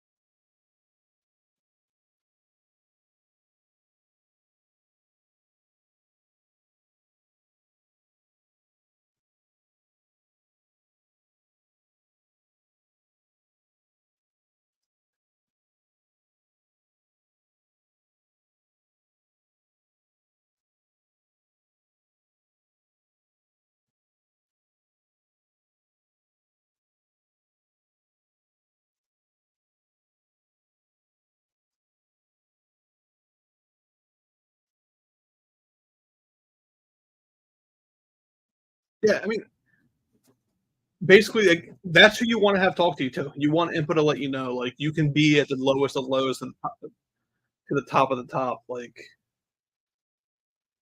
I mean, I think if anything, it sucks more for Josh because like not only did he just got basically destroyed for 25 minutes, it's like in front of his dad as well.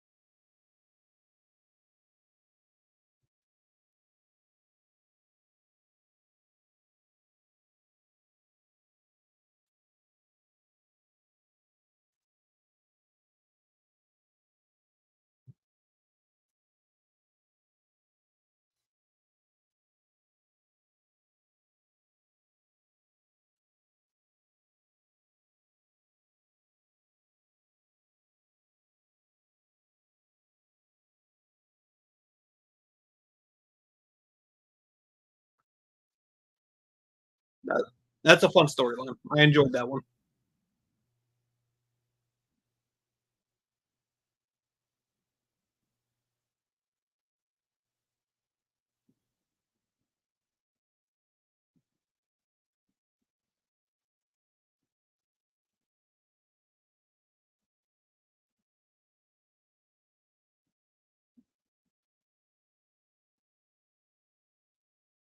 I'm cool with Impa versus Nemkov.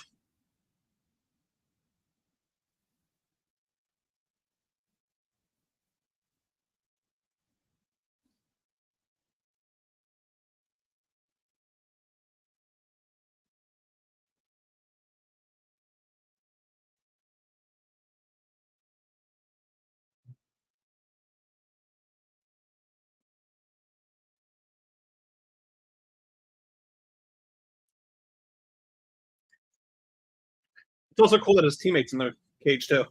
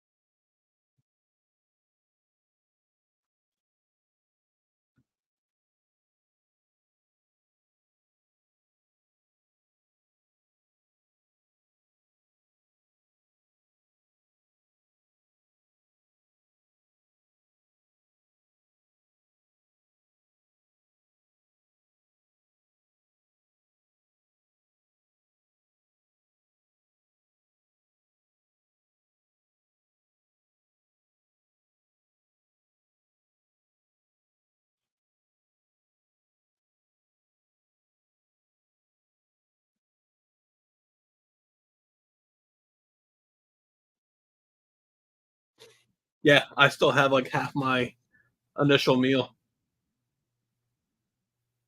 I mean, I think the coolest part too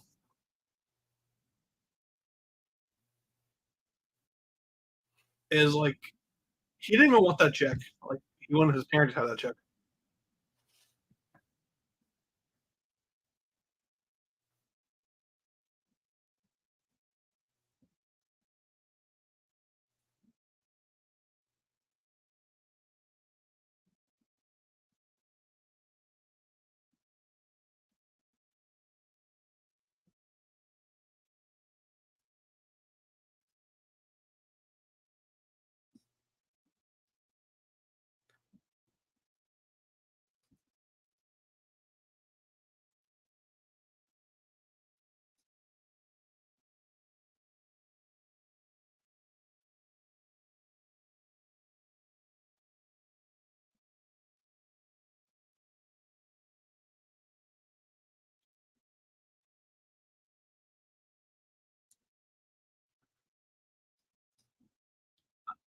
He's been chiming in about nothing about really the fights, but more so about the Ian Gary stuff.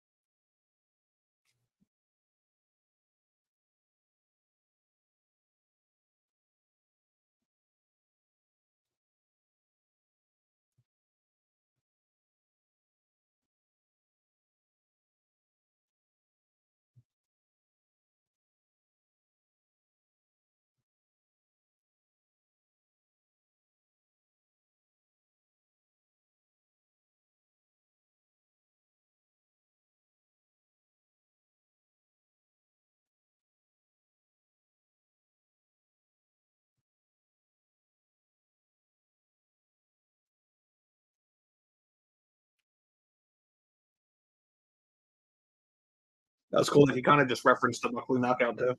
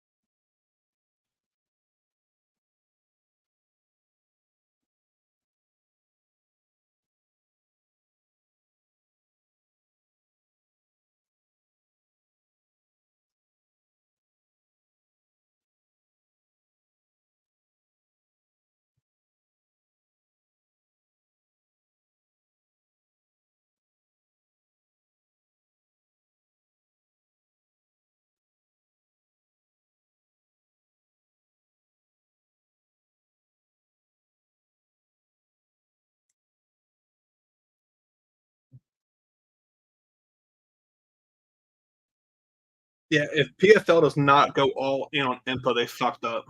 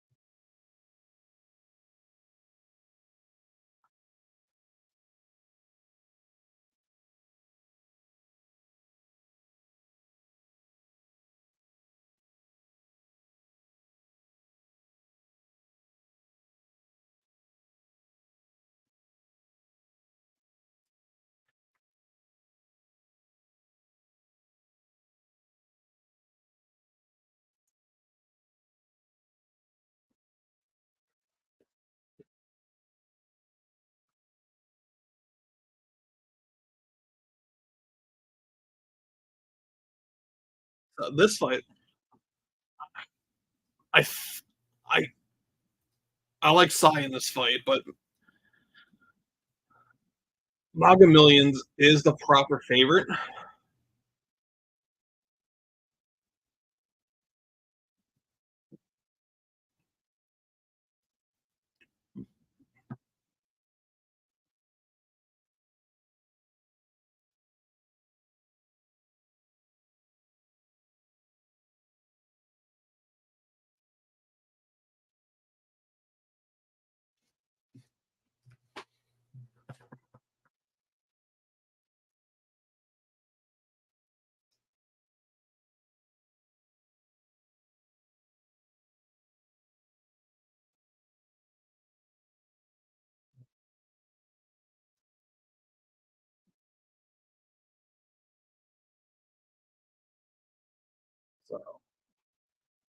So, Sadibou Sai plus 195 underdog. The over is what, 4.5 rounds? So they're basically saying it's going to go to decision.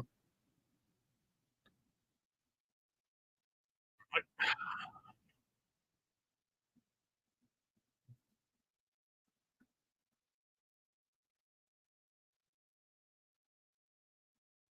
don't know.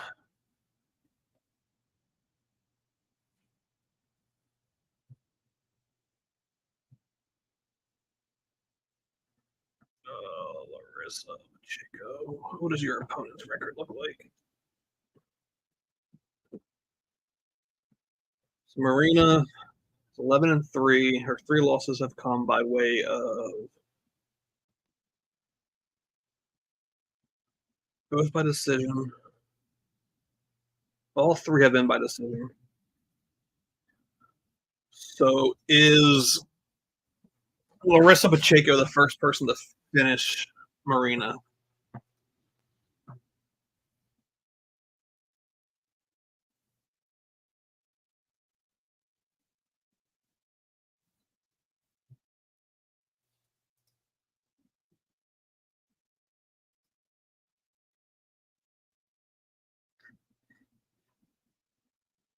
We're back to walking through the crowd again.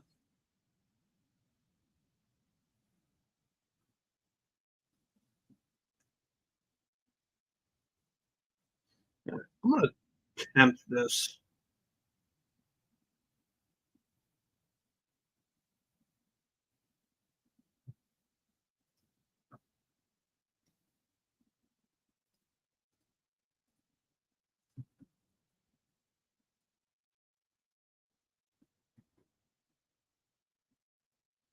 Then I'm going to pull out the rest of the money. All right, you still got We're just getting to the welterweight fight.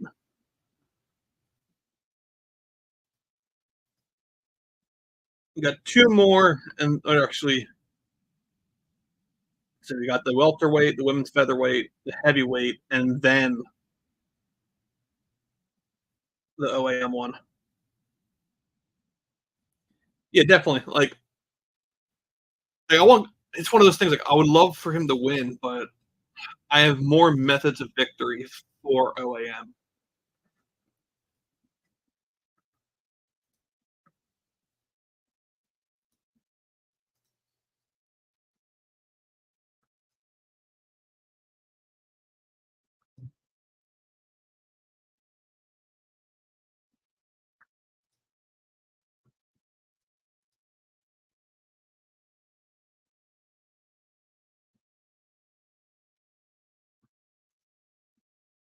Yeah, this is one like.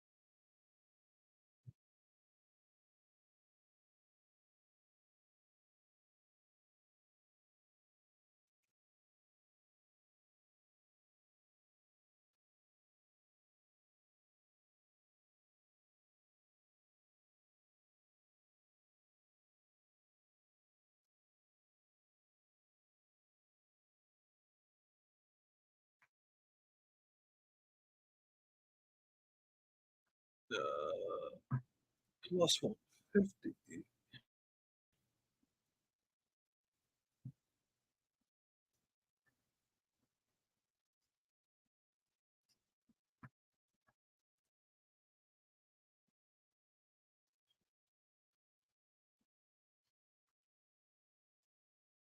All right, so I went.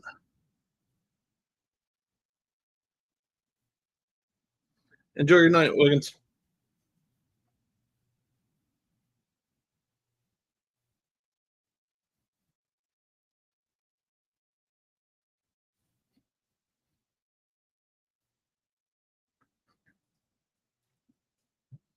So I also don't think I like the over. They're kind of saying it's going to go by two decision. I would like to see one of these guys actually put on a finish here. Um,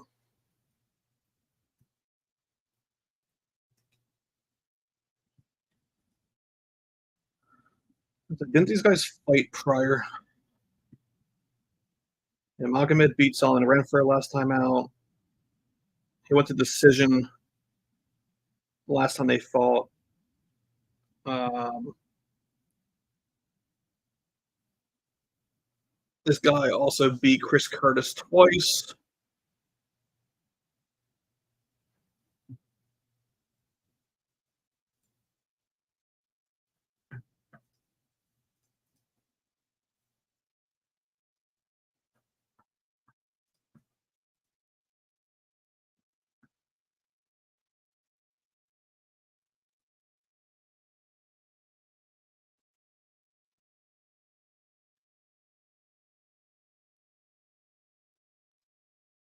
Corey Anderson just called out Impa, which would be fun too.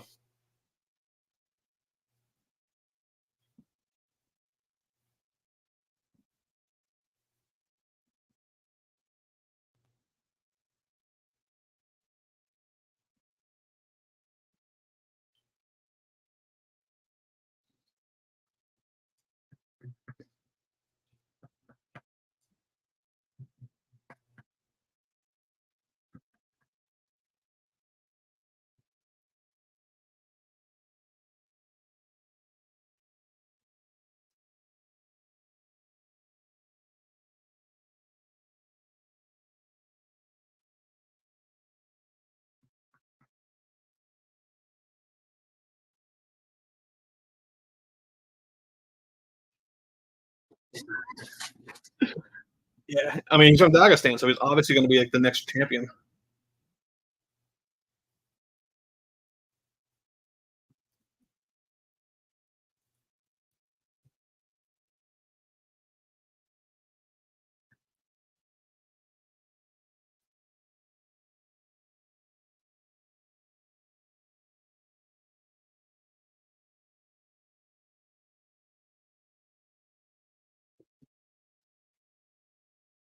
All right, now here's the question. This one's been in my fridge for a while, and it has lactose in it.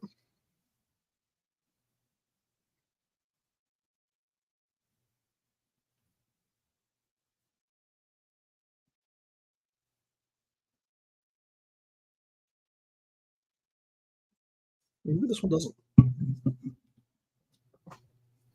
Yeah, they pulled odds like as they were walking out, which is weird.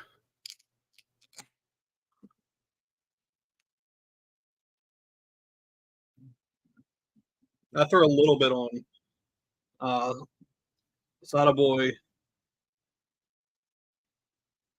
and Larissa, but I think I may have gone just straight knockout.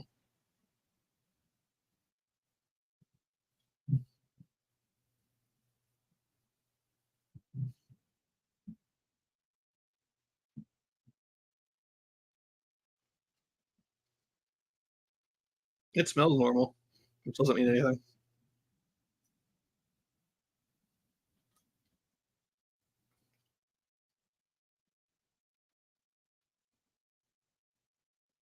Hard to tell.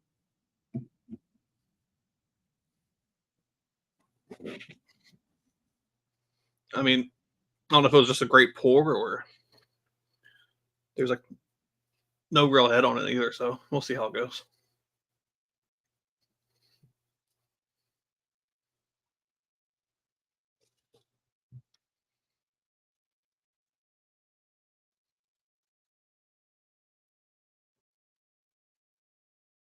Yeah, like I figure after I take the first actual like sip out of the glass, I'll know.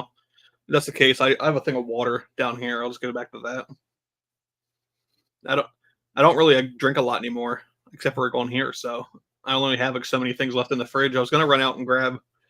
I actually was trying to find Connor's stout, but it's like nowhere in my area yet.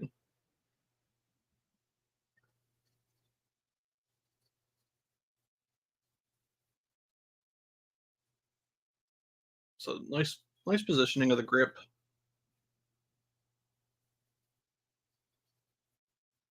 Back of the head. That was a terrible back of the head punch.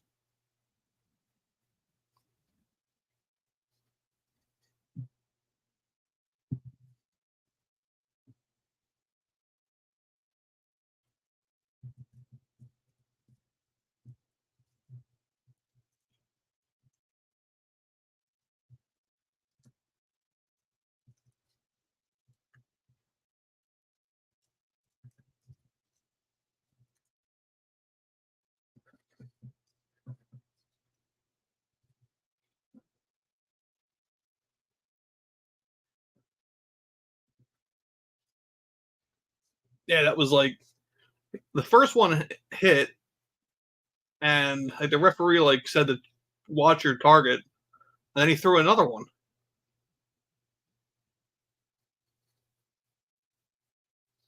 It'd be really cool if like Sadibou gets like the I was about to say a straight front kick knockout, and he just throws the front kick.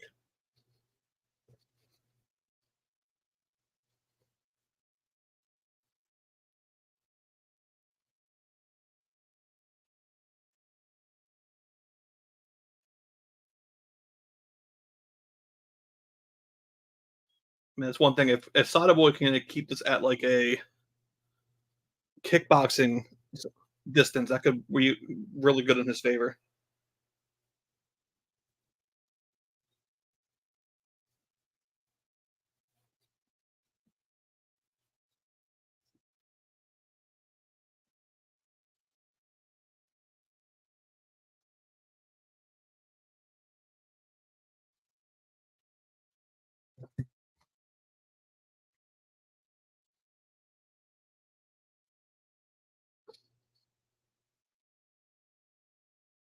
The oblique kicks are nice.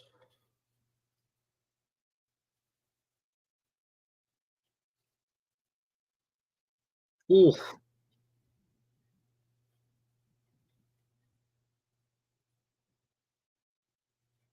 C has to like not put his back against the cage. Brian Minner is a judge again.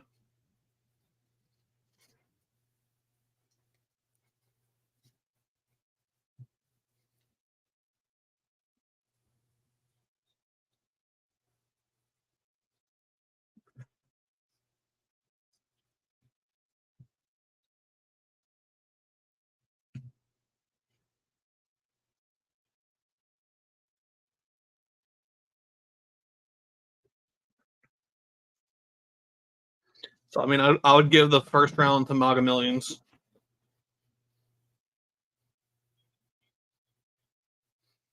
But you figure first round, C has taken several strong, like, full powered punches to the face with no issue.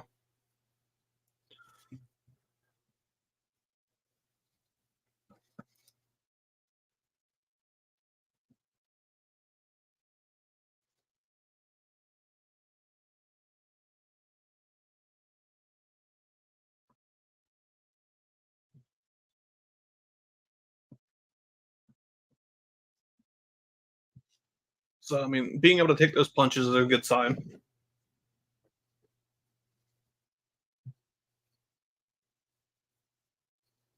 Yeah, like he got really strong shots in. It's good that like C just kept going, but and you figure like these two have gone to decision several times, but I feel like I don't know. I would have to look and see when those two fought. Um, so it may have been the year where they fought in the same night.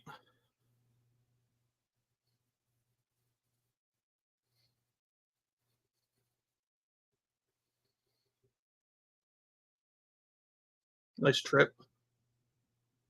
And again, like right back to the cage. Like, C has to not have his back against the cage.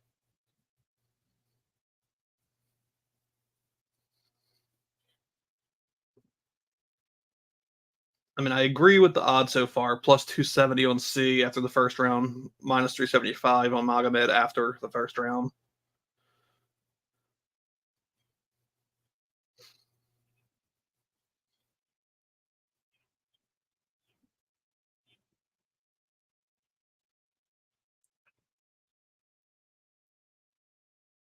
Nice little head battle here. Right back to the ground, knee up the middle.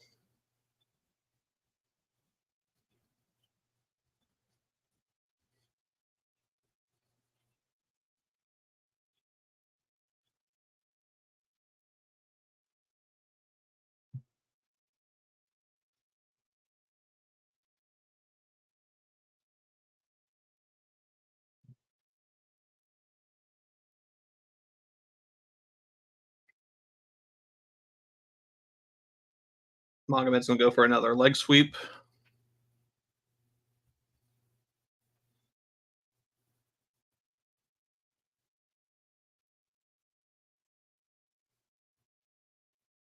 And so you're not gonna get anything out of those clinches. It's Magomed's zone.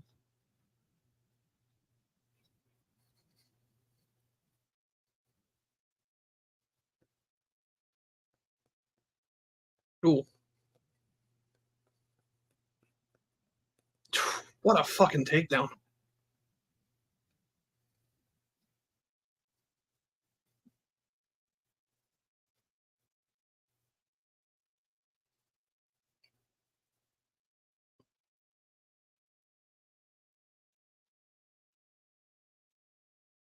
So nice reversal of the clinch by C, but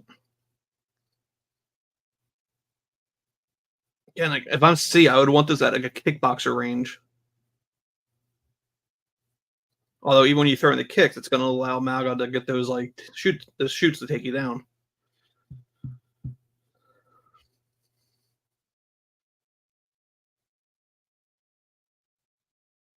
Nice knee up the middle.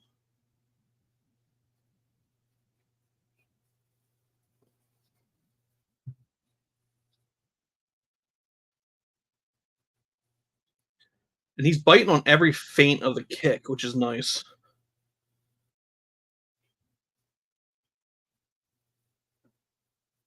I mean, he obviously doesn't want the head kick. So if I'm C, kick right into the body.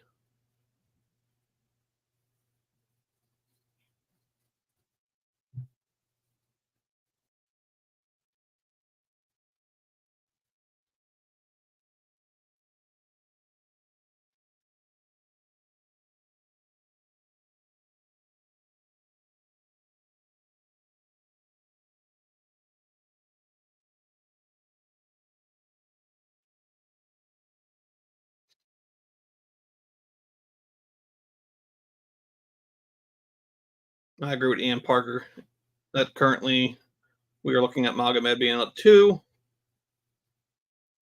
Okay, C just has to get the kicks going.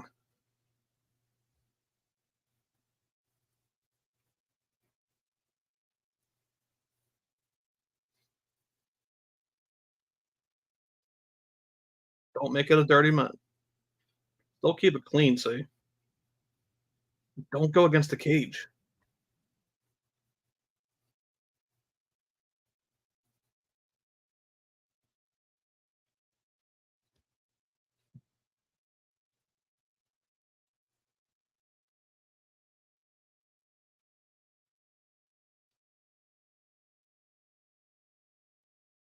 Yeah, so we're gonna get 2-0.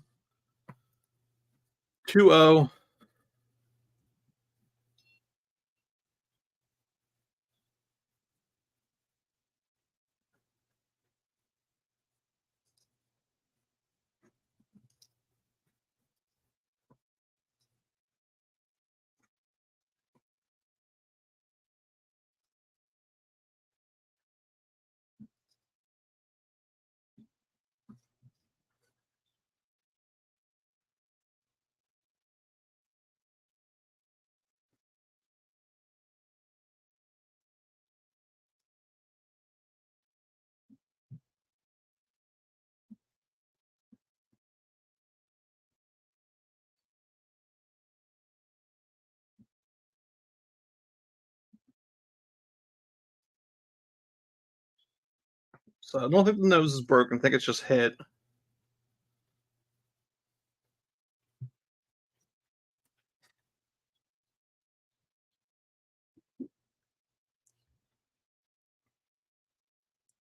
Seems like it's gonna be okay, but I might not drink that.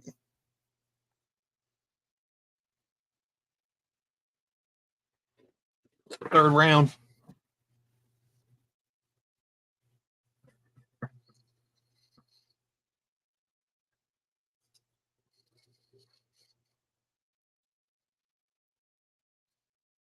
Sadibou is at plus 270 now.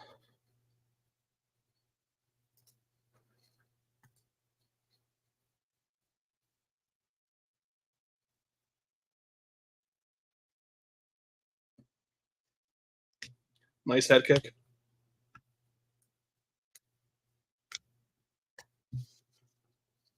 Oh.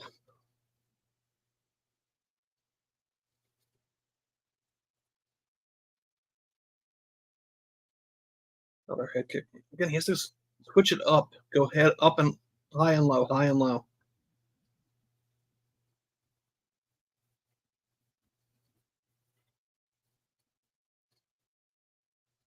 Nice body shot. Really nice body shot.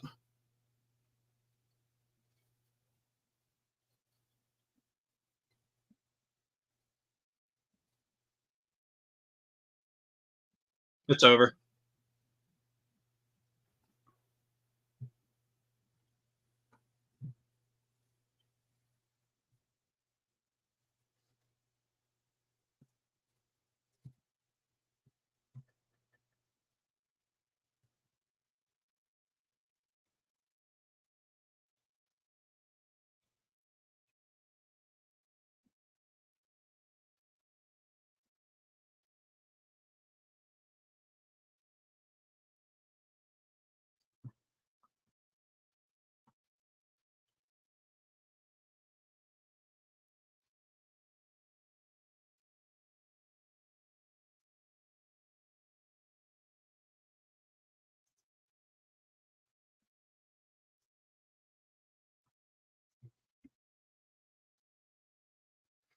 Not a bad fight. He started getting the head strikes. That body shot's what did it. Body shot kind of hit him, threw him off a little bit. And he didn't know what to do from there.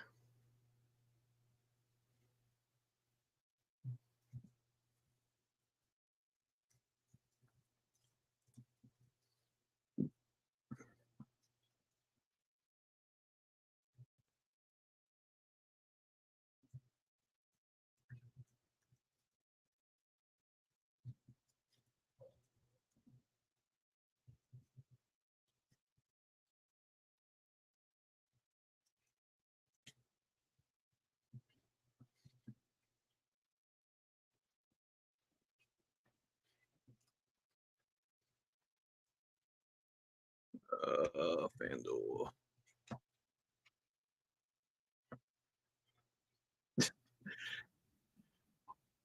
You gotta fix these streams on your end.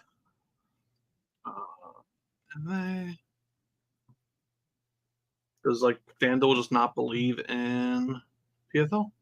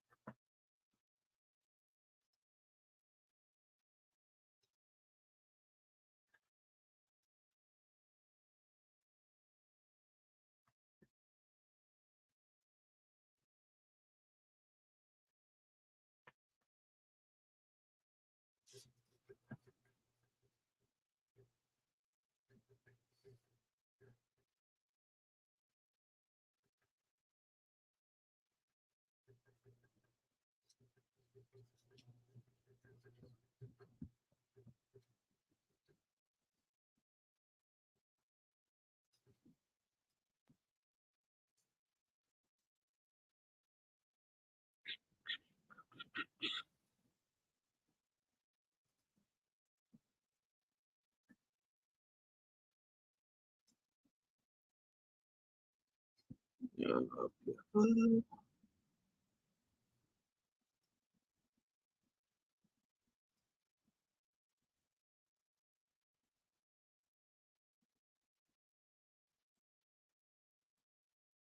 don't know how the main event or the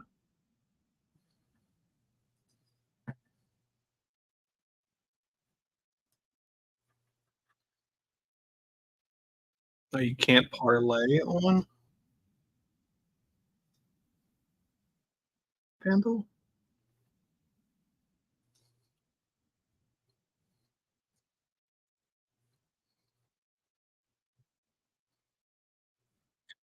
I mean, the good news is Magomed versus Jason should be a fun one.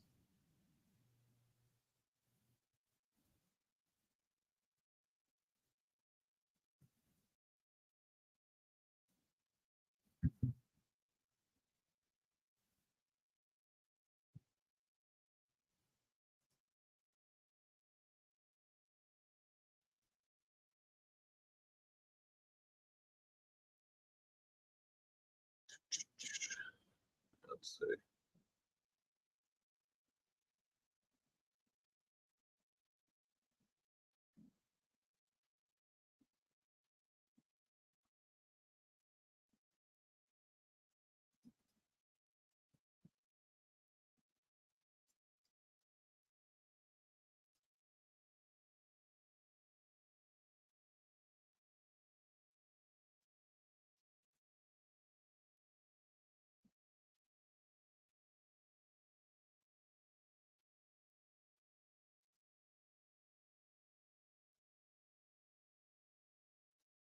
Yeah. One more bet for the night.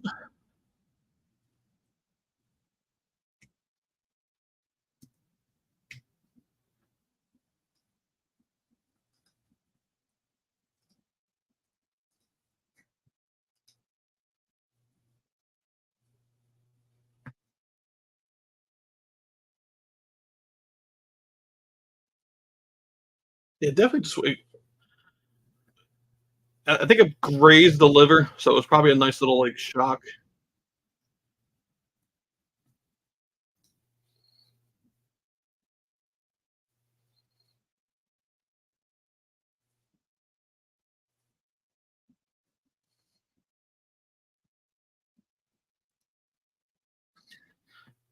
Like, I'm curious too about this, like,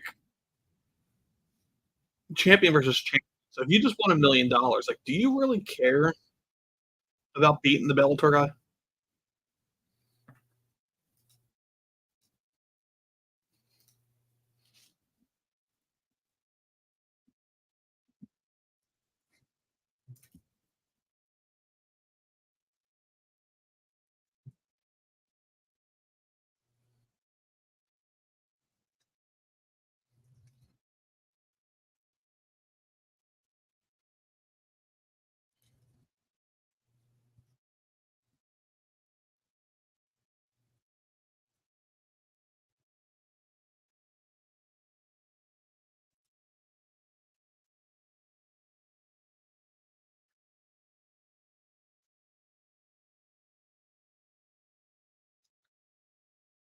Yeah, like, I mean, I'd rather get the million. Like, the only way I could think about it is if they run the champ versus champ card in, was it Riyadh? And you have the Saudis like dump a shitload of money for the winner, that might work.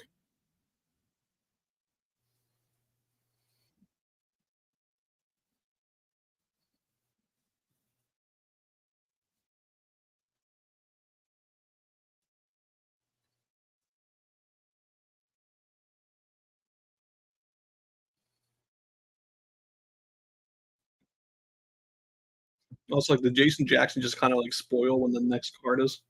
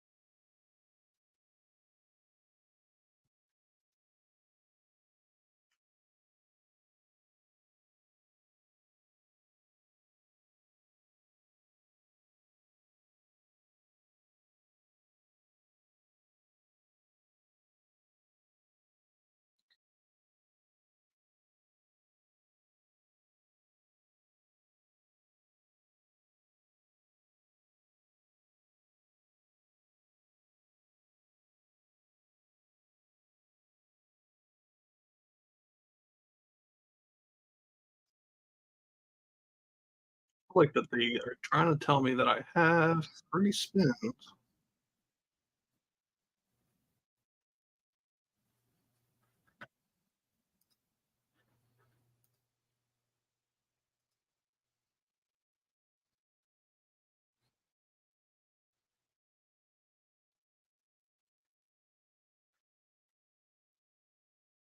Here we go with the whole like rundown of who they are.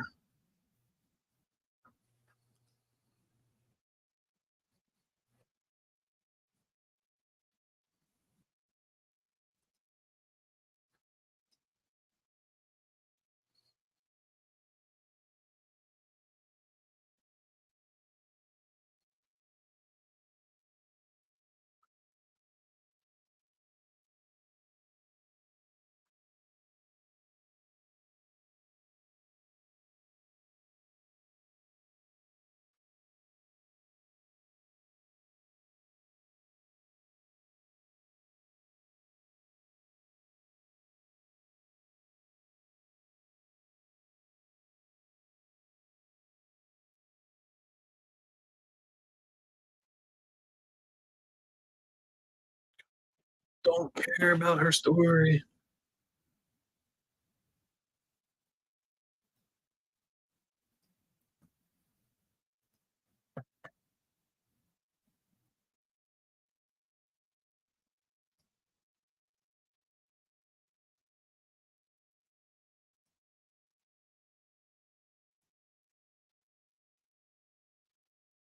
Yeah, I'll be right back.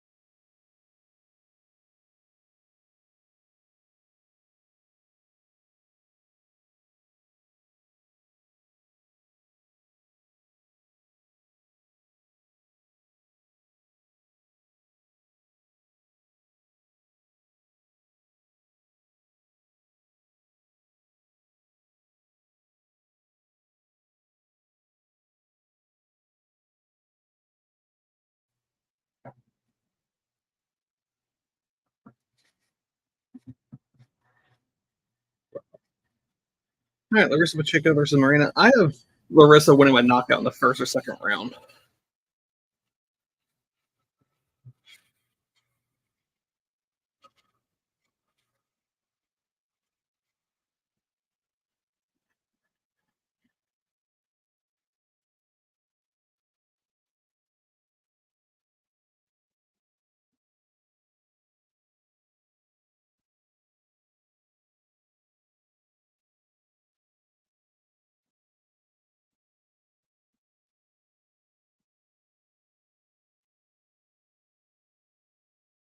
So apparently, Don Davis actually said February on the MMA Hour.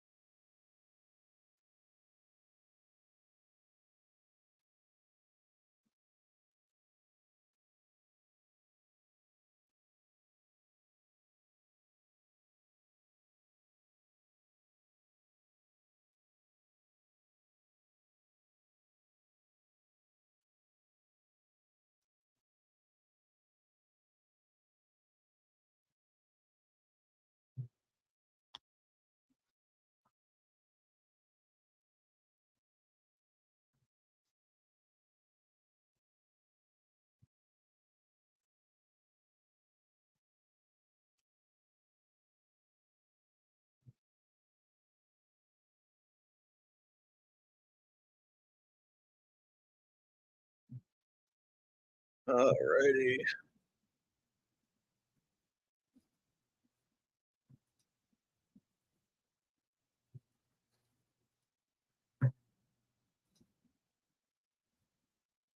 Yeah, like I don't need the fighter's entire life story.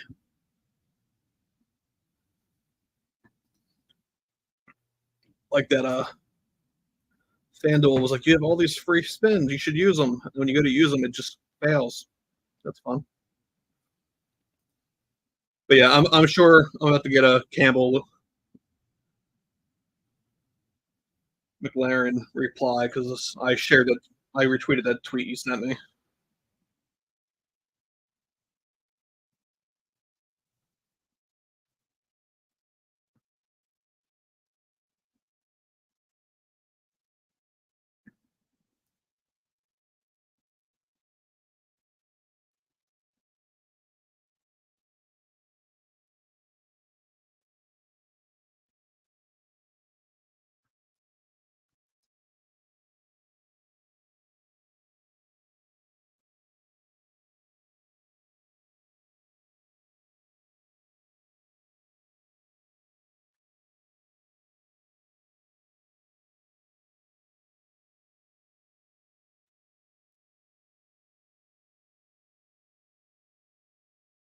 He he basically wants to act like he did everything. So like, he worked for UFC. He worked for Art Davie when they first started the UFC, and he did jack shit.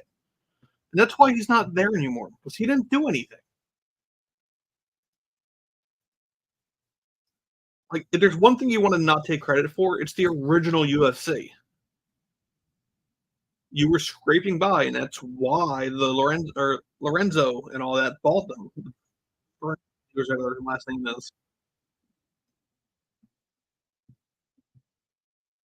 And instead, he's just a grumpy old man who just complains that no one talks about the promotion, that no one fucking knows when it's on.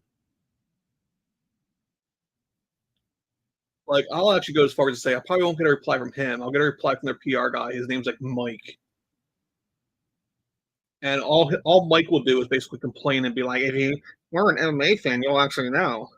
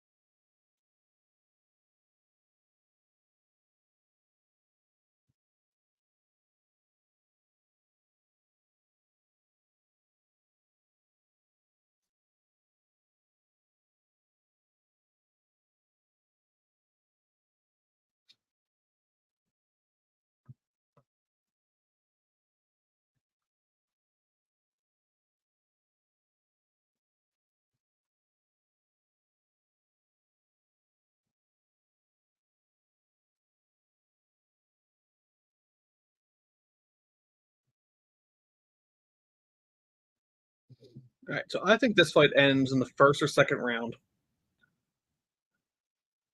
I don't understand these walkouts.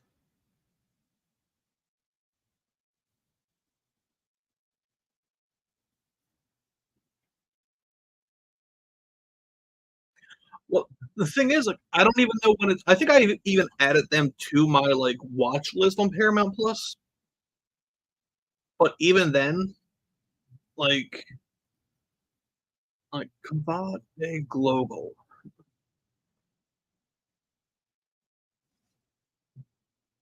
And also, like, if I'm being honest, like, I just feel like it's not targeted towards me. If you search them right away, it's Hispanic MMA Entertainment Combate Global. Experience the rush of live action mixed martial arts entertainment as your favorite Hispanic fighters take the stage to fight for the belt.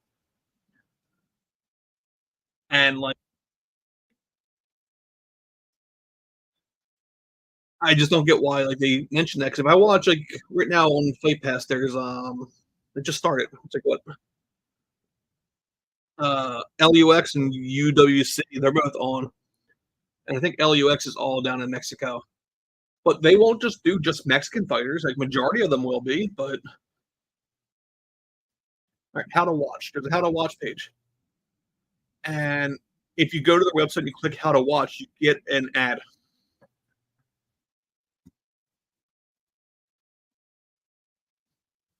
All right, so mucho más acción. Okay. Apparently, it's on Facebook Live as well. That's new to me. No, their Facebook Live has not had an event since 2020. So, way to update your website. Host. They debuted a member. I mean, if I'm being honest, the only fighters they promote are basically the females that Campbell wants to fuck.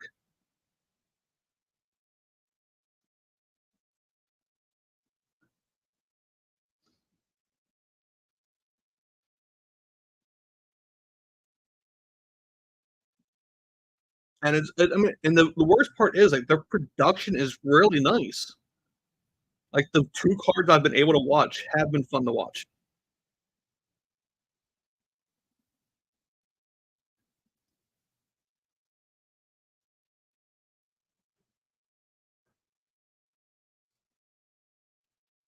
Live fight streaming now. That doesn't help me.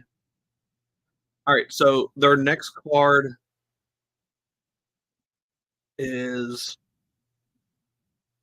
they apparently have cards December 15th, 16th, and 17th at midnight, which again just proves to me that they're not live.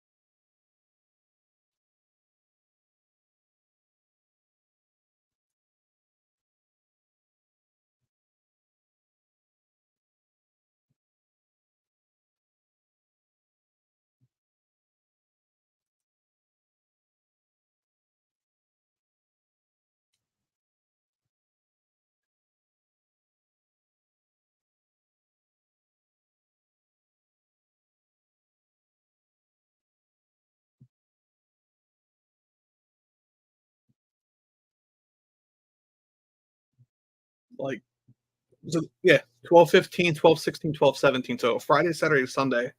Their cards are at midnight. Just not going to happen, bud.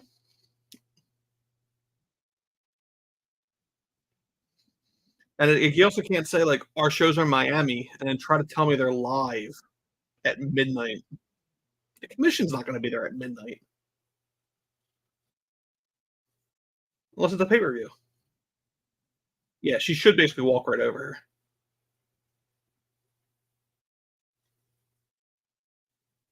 I just hope it's like a knockout in the first round.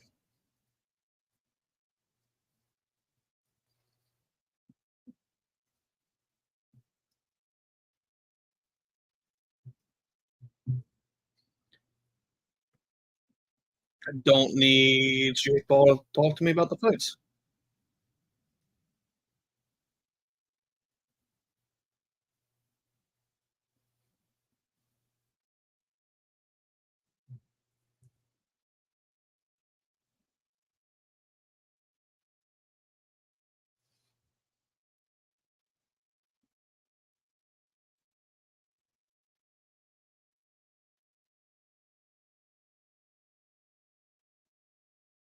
Cool, nice head kick.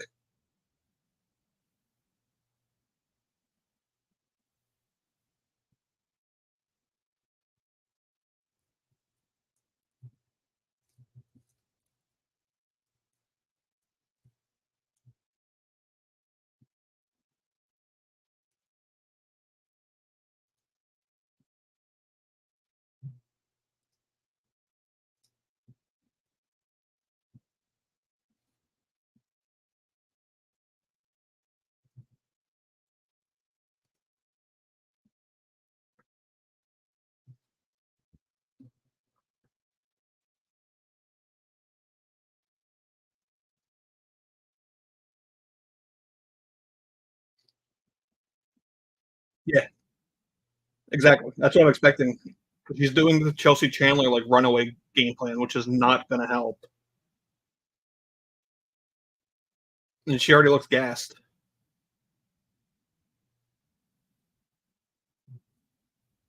Nice head, nice like duck of the head, which you'll see in like a minute. It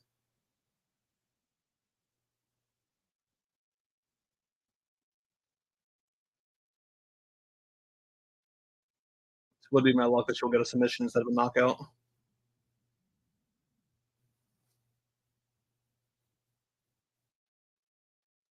She's in a fucking submission.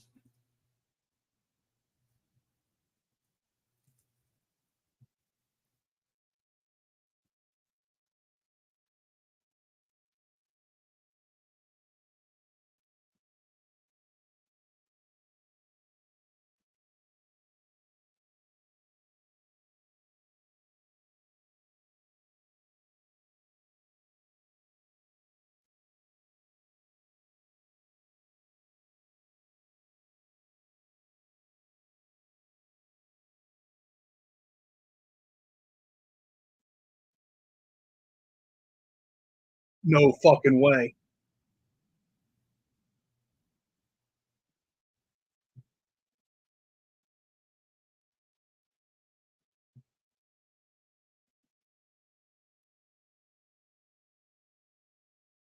It's in.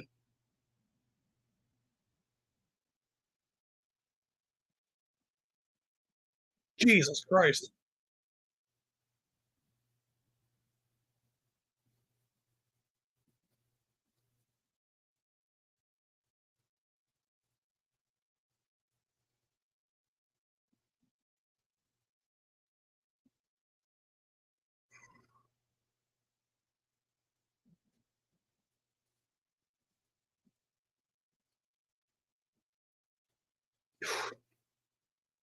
She busted her ear up too.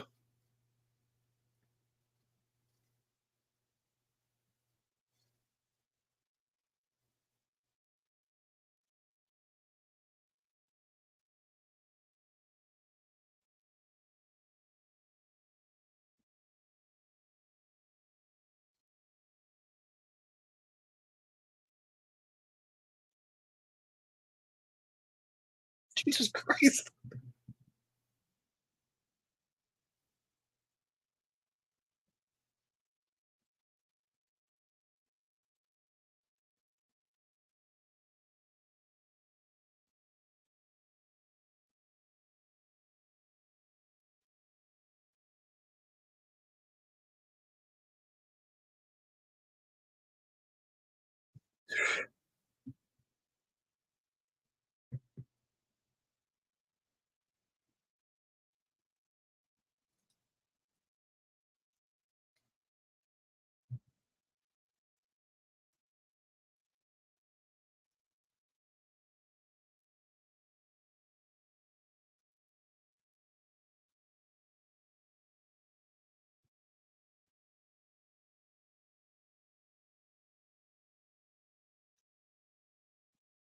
I mean, again, like, this is the same ref that, like, as soon as they start grappling, he's like, be more action.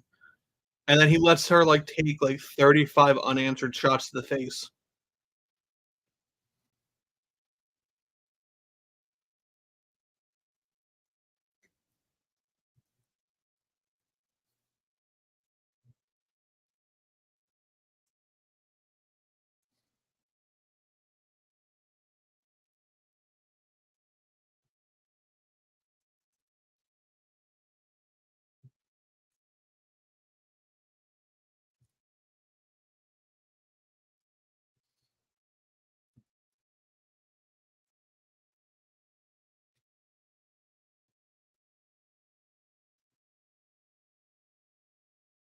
I just don't get this ref. Like, if you grapple right away, he tells you to get more action. And if you beat the person's face in with like 30 unanswered shots, it's all good to go.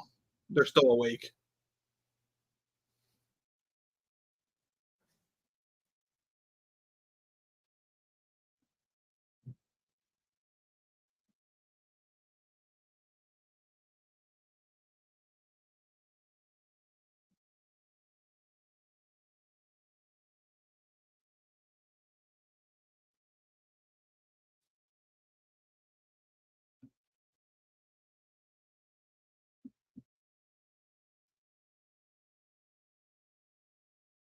Let's take down.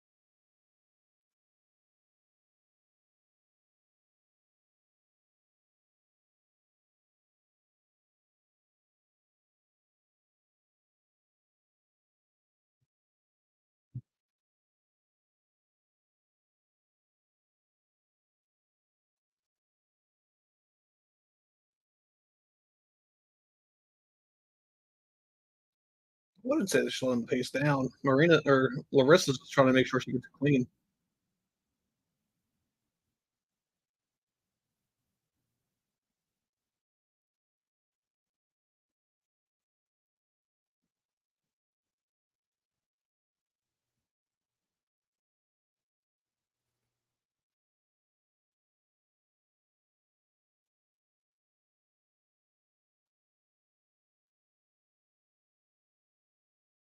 Like, Marina's done.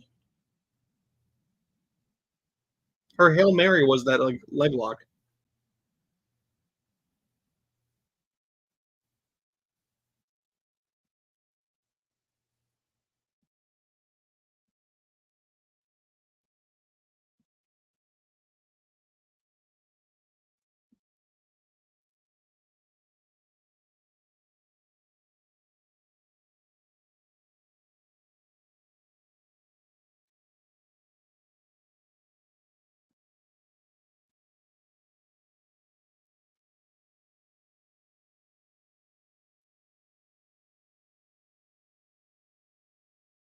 That ref's getting awfully close.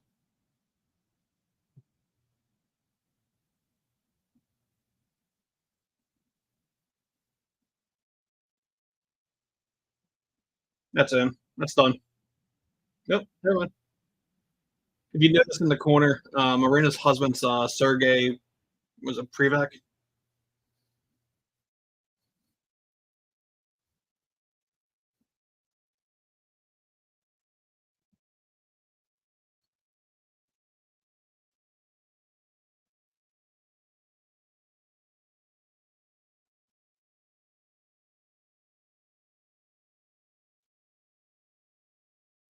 You, they just got on the ground. What are you telling him that he's busy?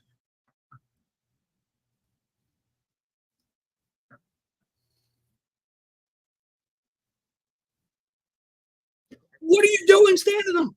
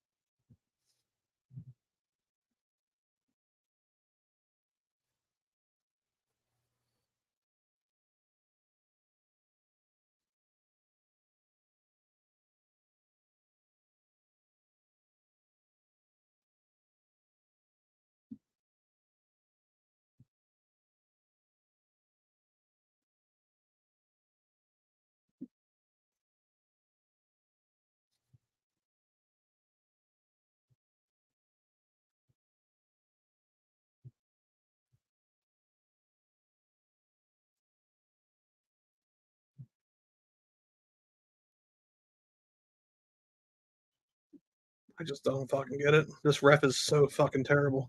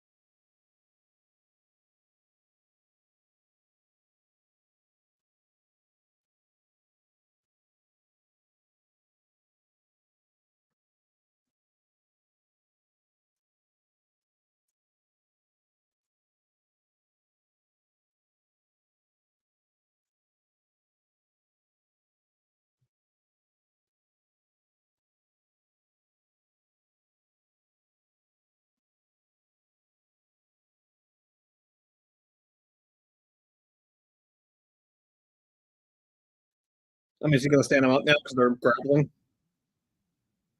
He fucking like.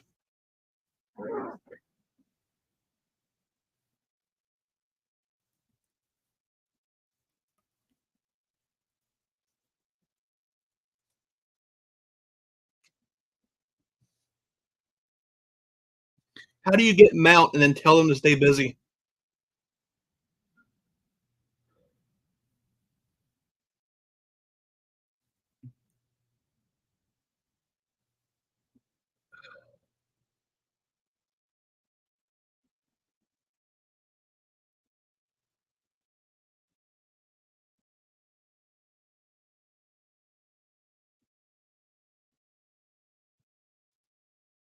Like, I just don't get it.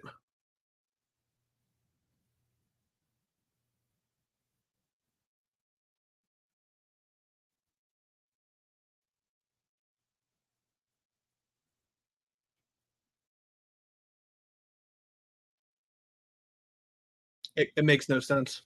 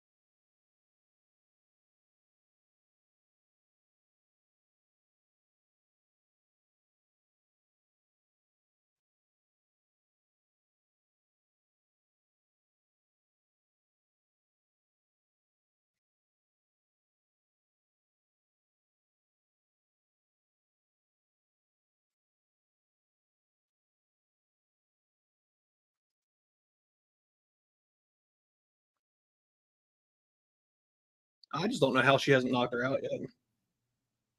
I mean, but then again, if you're, yeah, well, you also got to figure Jillian's a grappler, so like, I just, well, it doesn't even that. I would assume like the regulars would be licensed, especially people like Dan Migliotta, Keith Peterson, um, what's McDonald's first name? Kevin McDonald. I actually think Kevin McDonald's actually from like South Carolina or North Carolina. I think it's where his referee courses usually are. So I mean, like those three could have gone down there. I mean, yeah, Kevin. Like I said, like I'm pretty sure his like referee classes are in South Carolina.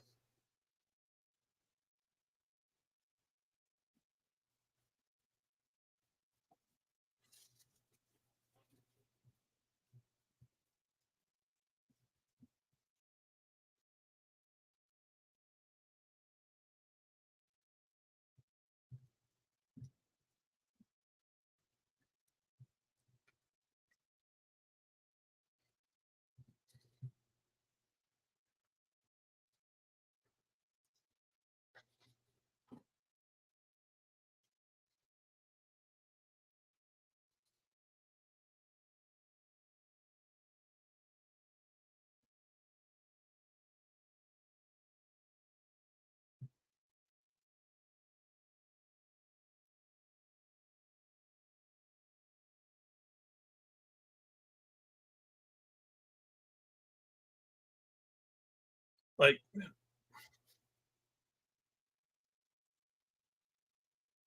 she's slipping out.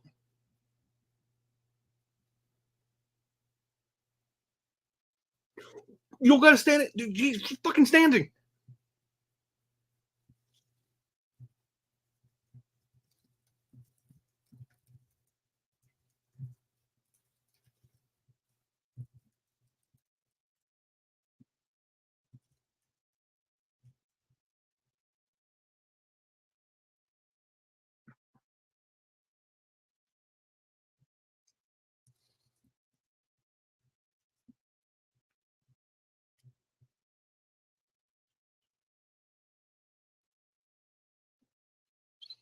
Like, if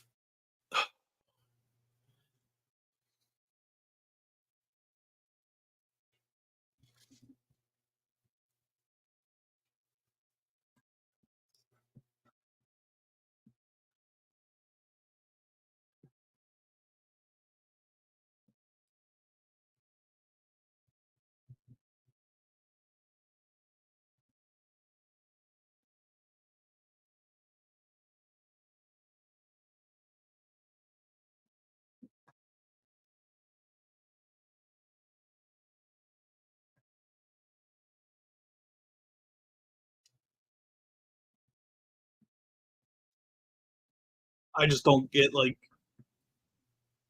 so if they're in a submission attempt, you tell them to stay busy. If they're transitioning on the ground, you tell them to stay busy.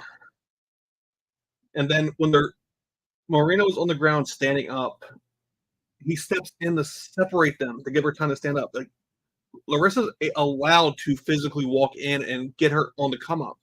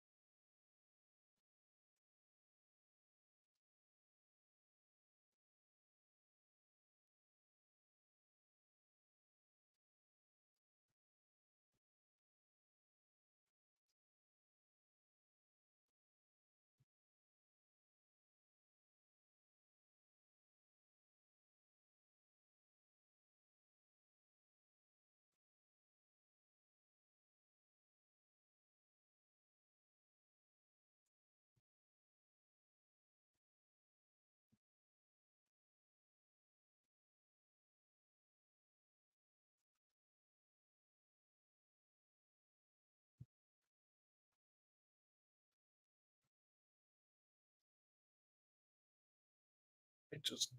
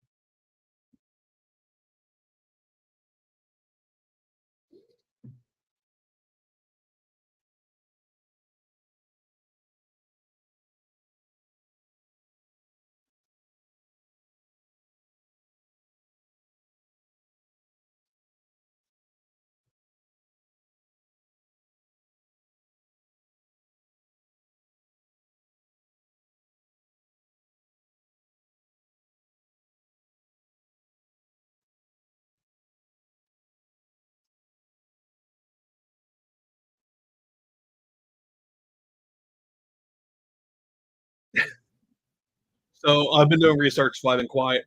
So this referee's been around since like 2009.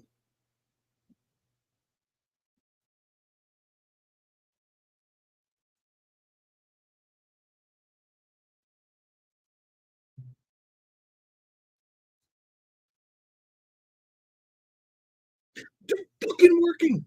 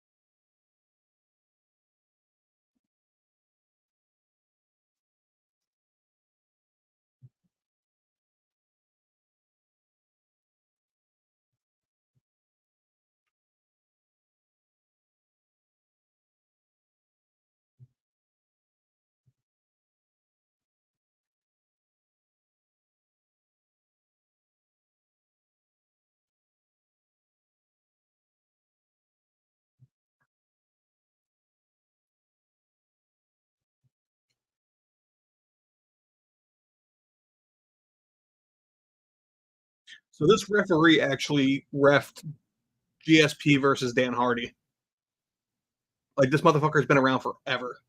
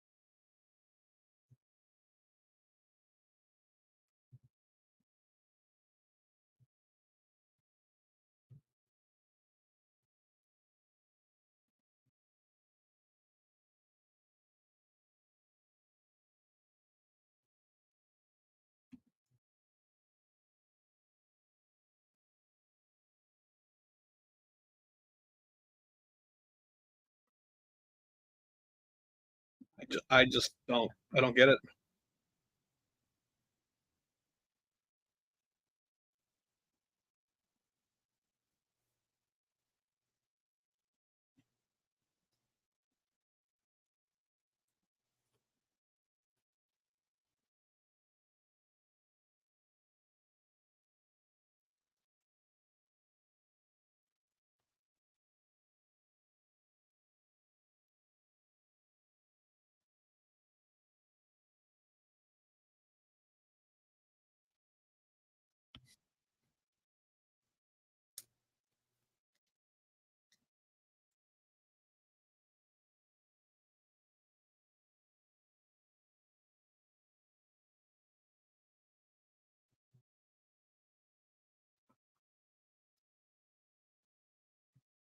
I just I just hope we don't see in the rest of the card. I rather give me Mario and Fernando Yamasaki for the last two fights.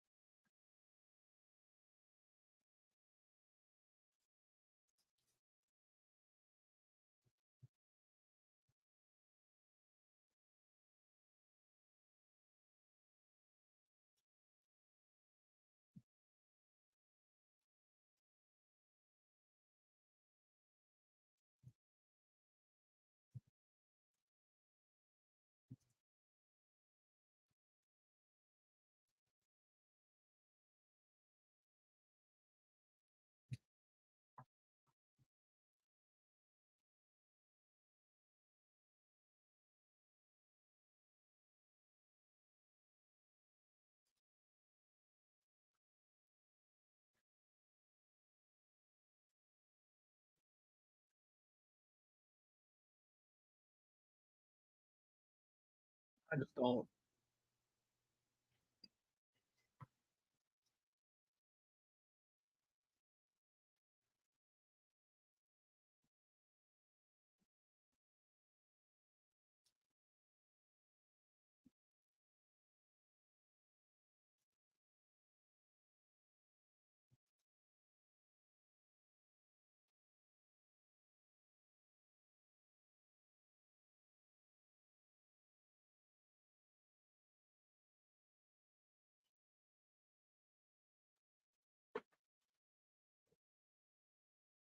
Ugh.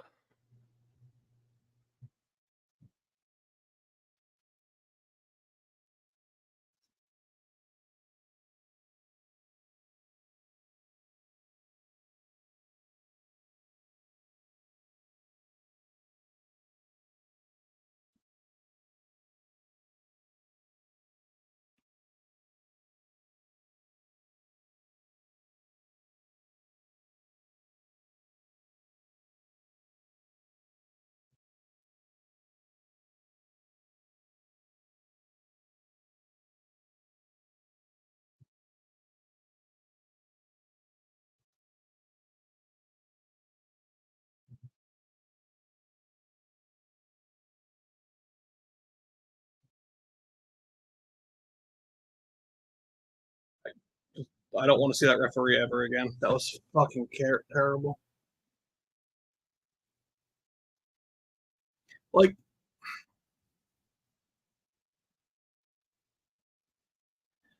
yeah, like don't I don't understand why we need these ones either because I think both of these guys have been in the finals or semifinals the past couple of years. I mean, I think Dennis Goltsov, I believe, was supposed to fight Pat Barry in his debut, but he didn't get his eye cleared or something.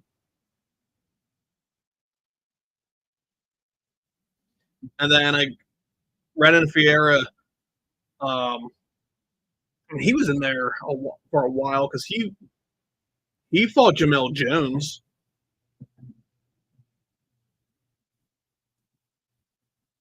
So I mean,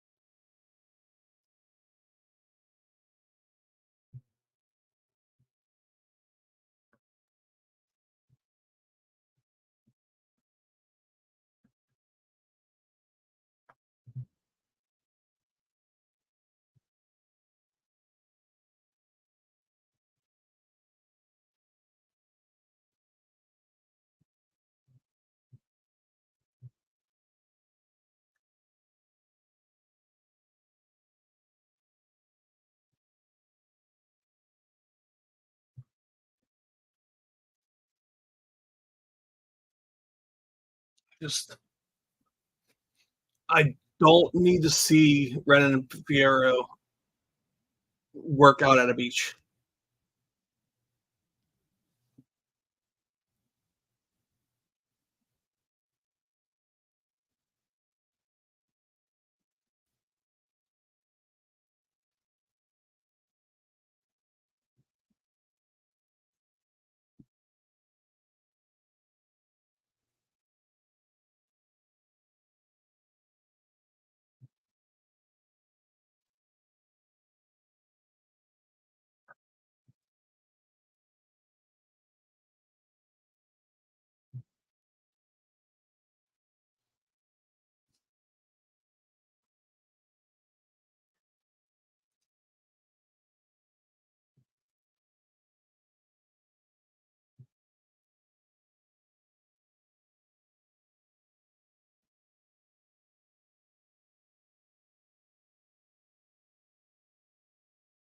Oh my god.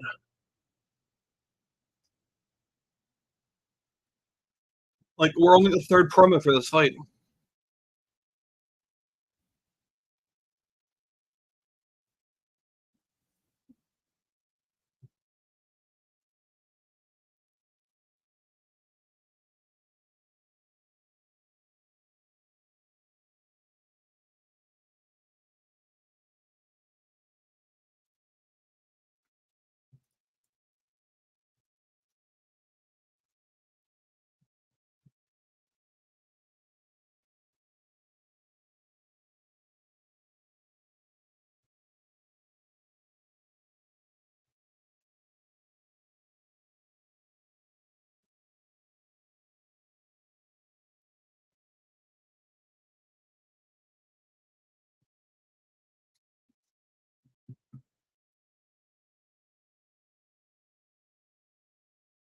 Like, can you imagine if the UFC did these promos before every fight?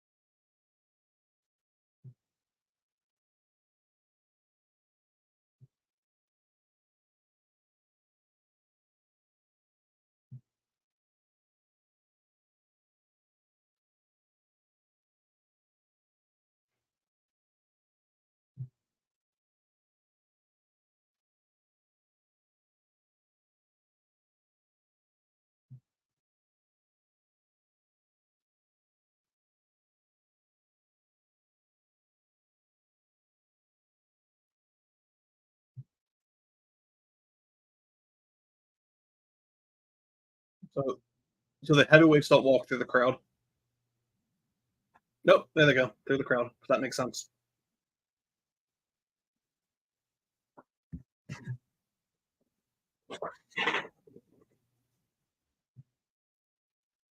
Like,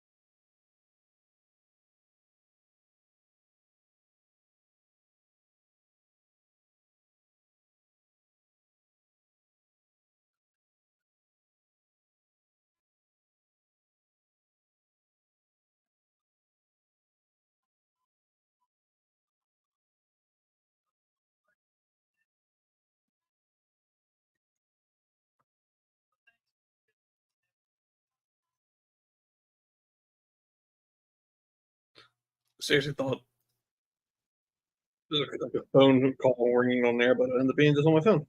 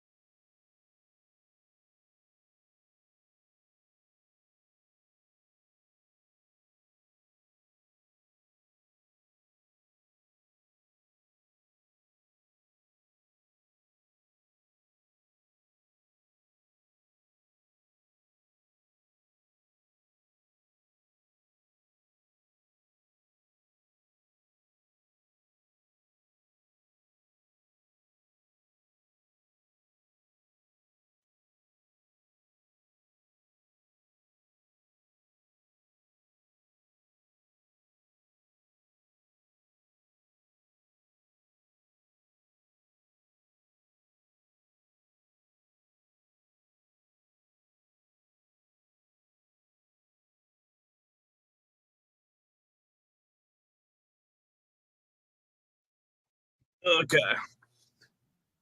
Figure this one should be fast.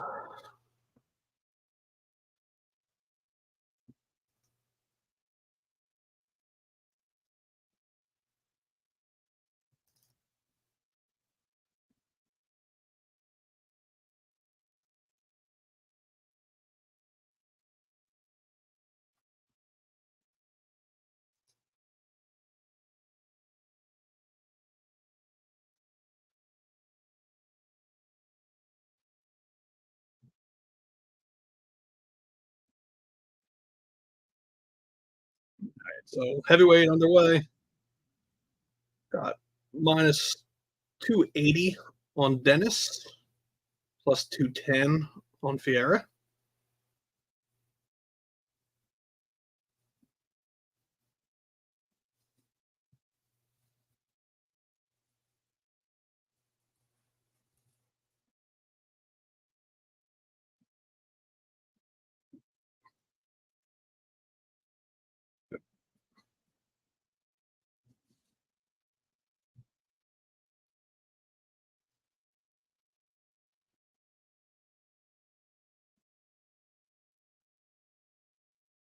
Nice leg kick.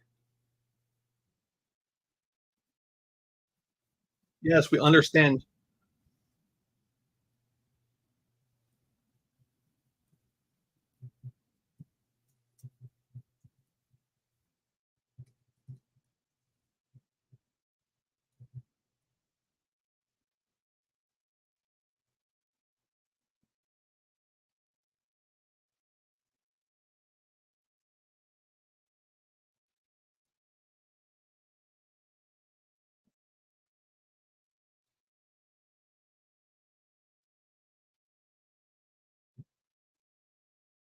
So we take it to the ground.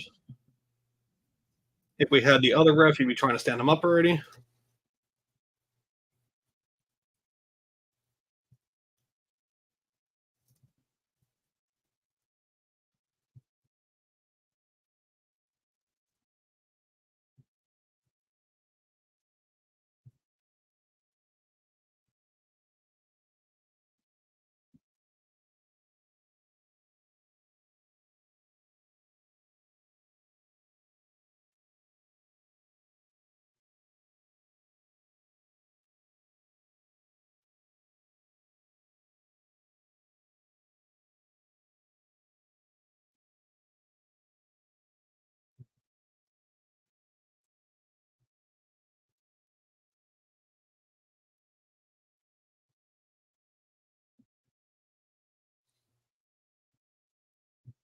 Like again, another position where if they could do elbows, this would be perfect.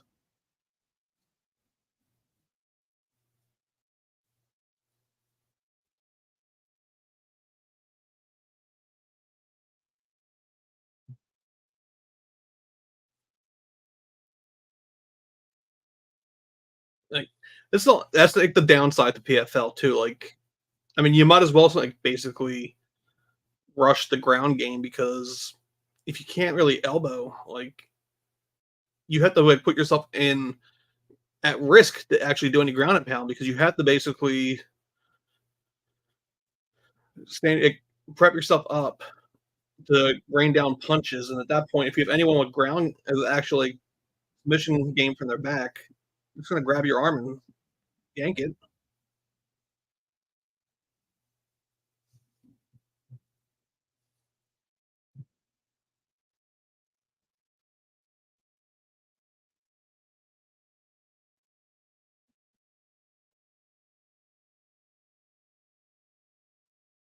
For the finals, there should be because you figure they run it now, so it's always what the last like Friday of November, or I mean, regardless, the third Friday of November. Then they don't start the regular season until like March or April. So if you get sliced up from an elbow, like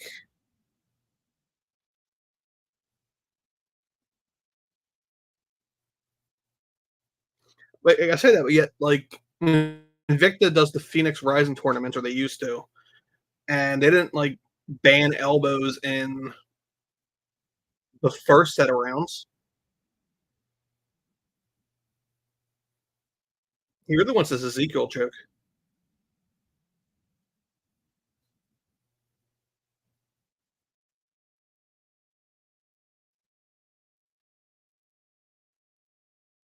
And the crowd's chanting, stand him up.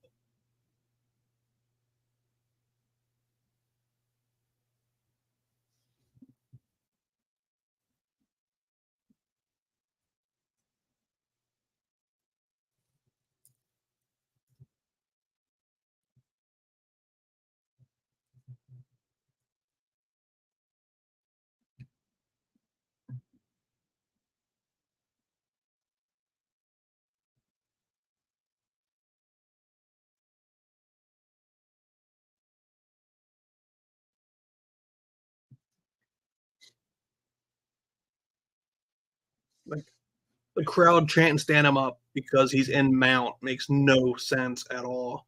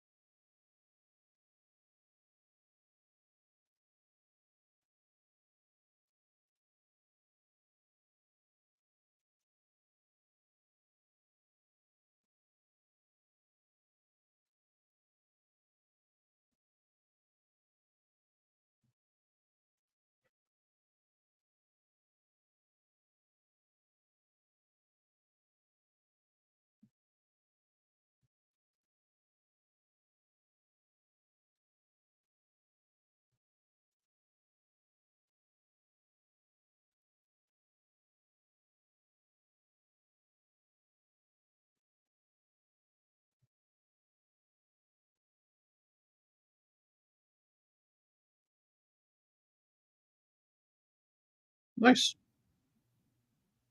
Especially since I bet Dennis. So that makes sense.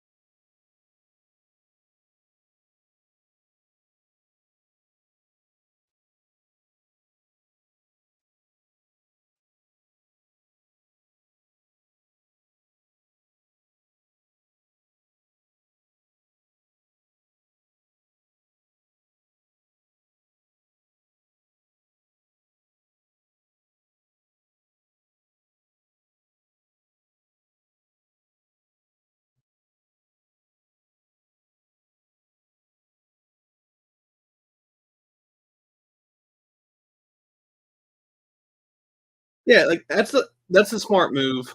I mean, it kind of sucks. Like, what do you do with Patchy Mix? He's obviously not going to fight like the winner of the Phil Caracappa and Kai Wu fight.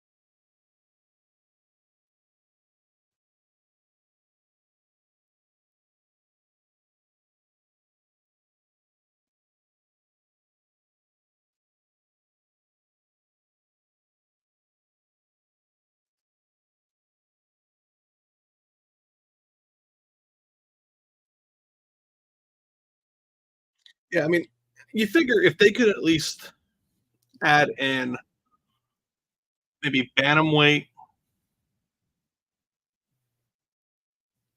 I don't think you really need to add any a middleweight.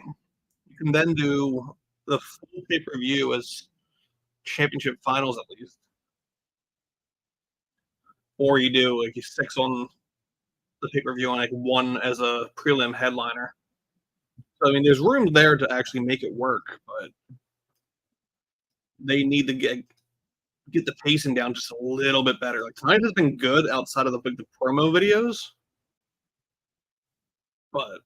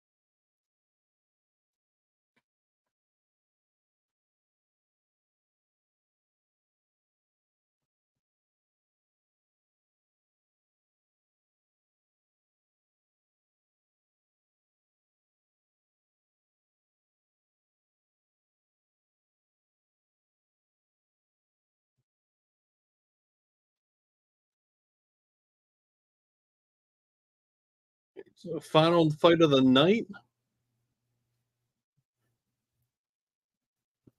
I mean, like, I'm hoping at least like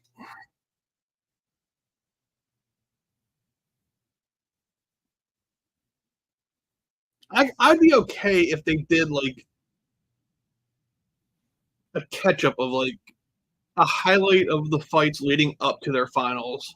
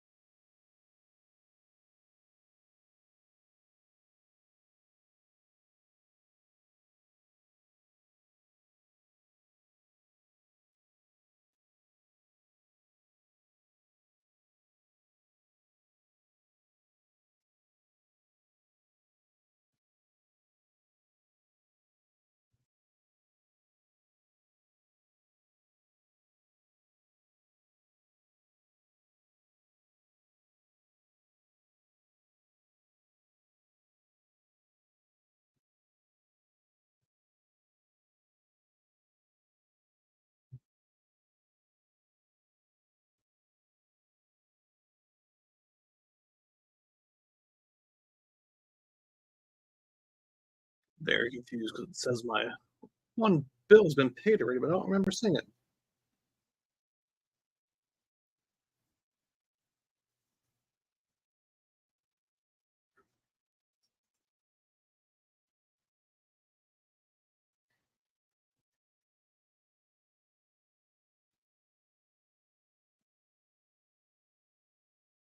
Yeah, I don't know what happened to Shane because it wasn't even like he was like, yes, he was in the tournament, but it felt like he wasn't really like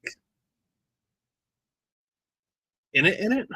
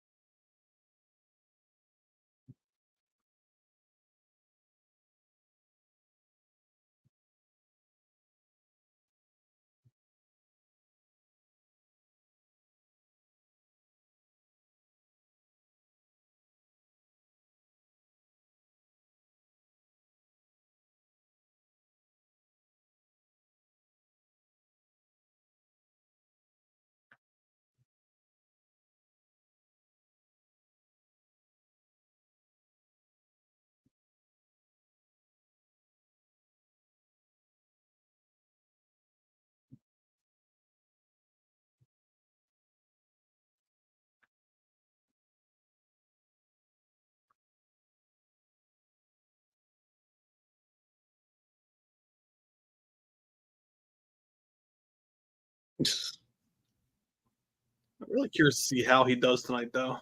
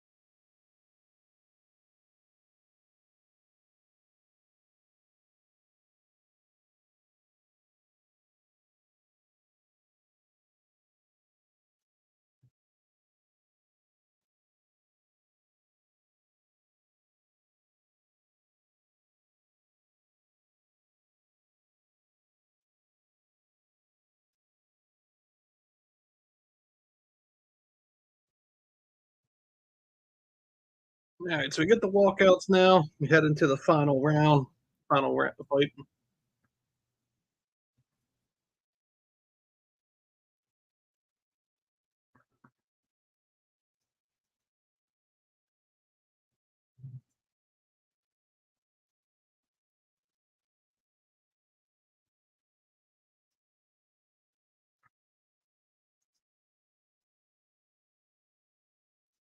I would love to see OAM by decision.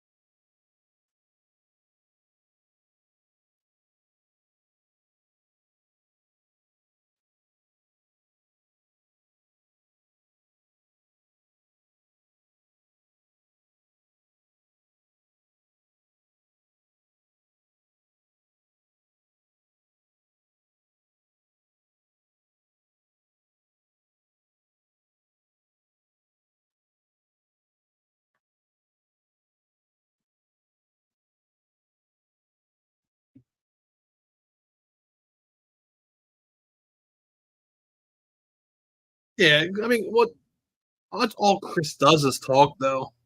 That's my only issue. Like, pointing out that she's a woman, not a girl.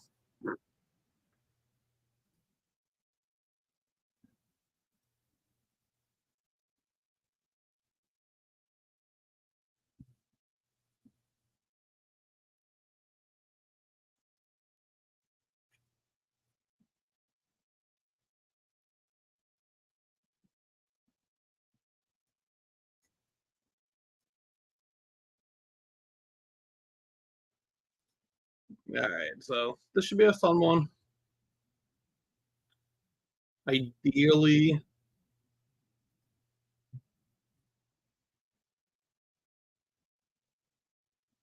I would love for OAM to win by decision.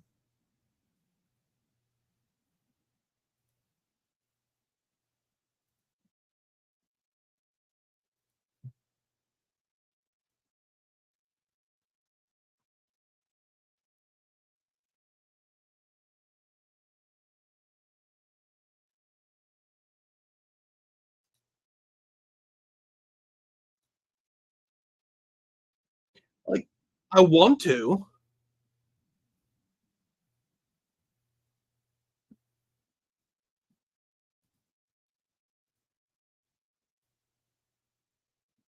I was back in the day, like when she was back in the Elite XC and all. Like her versus Gina Carano.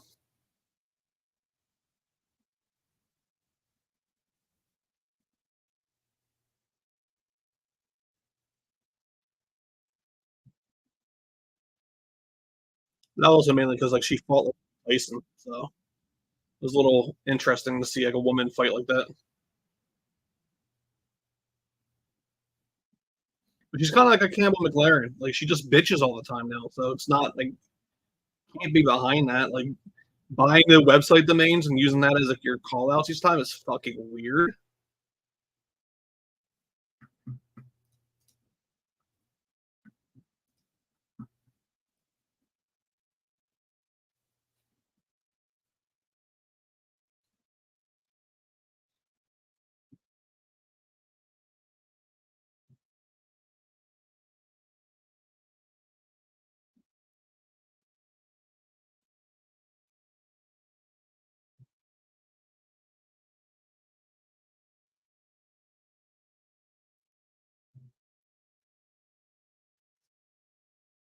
Nice takedown.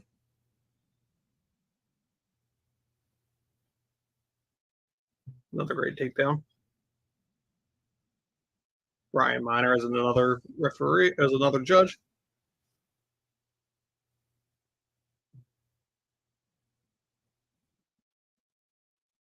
That was a weird takedown.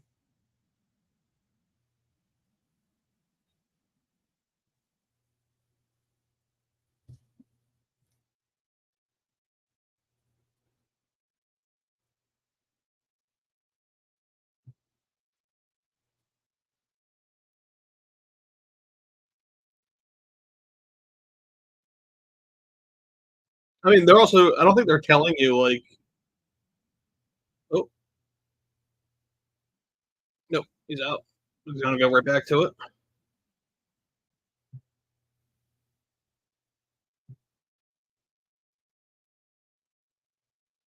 Gonna be a face crank.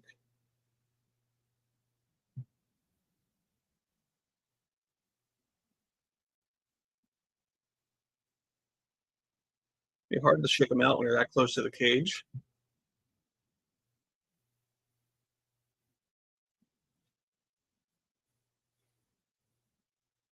Randy points out it's gonna be hard to stretch him out to lay him flat, but it's also gonna be hard to really shake him off at that angle too.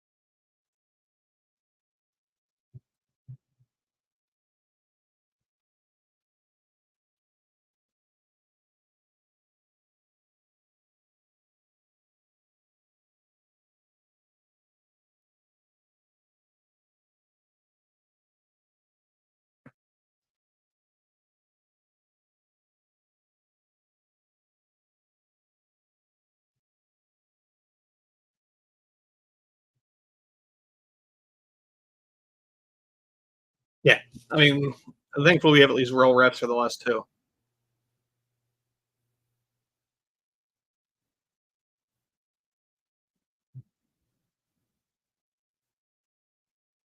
You're going to just go with your backup, though.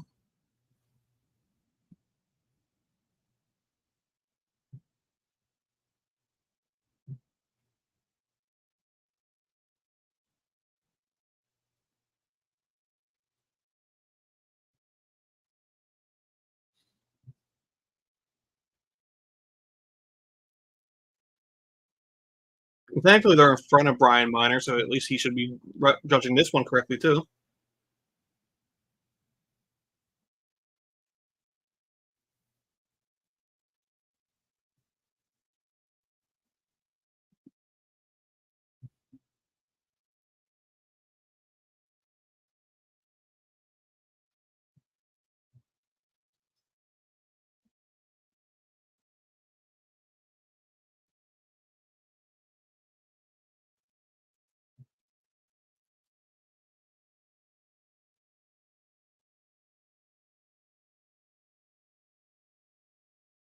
So easy round for OAM.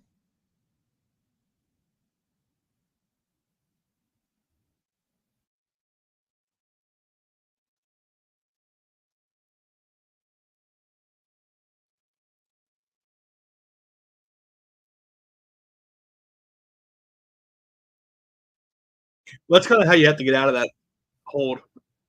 Nice little oil check.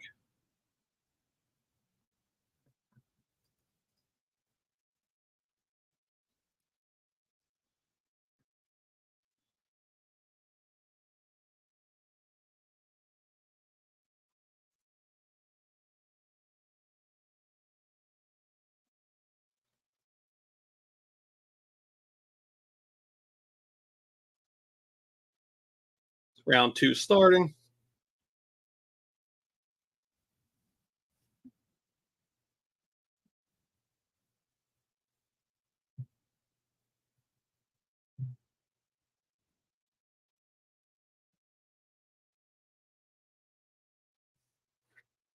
It's weird that OAM went from minus 810 at the end, or 1,000. Like, he was over 1,000. Now he's minus 810. I guess if they're looking at the fact that they're back on the feet, once you go back to the ground, you probably go back to low, massive low odds again.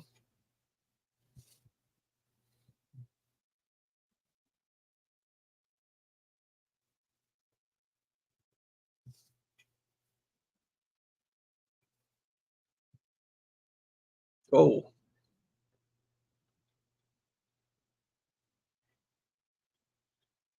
yeah, those legs are not going well at all.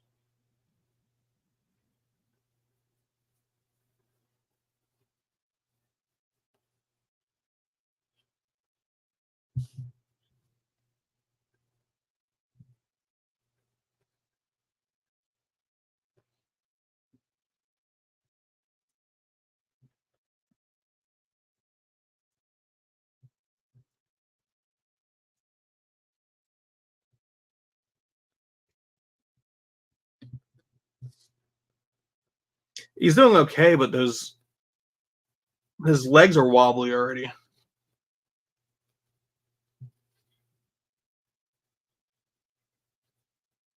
Nice knee.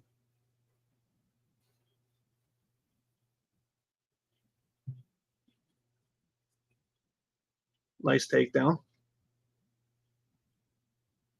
Clay's also trying to pull him in, which is not good either because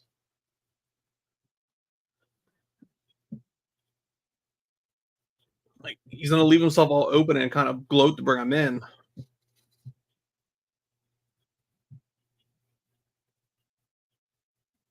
Nice guillotine. Nah, not the guillotine. He's around the arm, not the neck like I thought he was.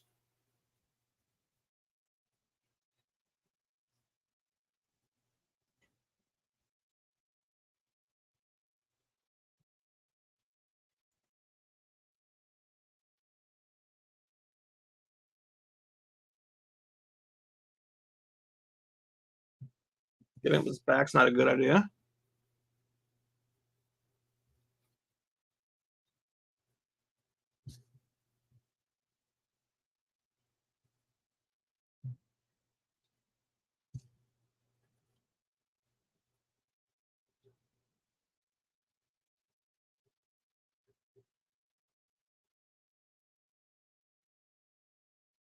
He keeps getting he starts getting the lock, but doesn't seal it up, which is good for me. But nice punches to the head.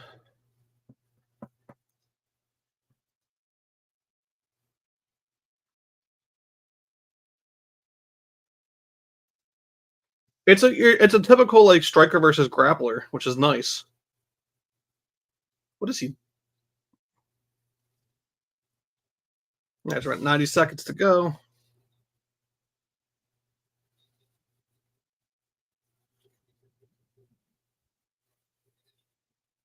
Nice body lock.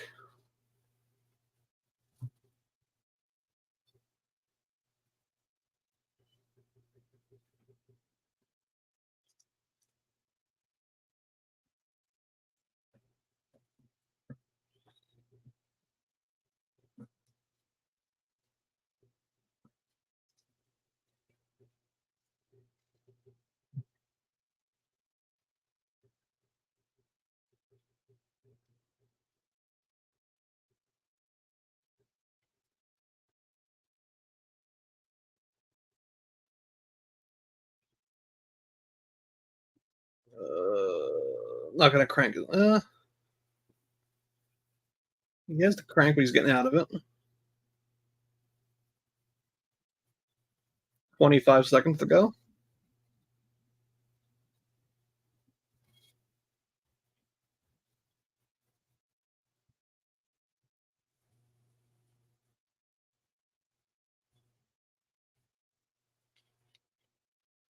Really nice body lock.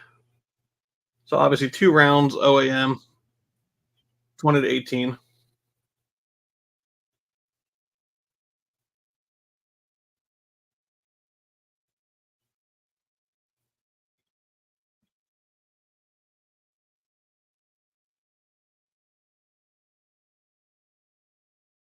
Yeah, I think that's the one benefit is he's only really OAM's not really going for anything more than just rear naked choke. So he only has one thing to really fight, and it's just the hands.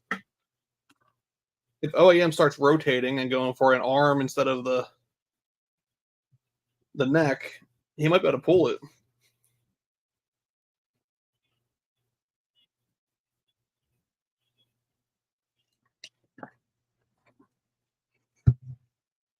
Also, if you caught on, I'm not drinking that other beer. It's definitely old.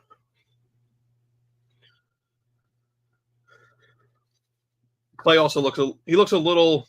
I don't want to say defeated, but definitely like concerned might be the right word.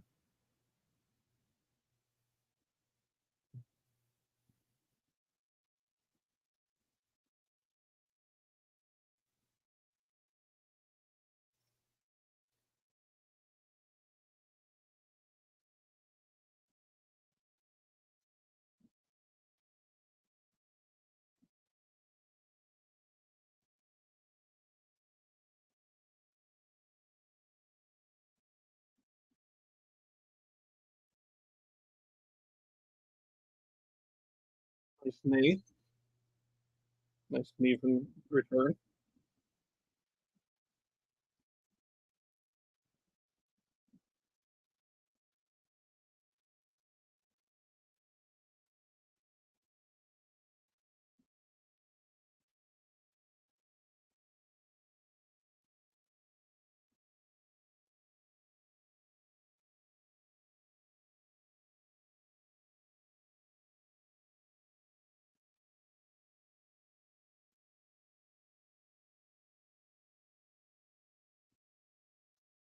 Nice mount.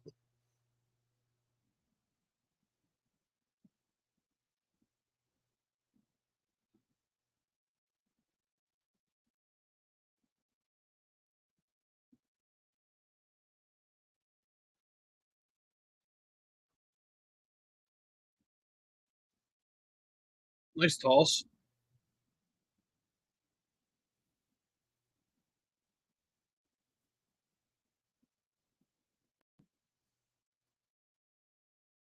Much better position for OAM now.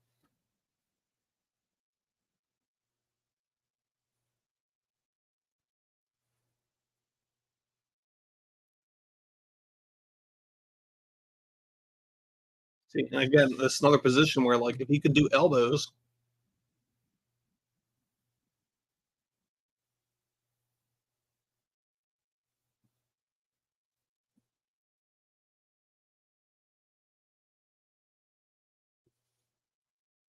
I like Clay's wife's game plan.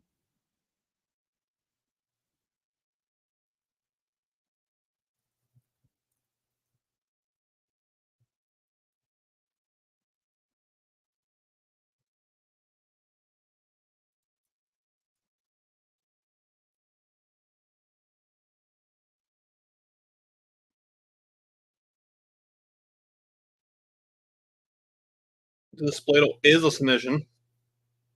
It's similar to a banana split.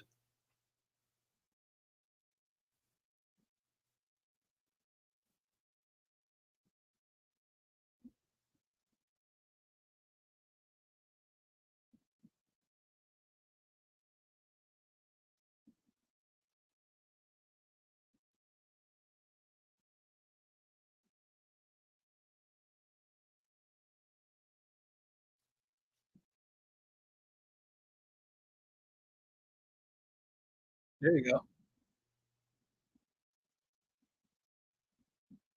Nice way out.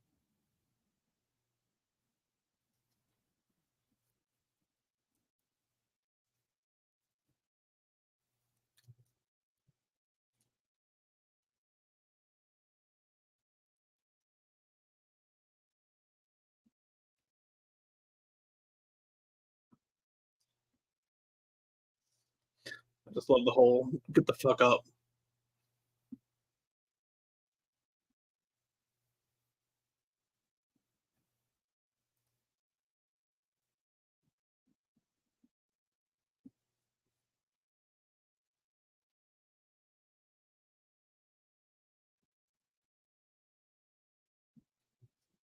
So 50 seconds to go in the third. OEM is now a minus 1050 favorite.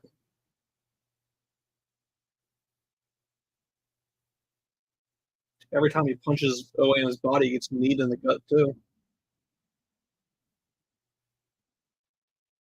OAM's now a minus 425 favorite. That kind of jumped rapidly for no real reason.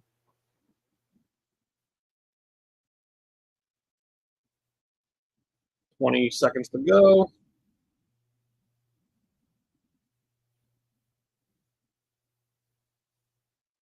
That looks a little exhausted.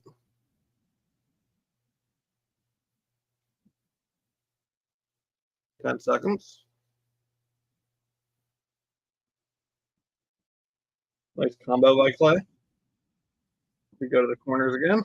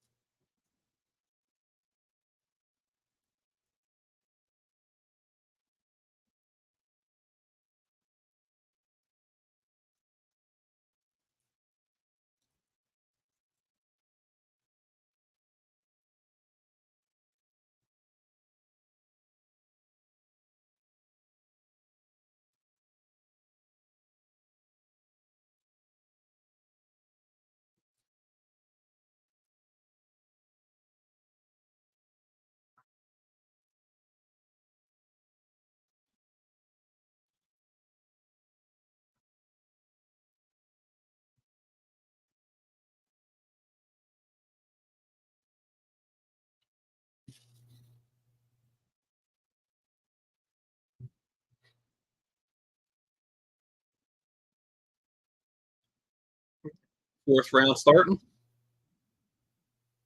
Big leg kick from Clay or OAM right out of the gate.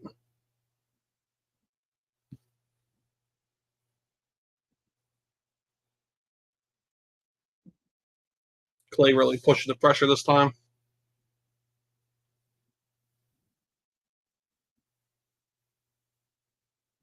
I think he's trying to get him to put down on the right leg.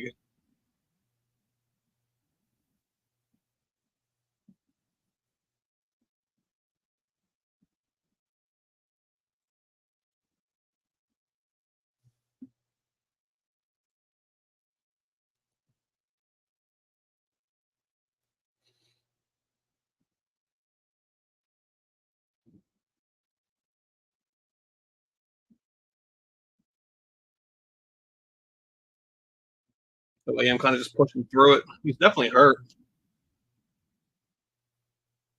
OAM shoots the takedown. Gets sprawled.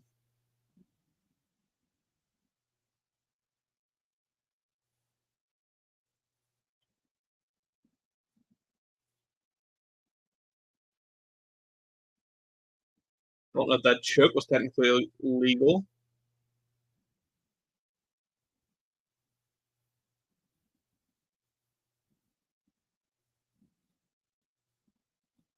So I have OAM with the first 3 rounds. So even if Clay can take the last 2, I don't have a method for Clay to win.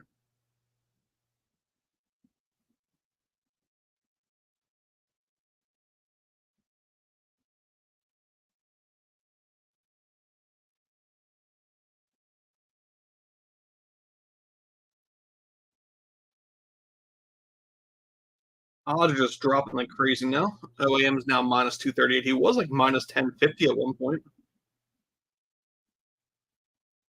Clay at plus 180. He was about plus 400, I believe.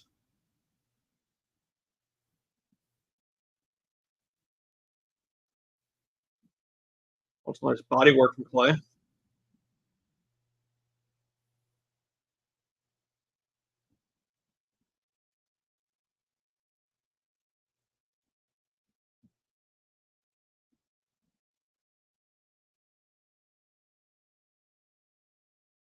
Great body work from Clay. 210 left to go.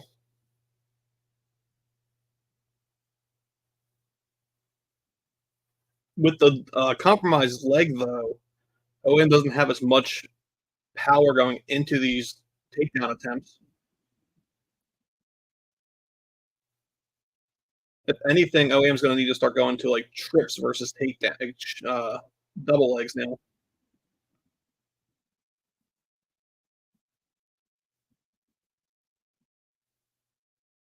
I mean, we're going to be basically, we might go basically pick 'em odds if we get out of this round.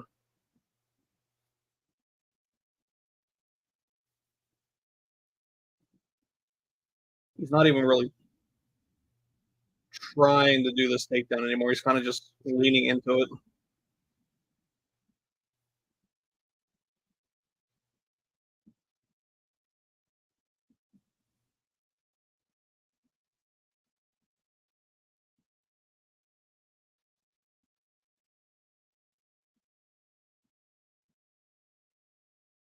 Yamasaki now asking him to work.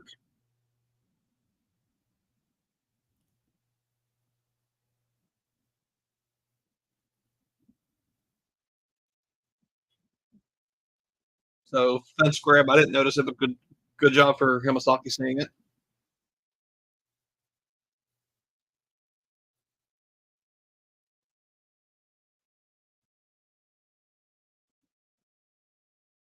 I wouldn't say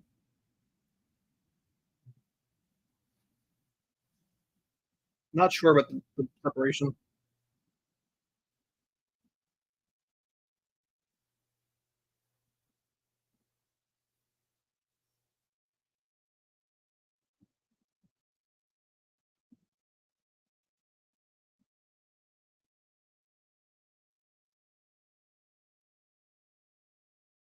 So we go to the 5th and final round.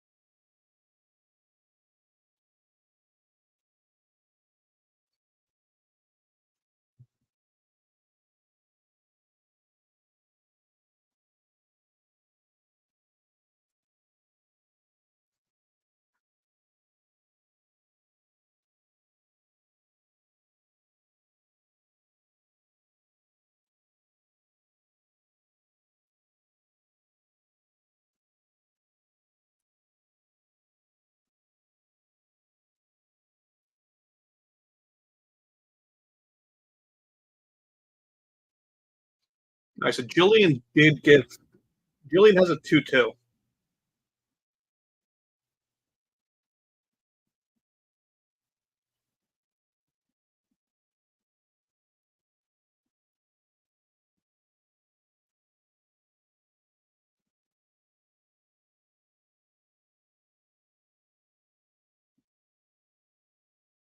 My question is, so now we're in the 5th round. How long does Yamasaki let them rock the?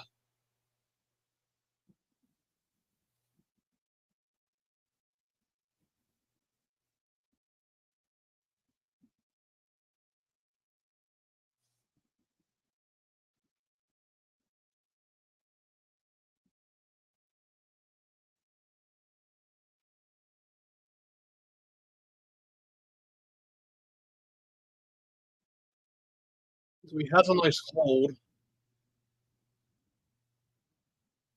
Fucking crowd.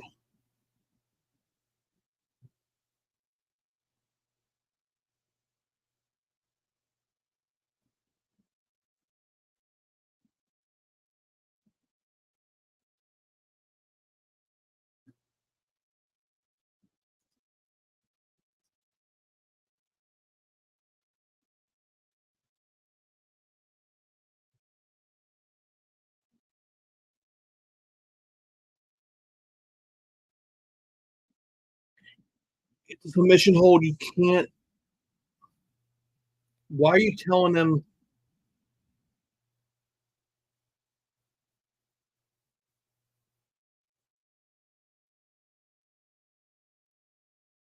He has a body lock and he's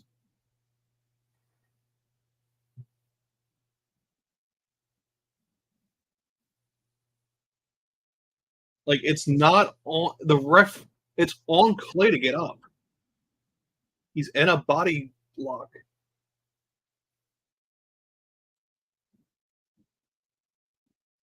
$2:45 to go.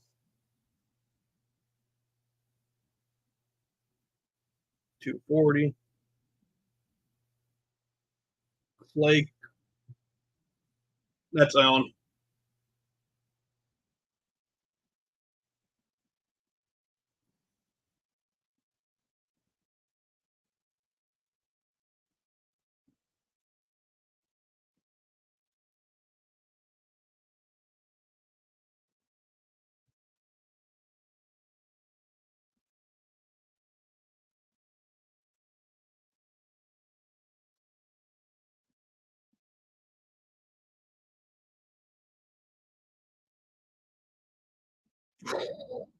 Jeez.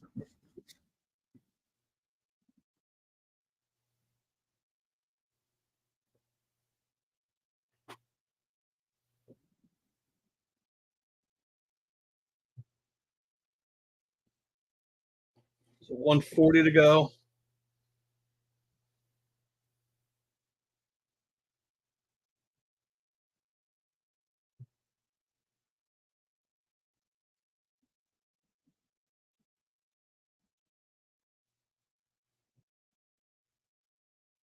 $120 to go.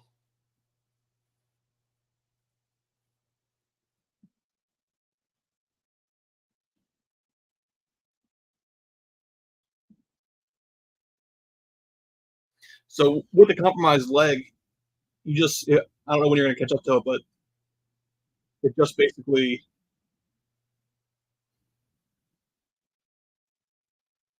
made OAM grimace when he put all the pressure, all the weight into his right leg.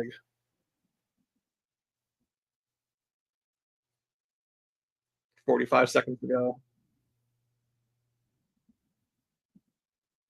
40 to go.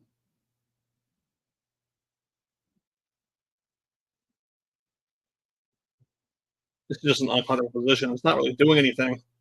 This might actually be a 10-8. Nice roll. 23 to go.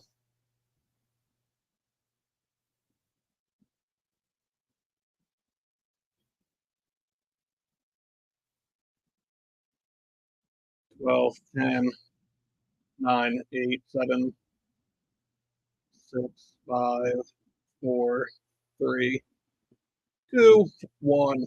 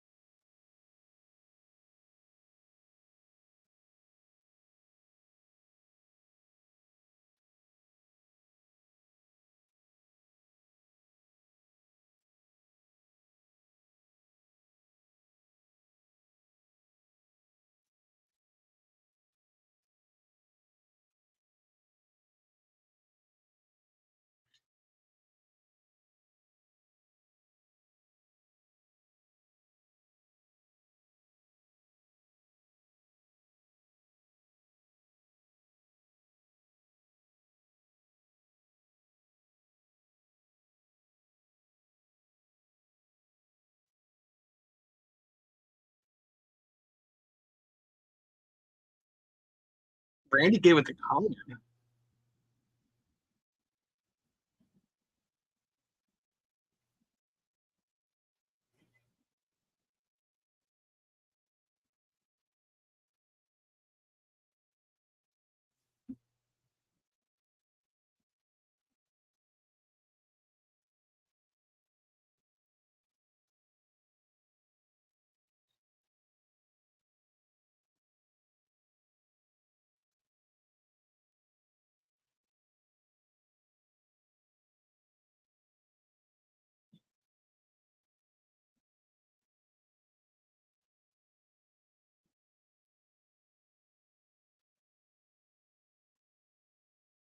$49, $47, not bad.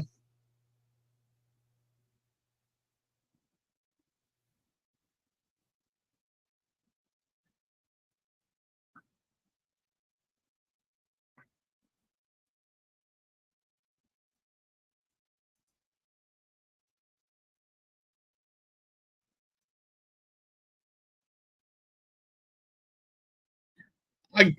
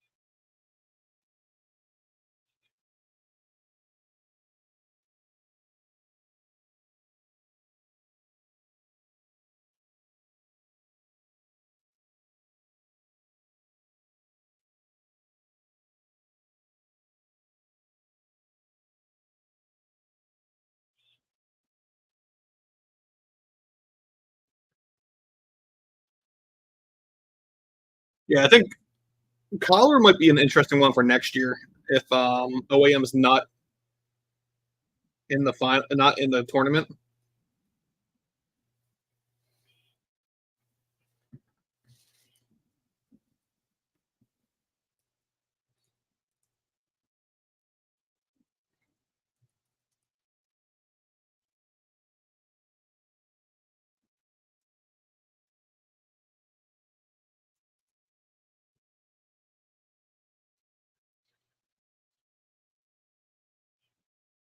Yeah, so I don't know what he's saying because I don't speak French, but I'm assuming he's hanging on.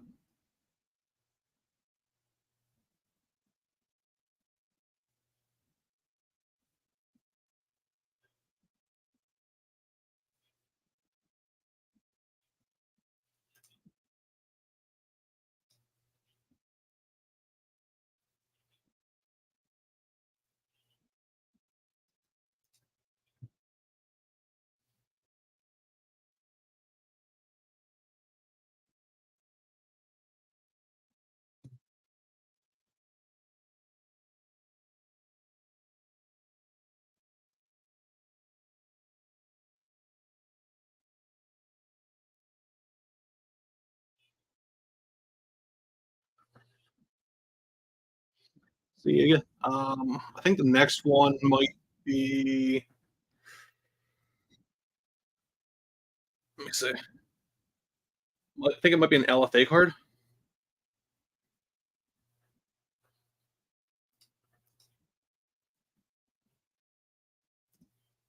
Let me grab the schedule real fast. Yeah, not doing Cage Warriors tomorrow. Might do UFC Austin.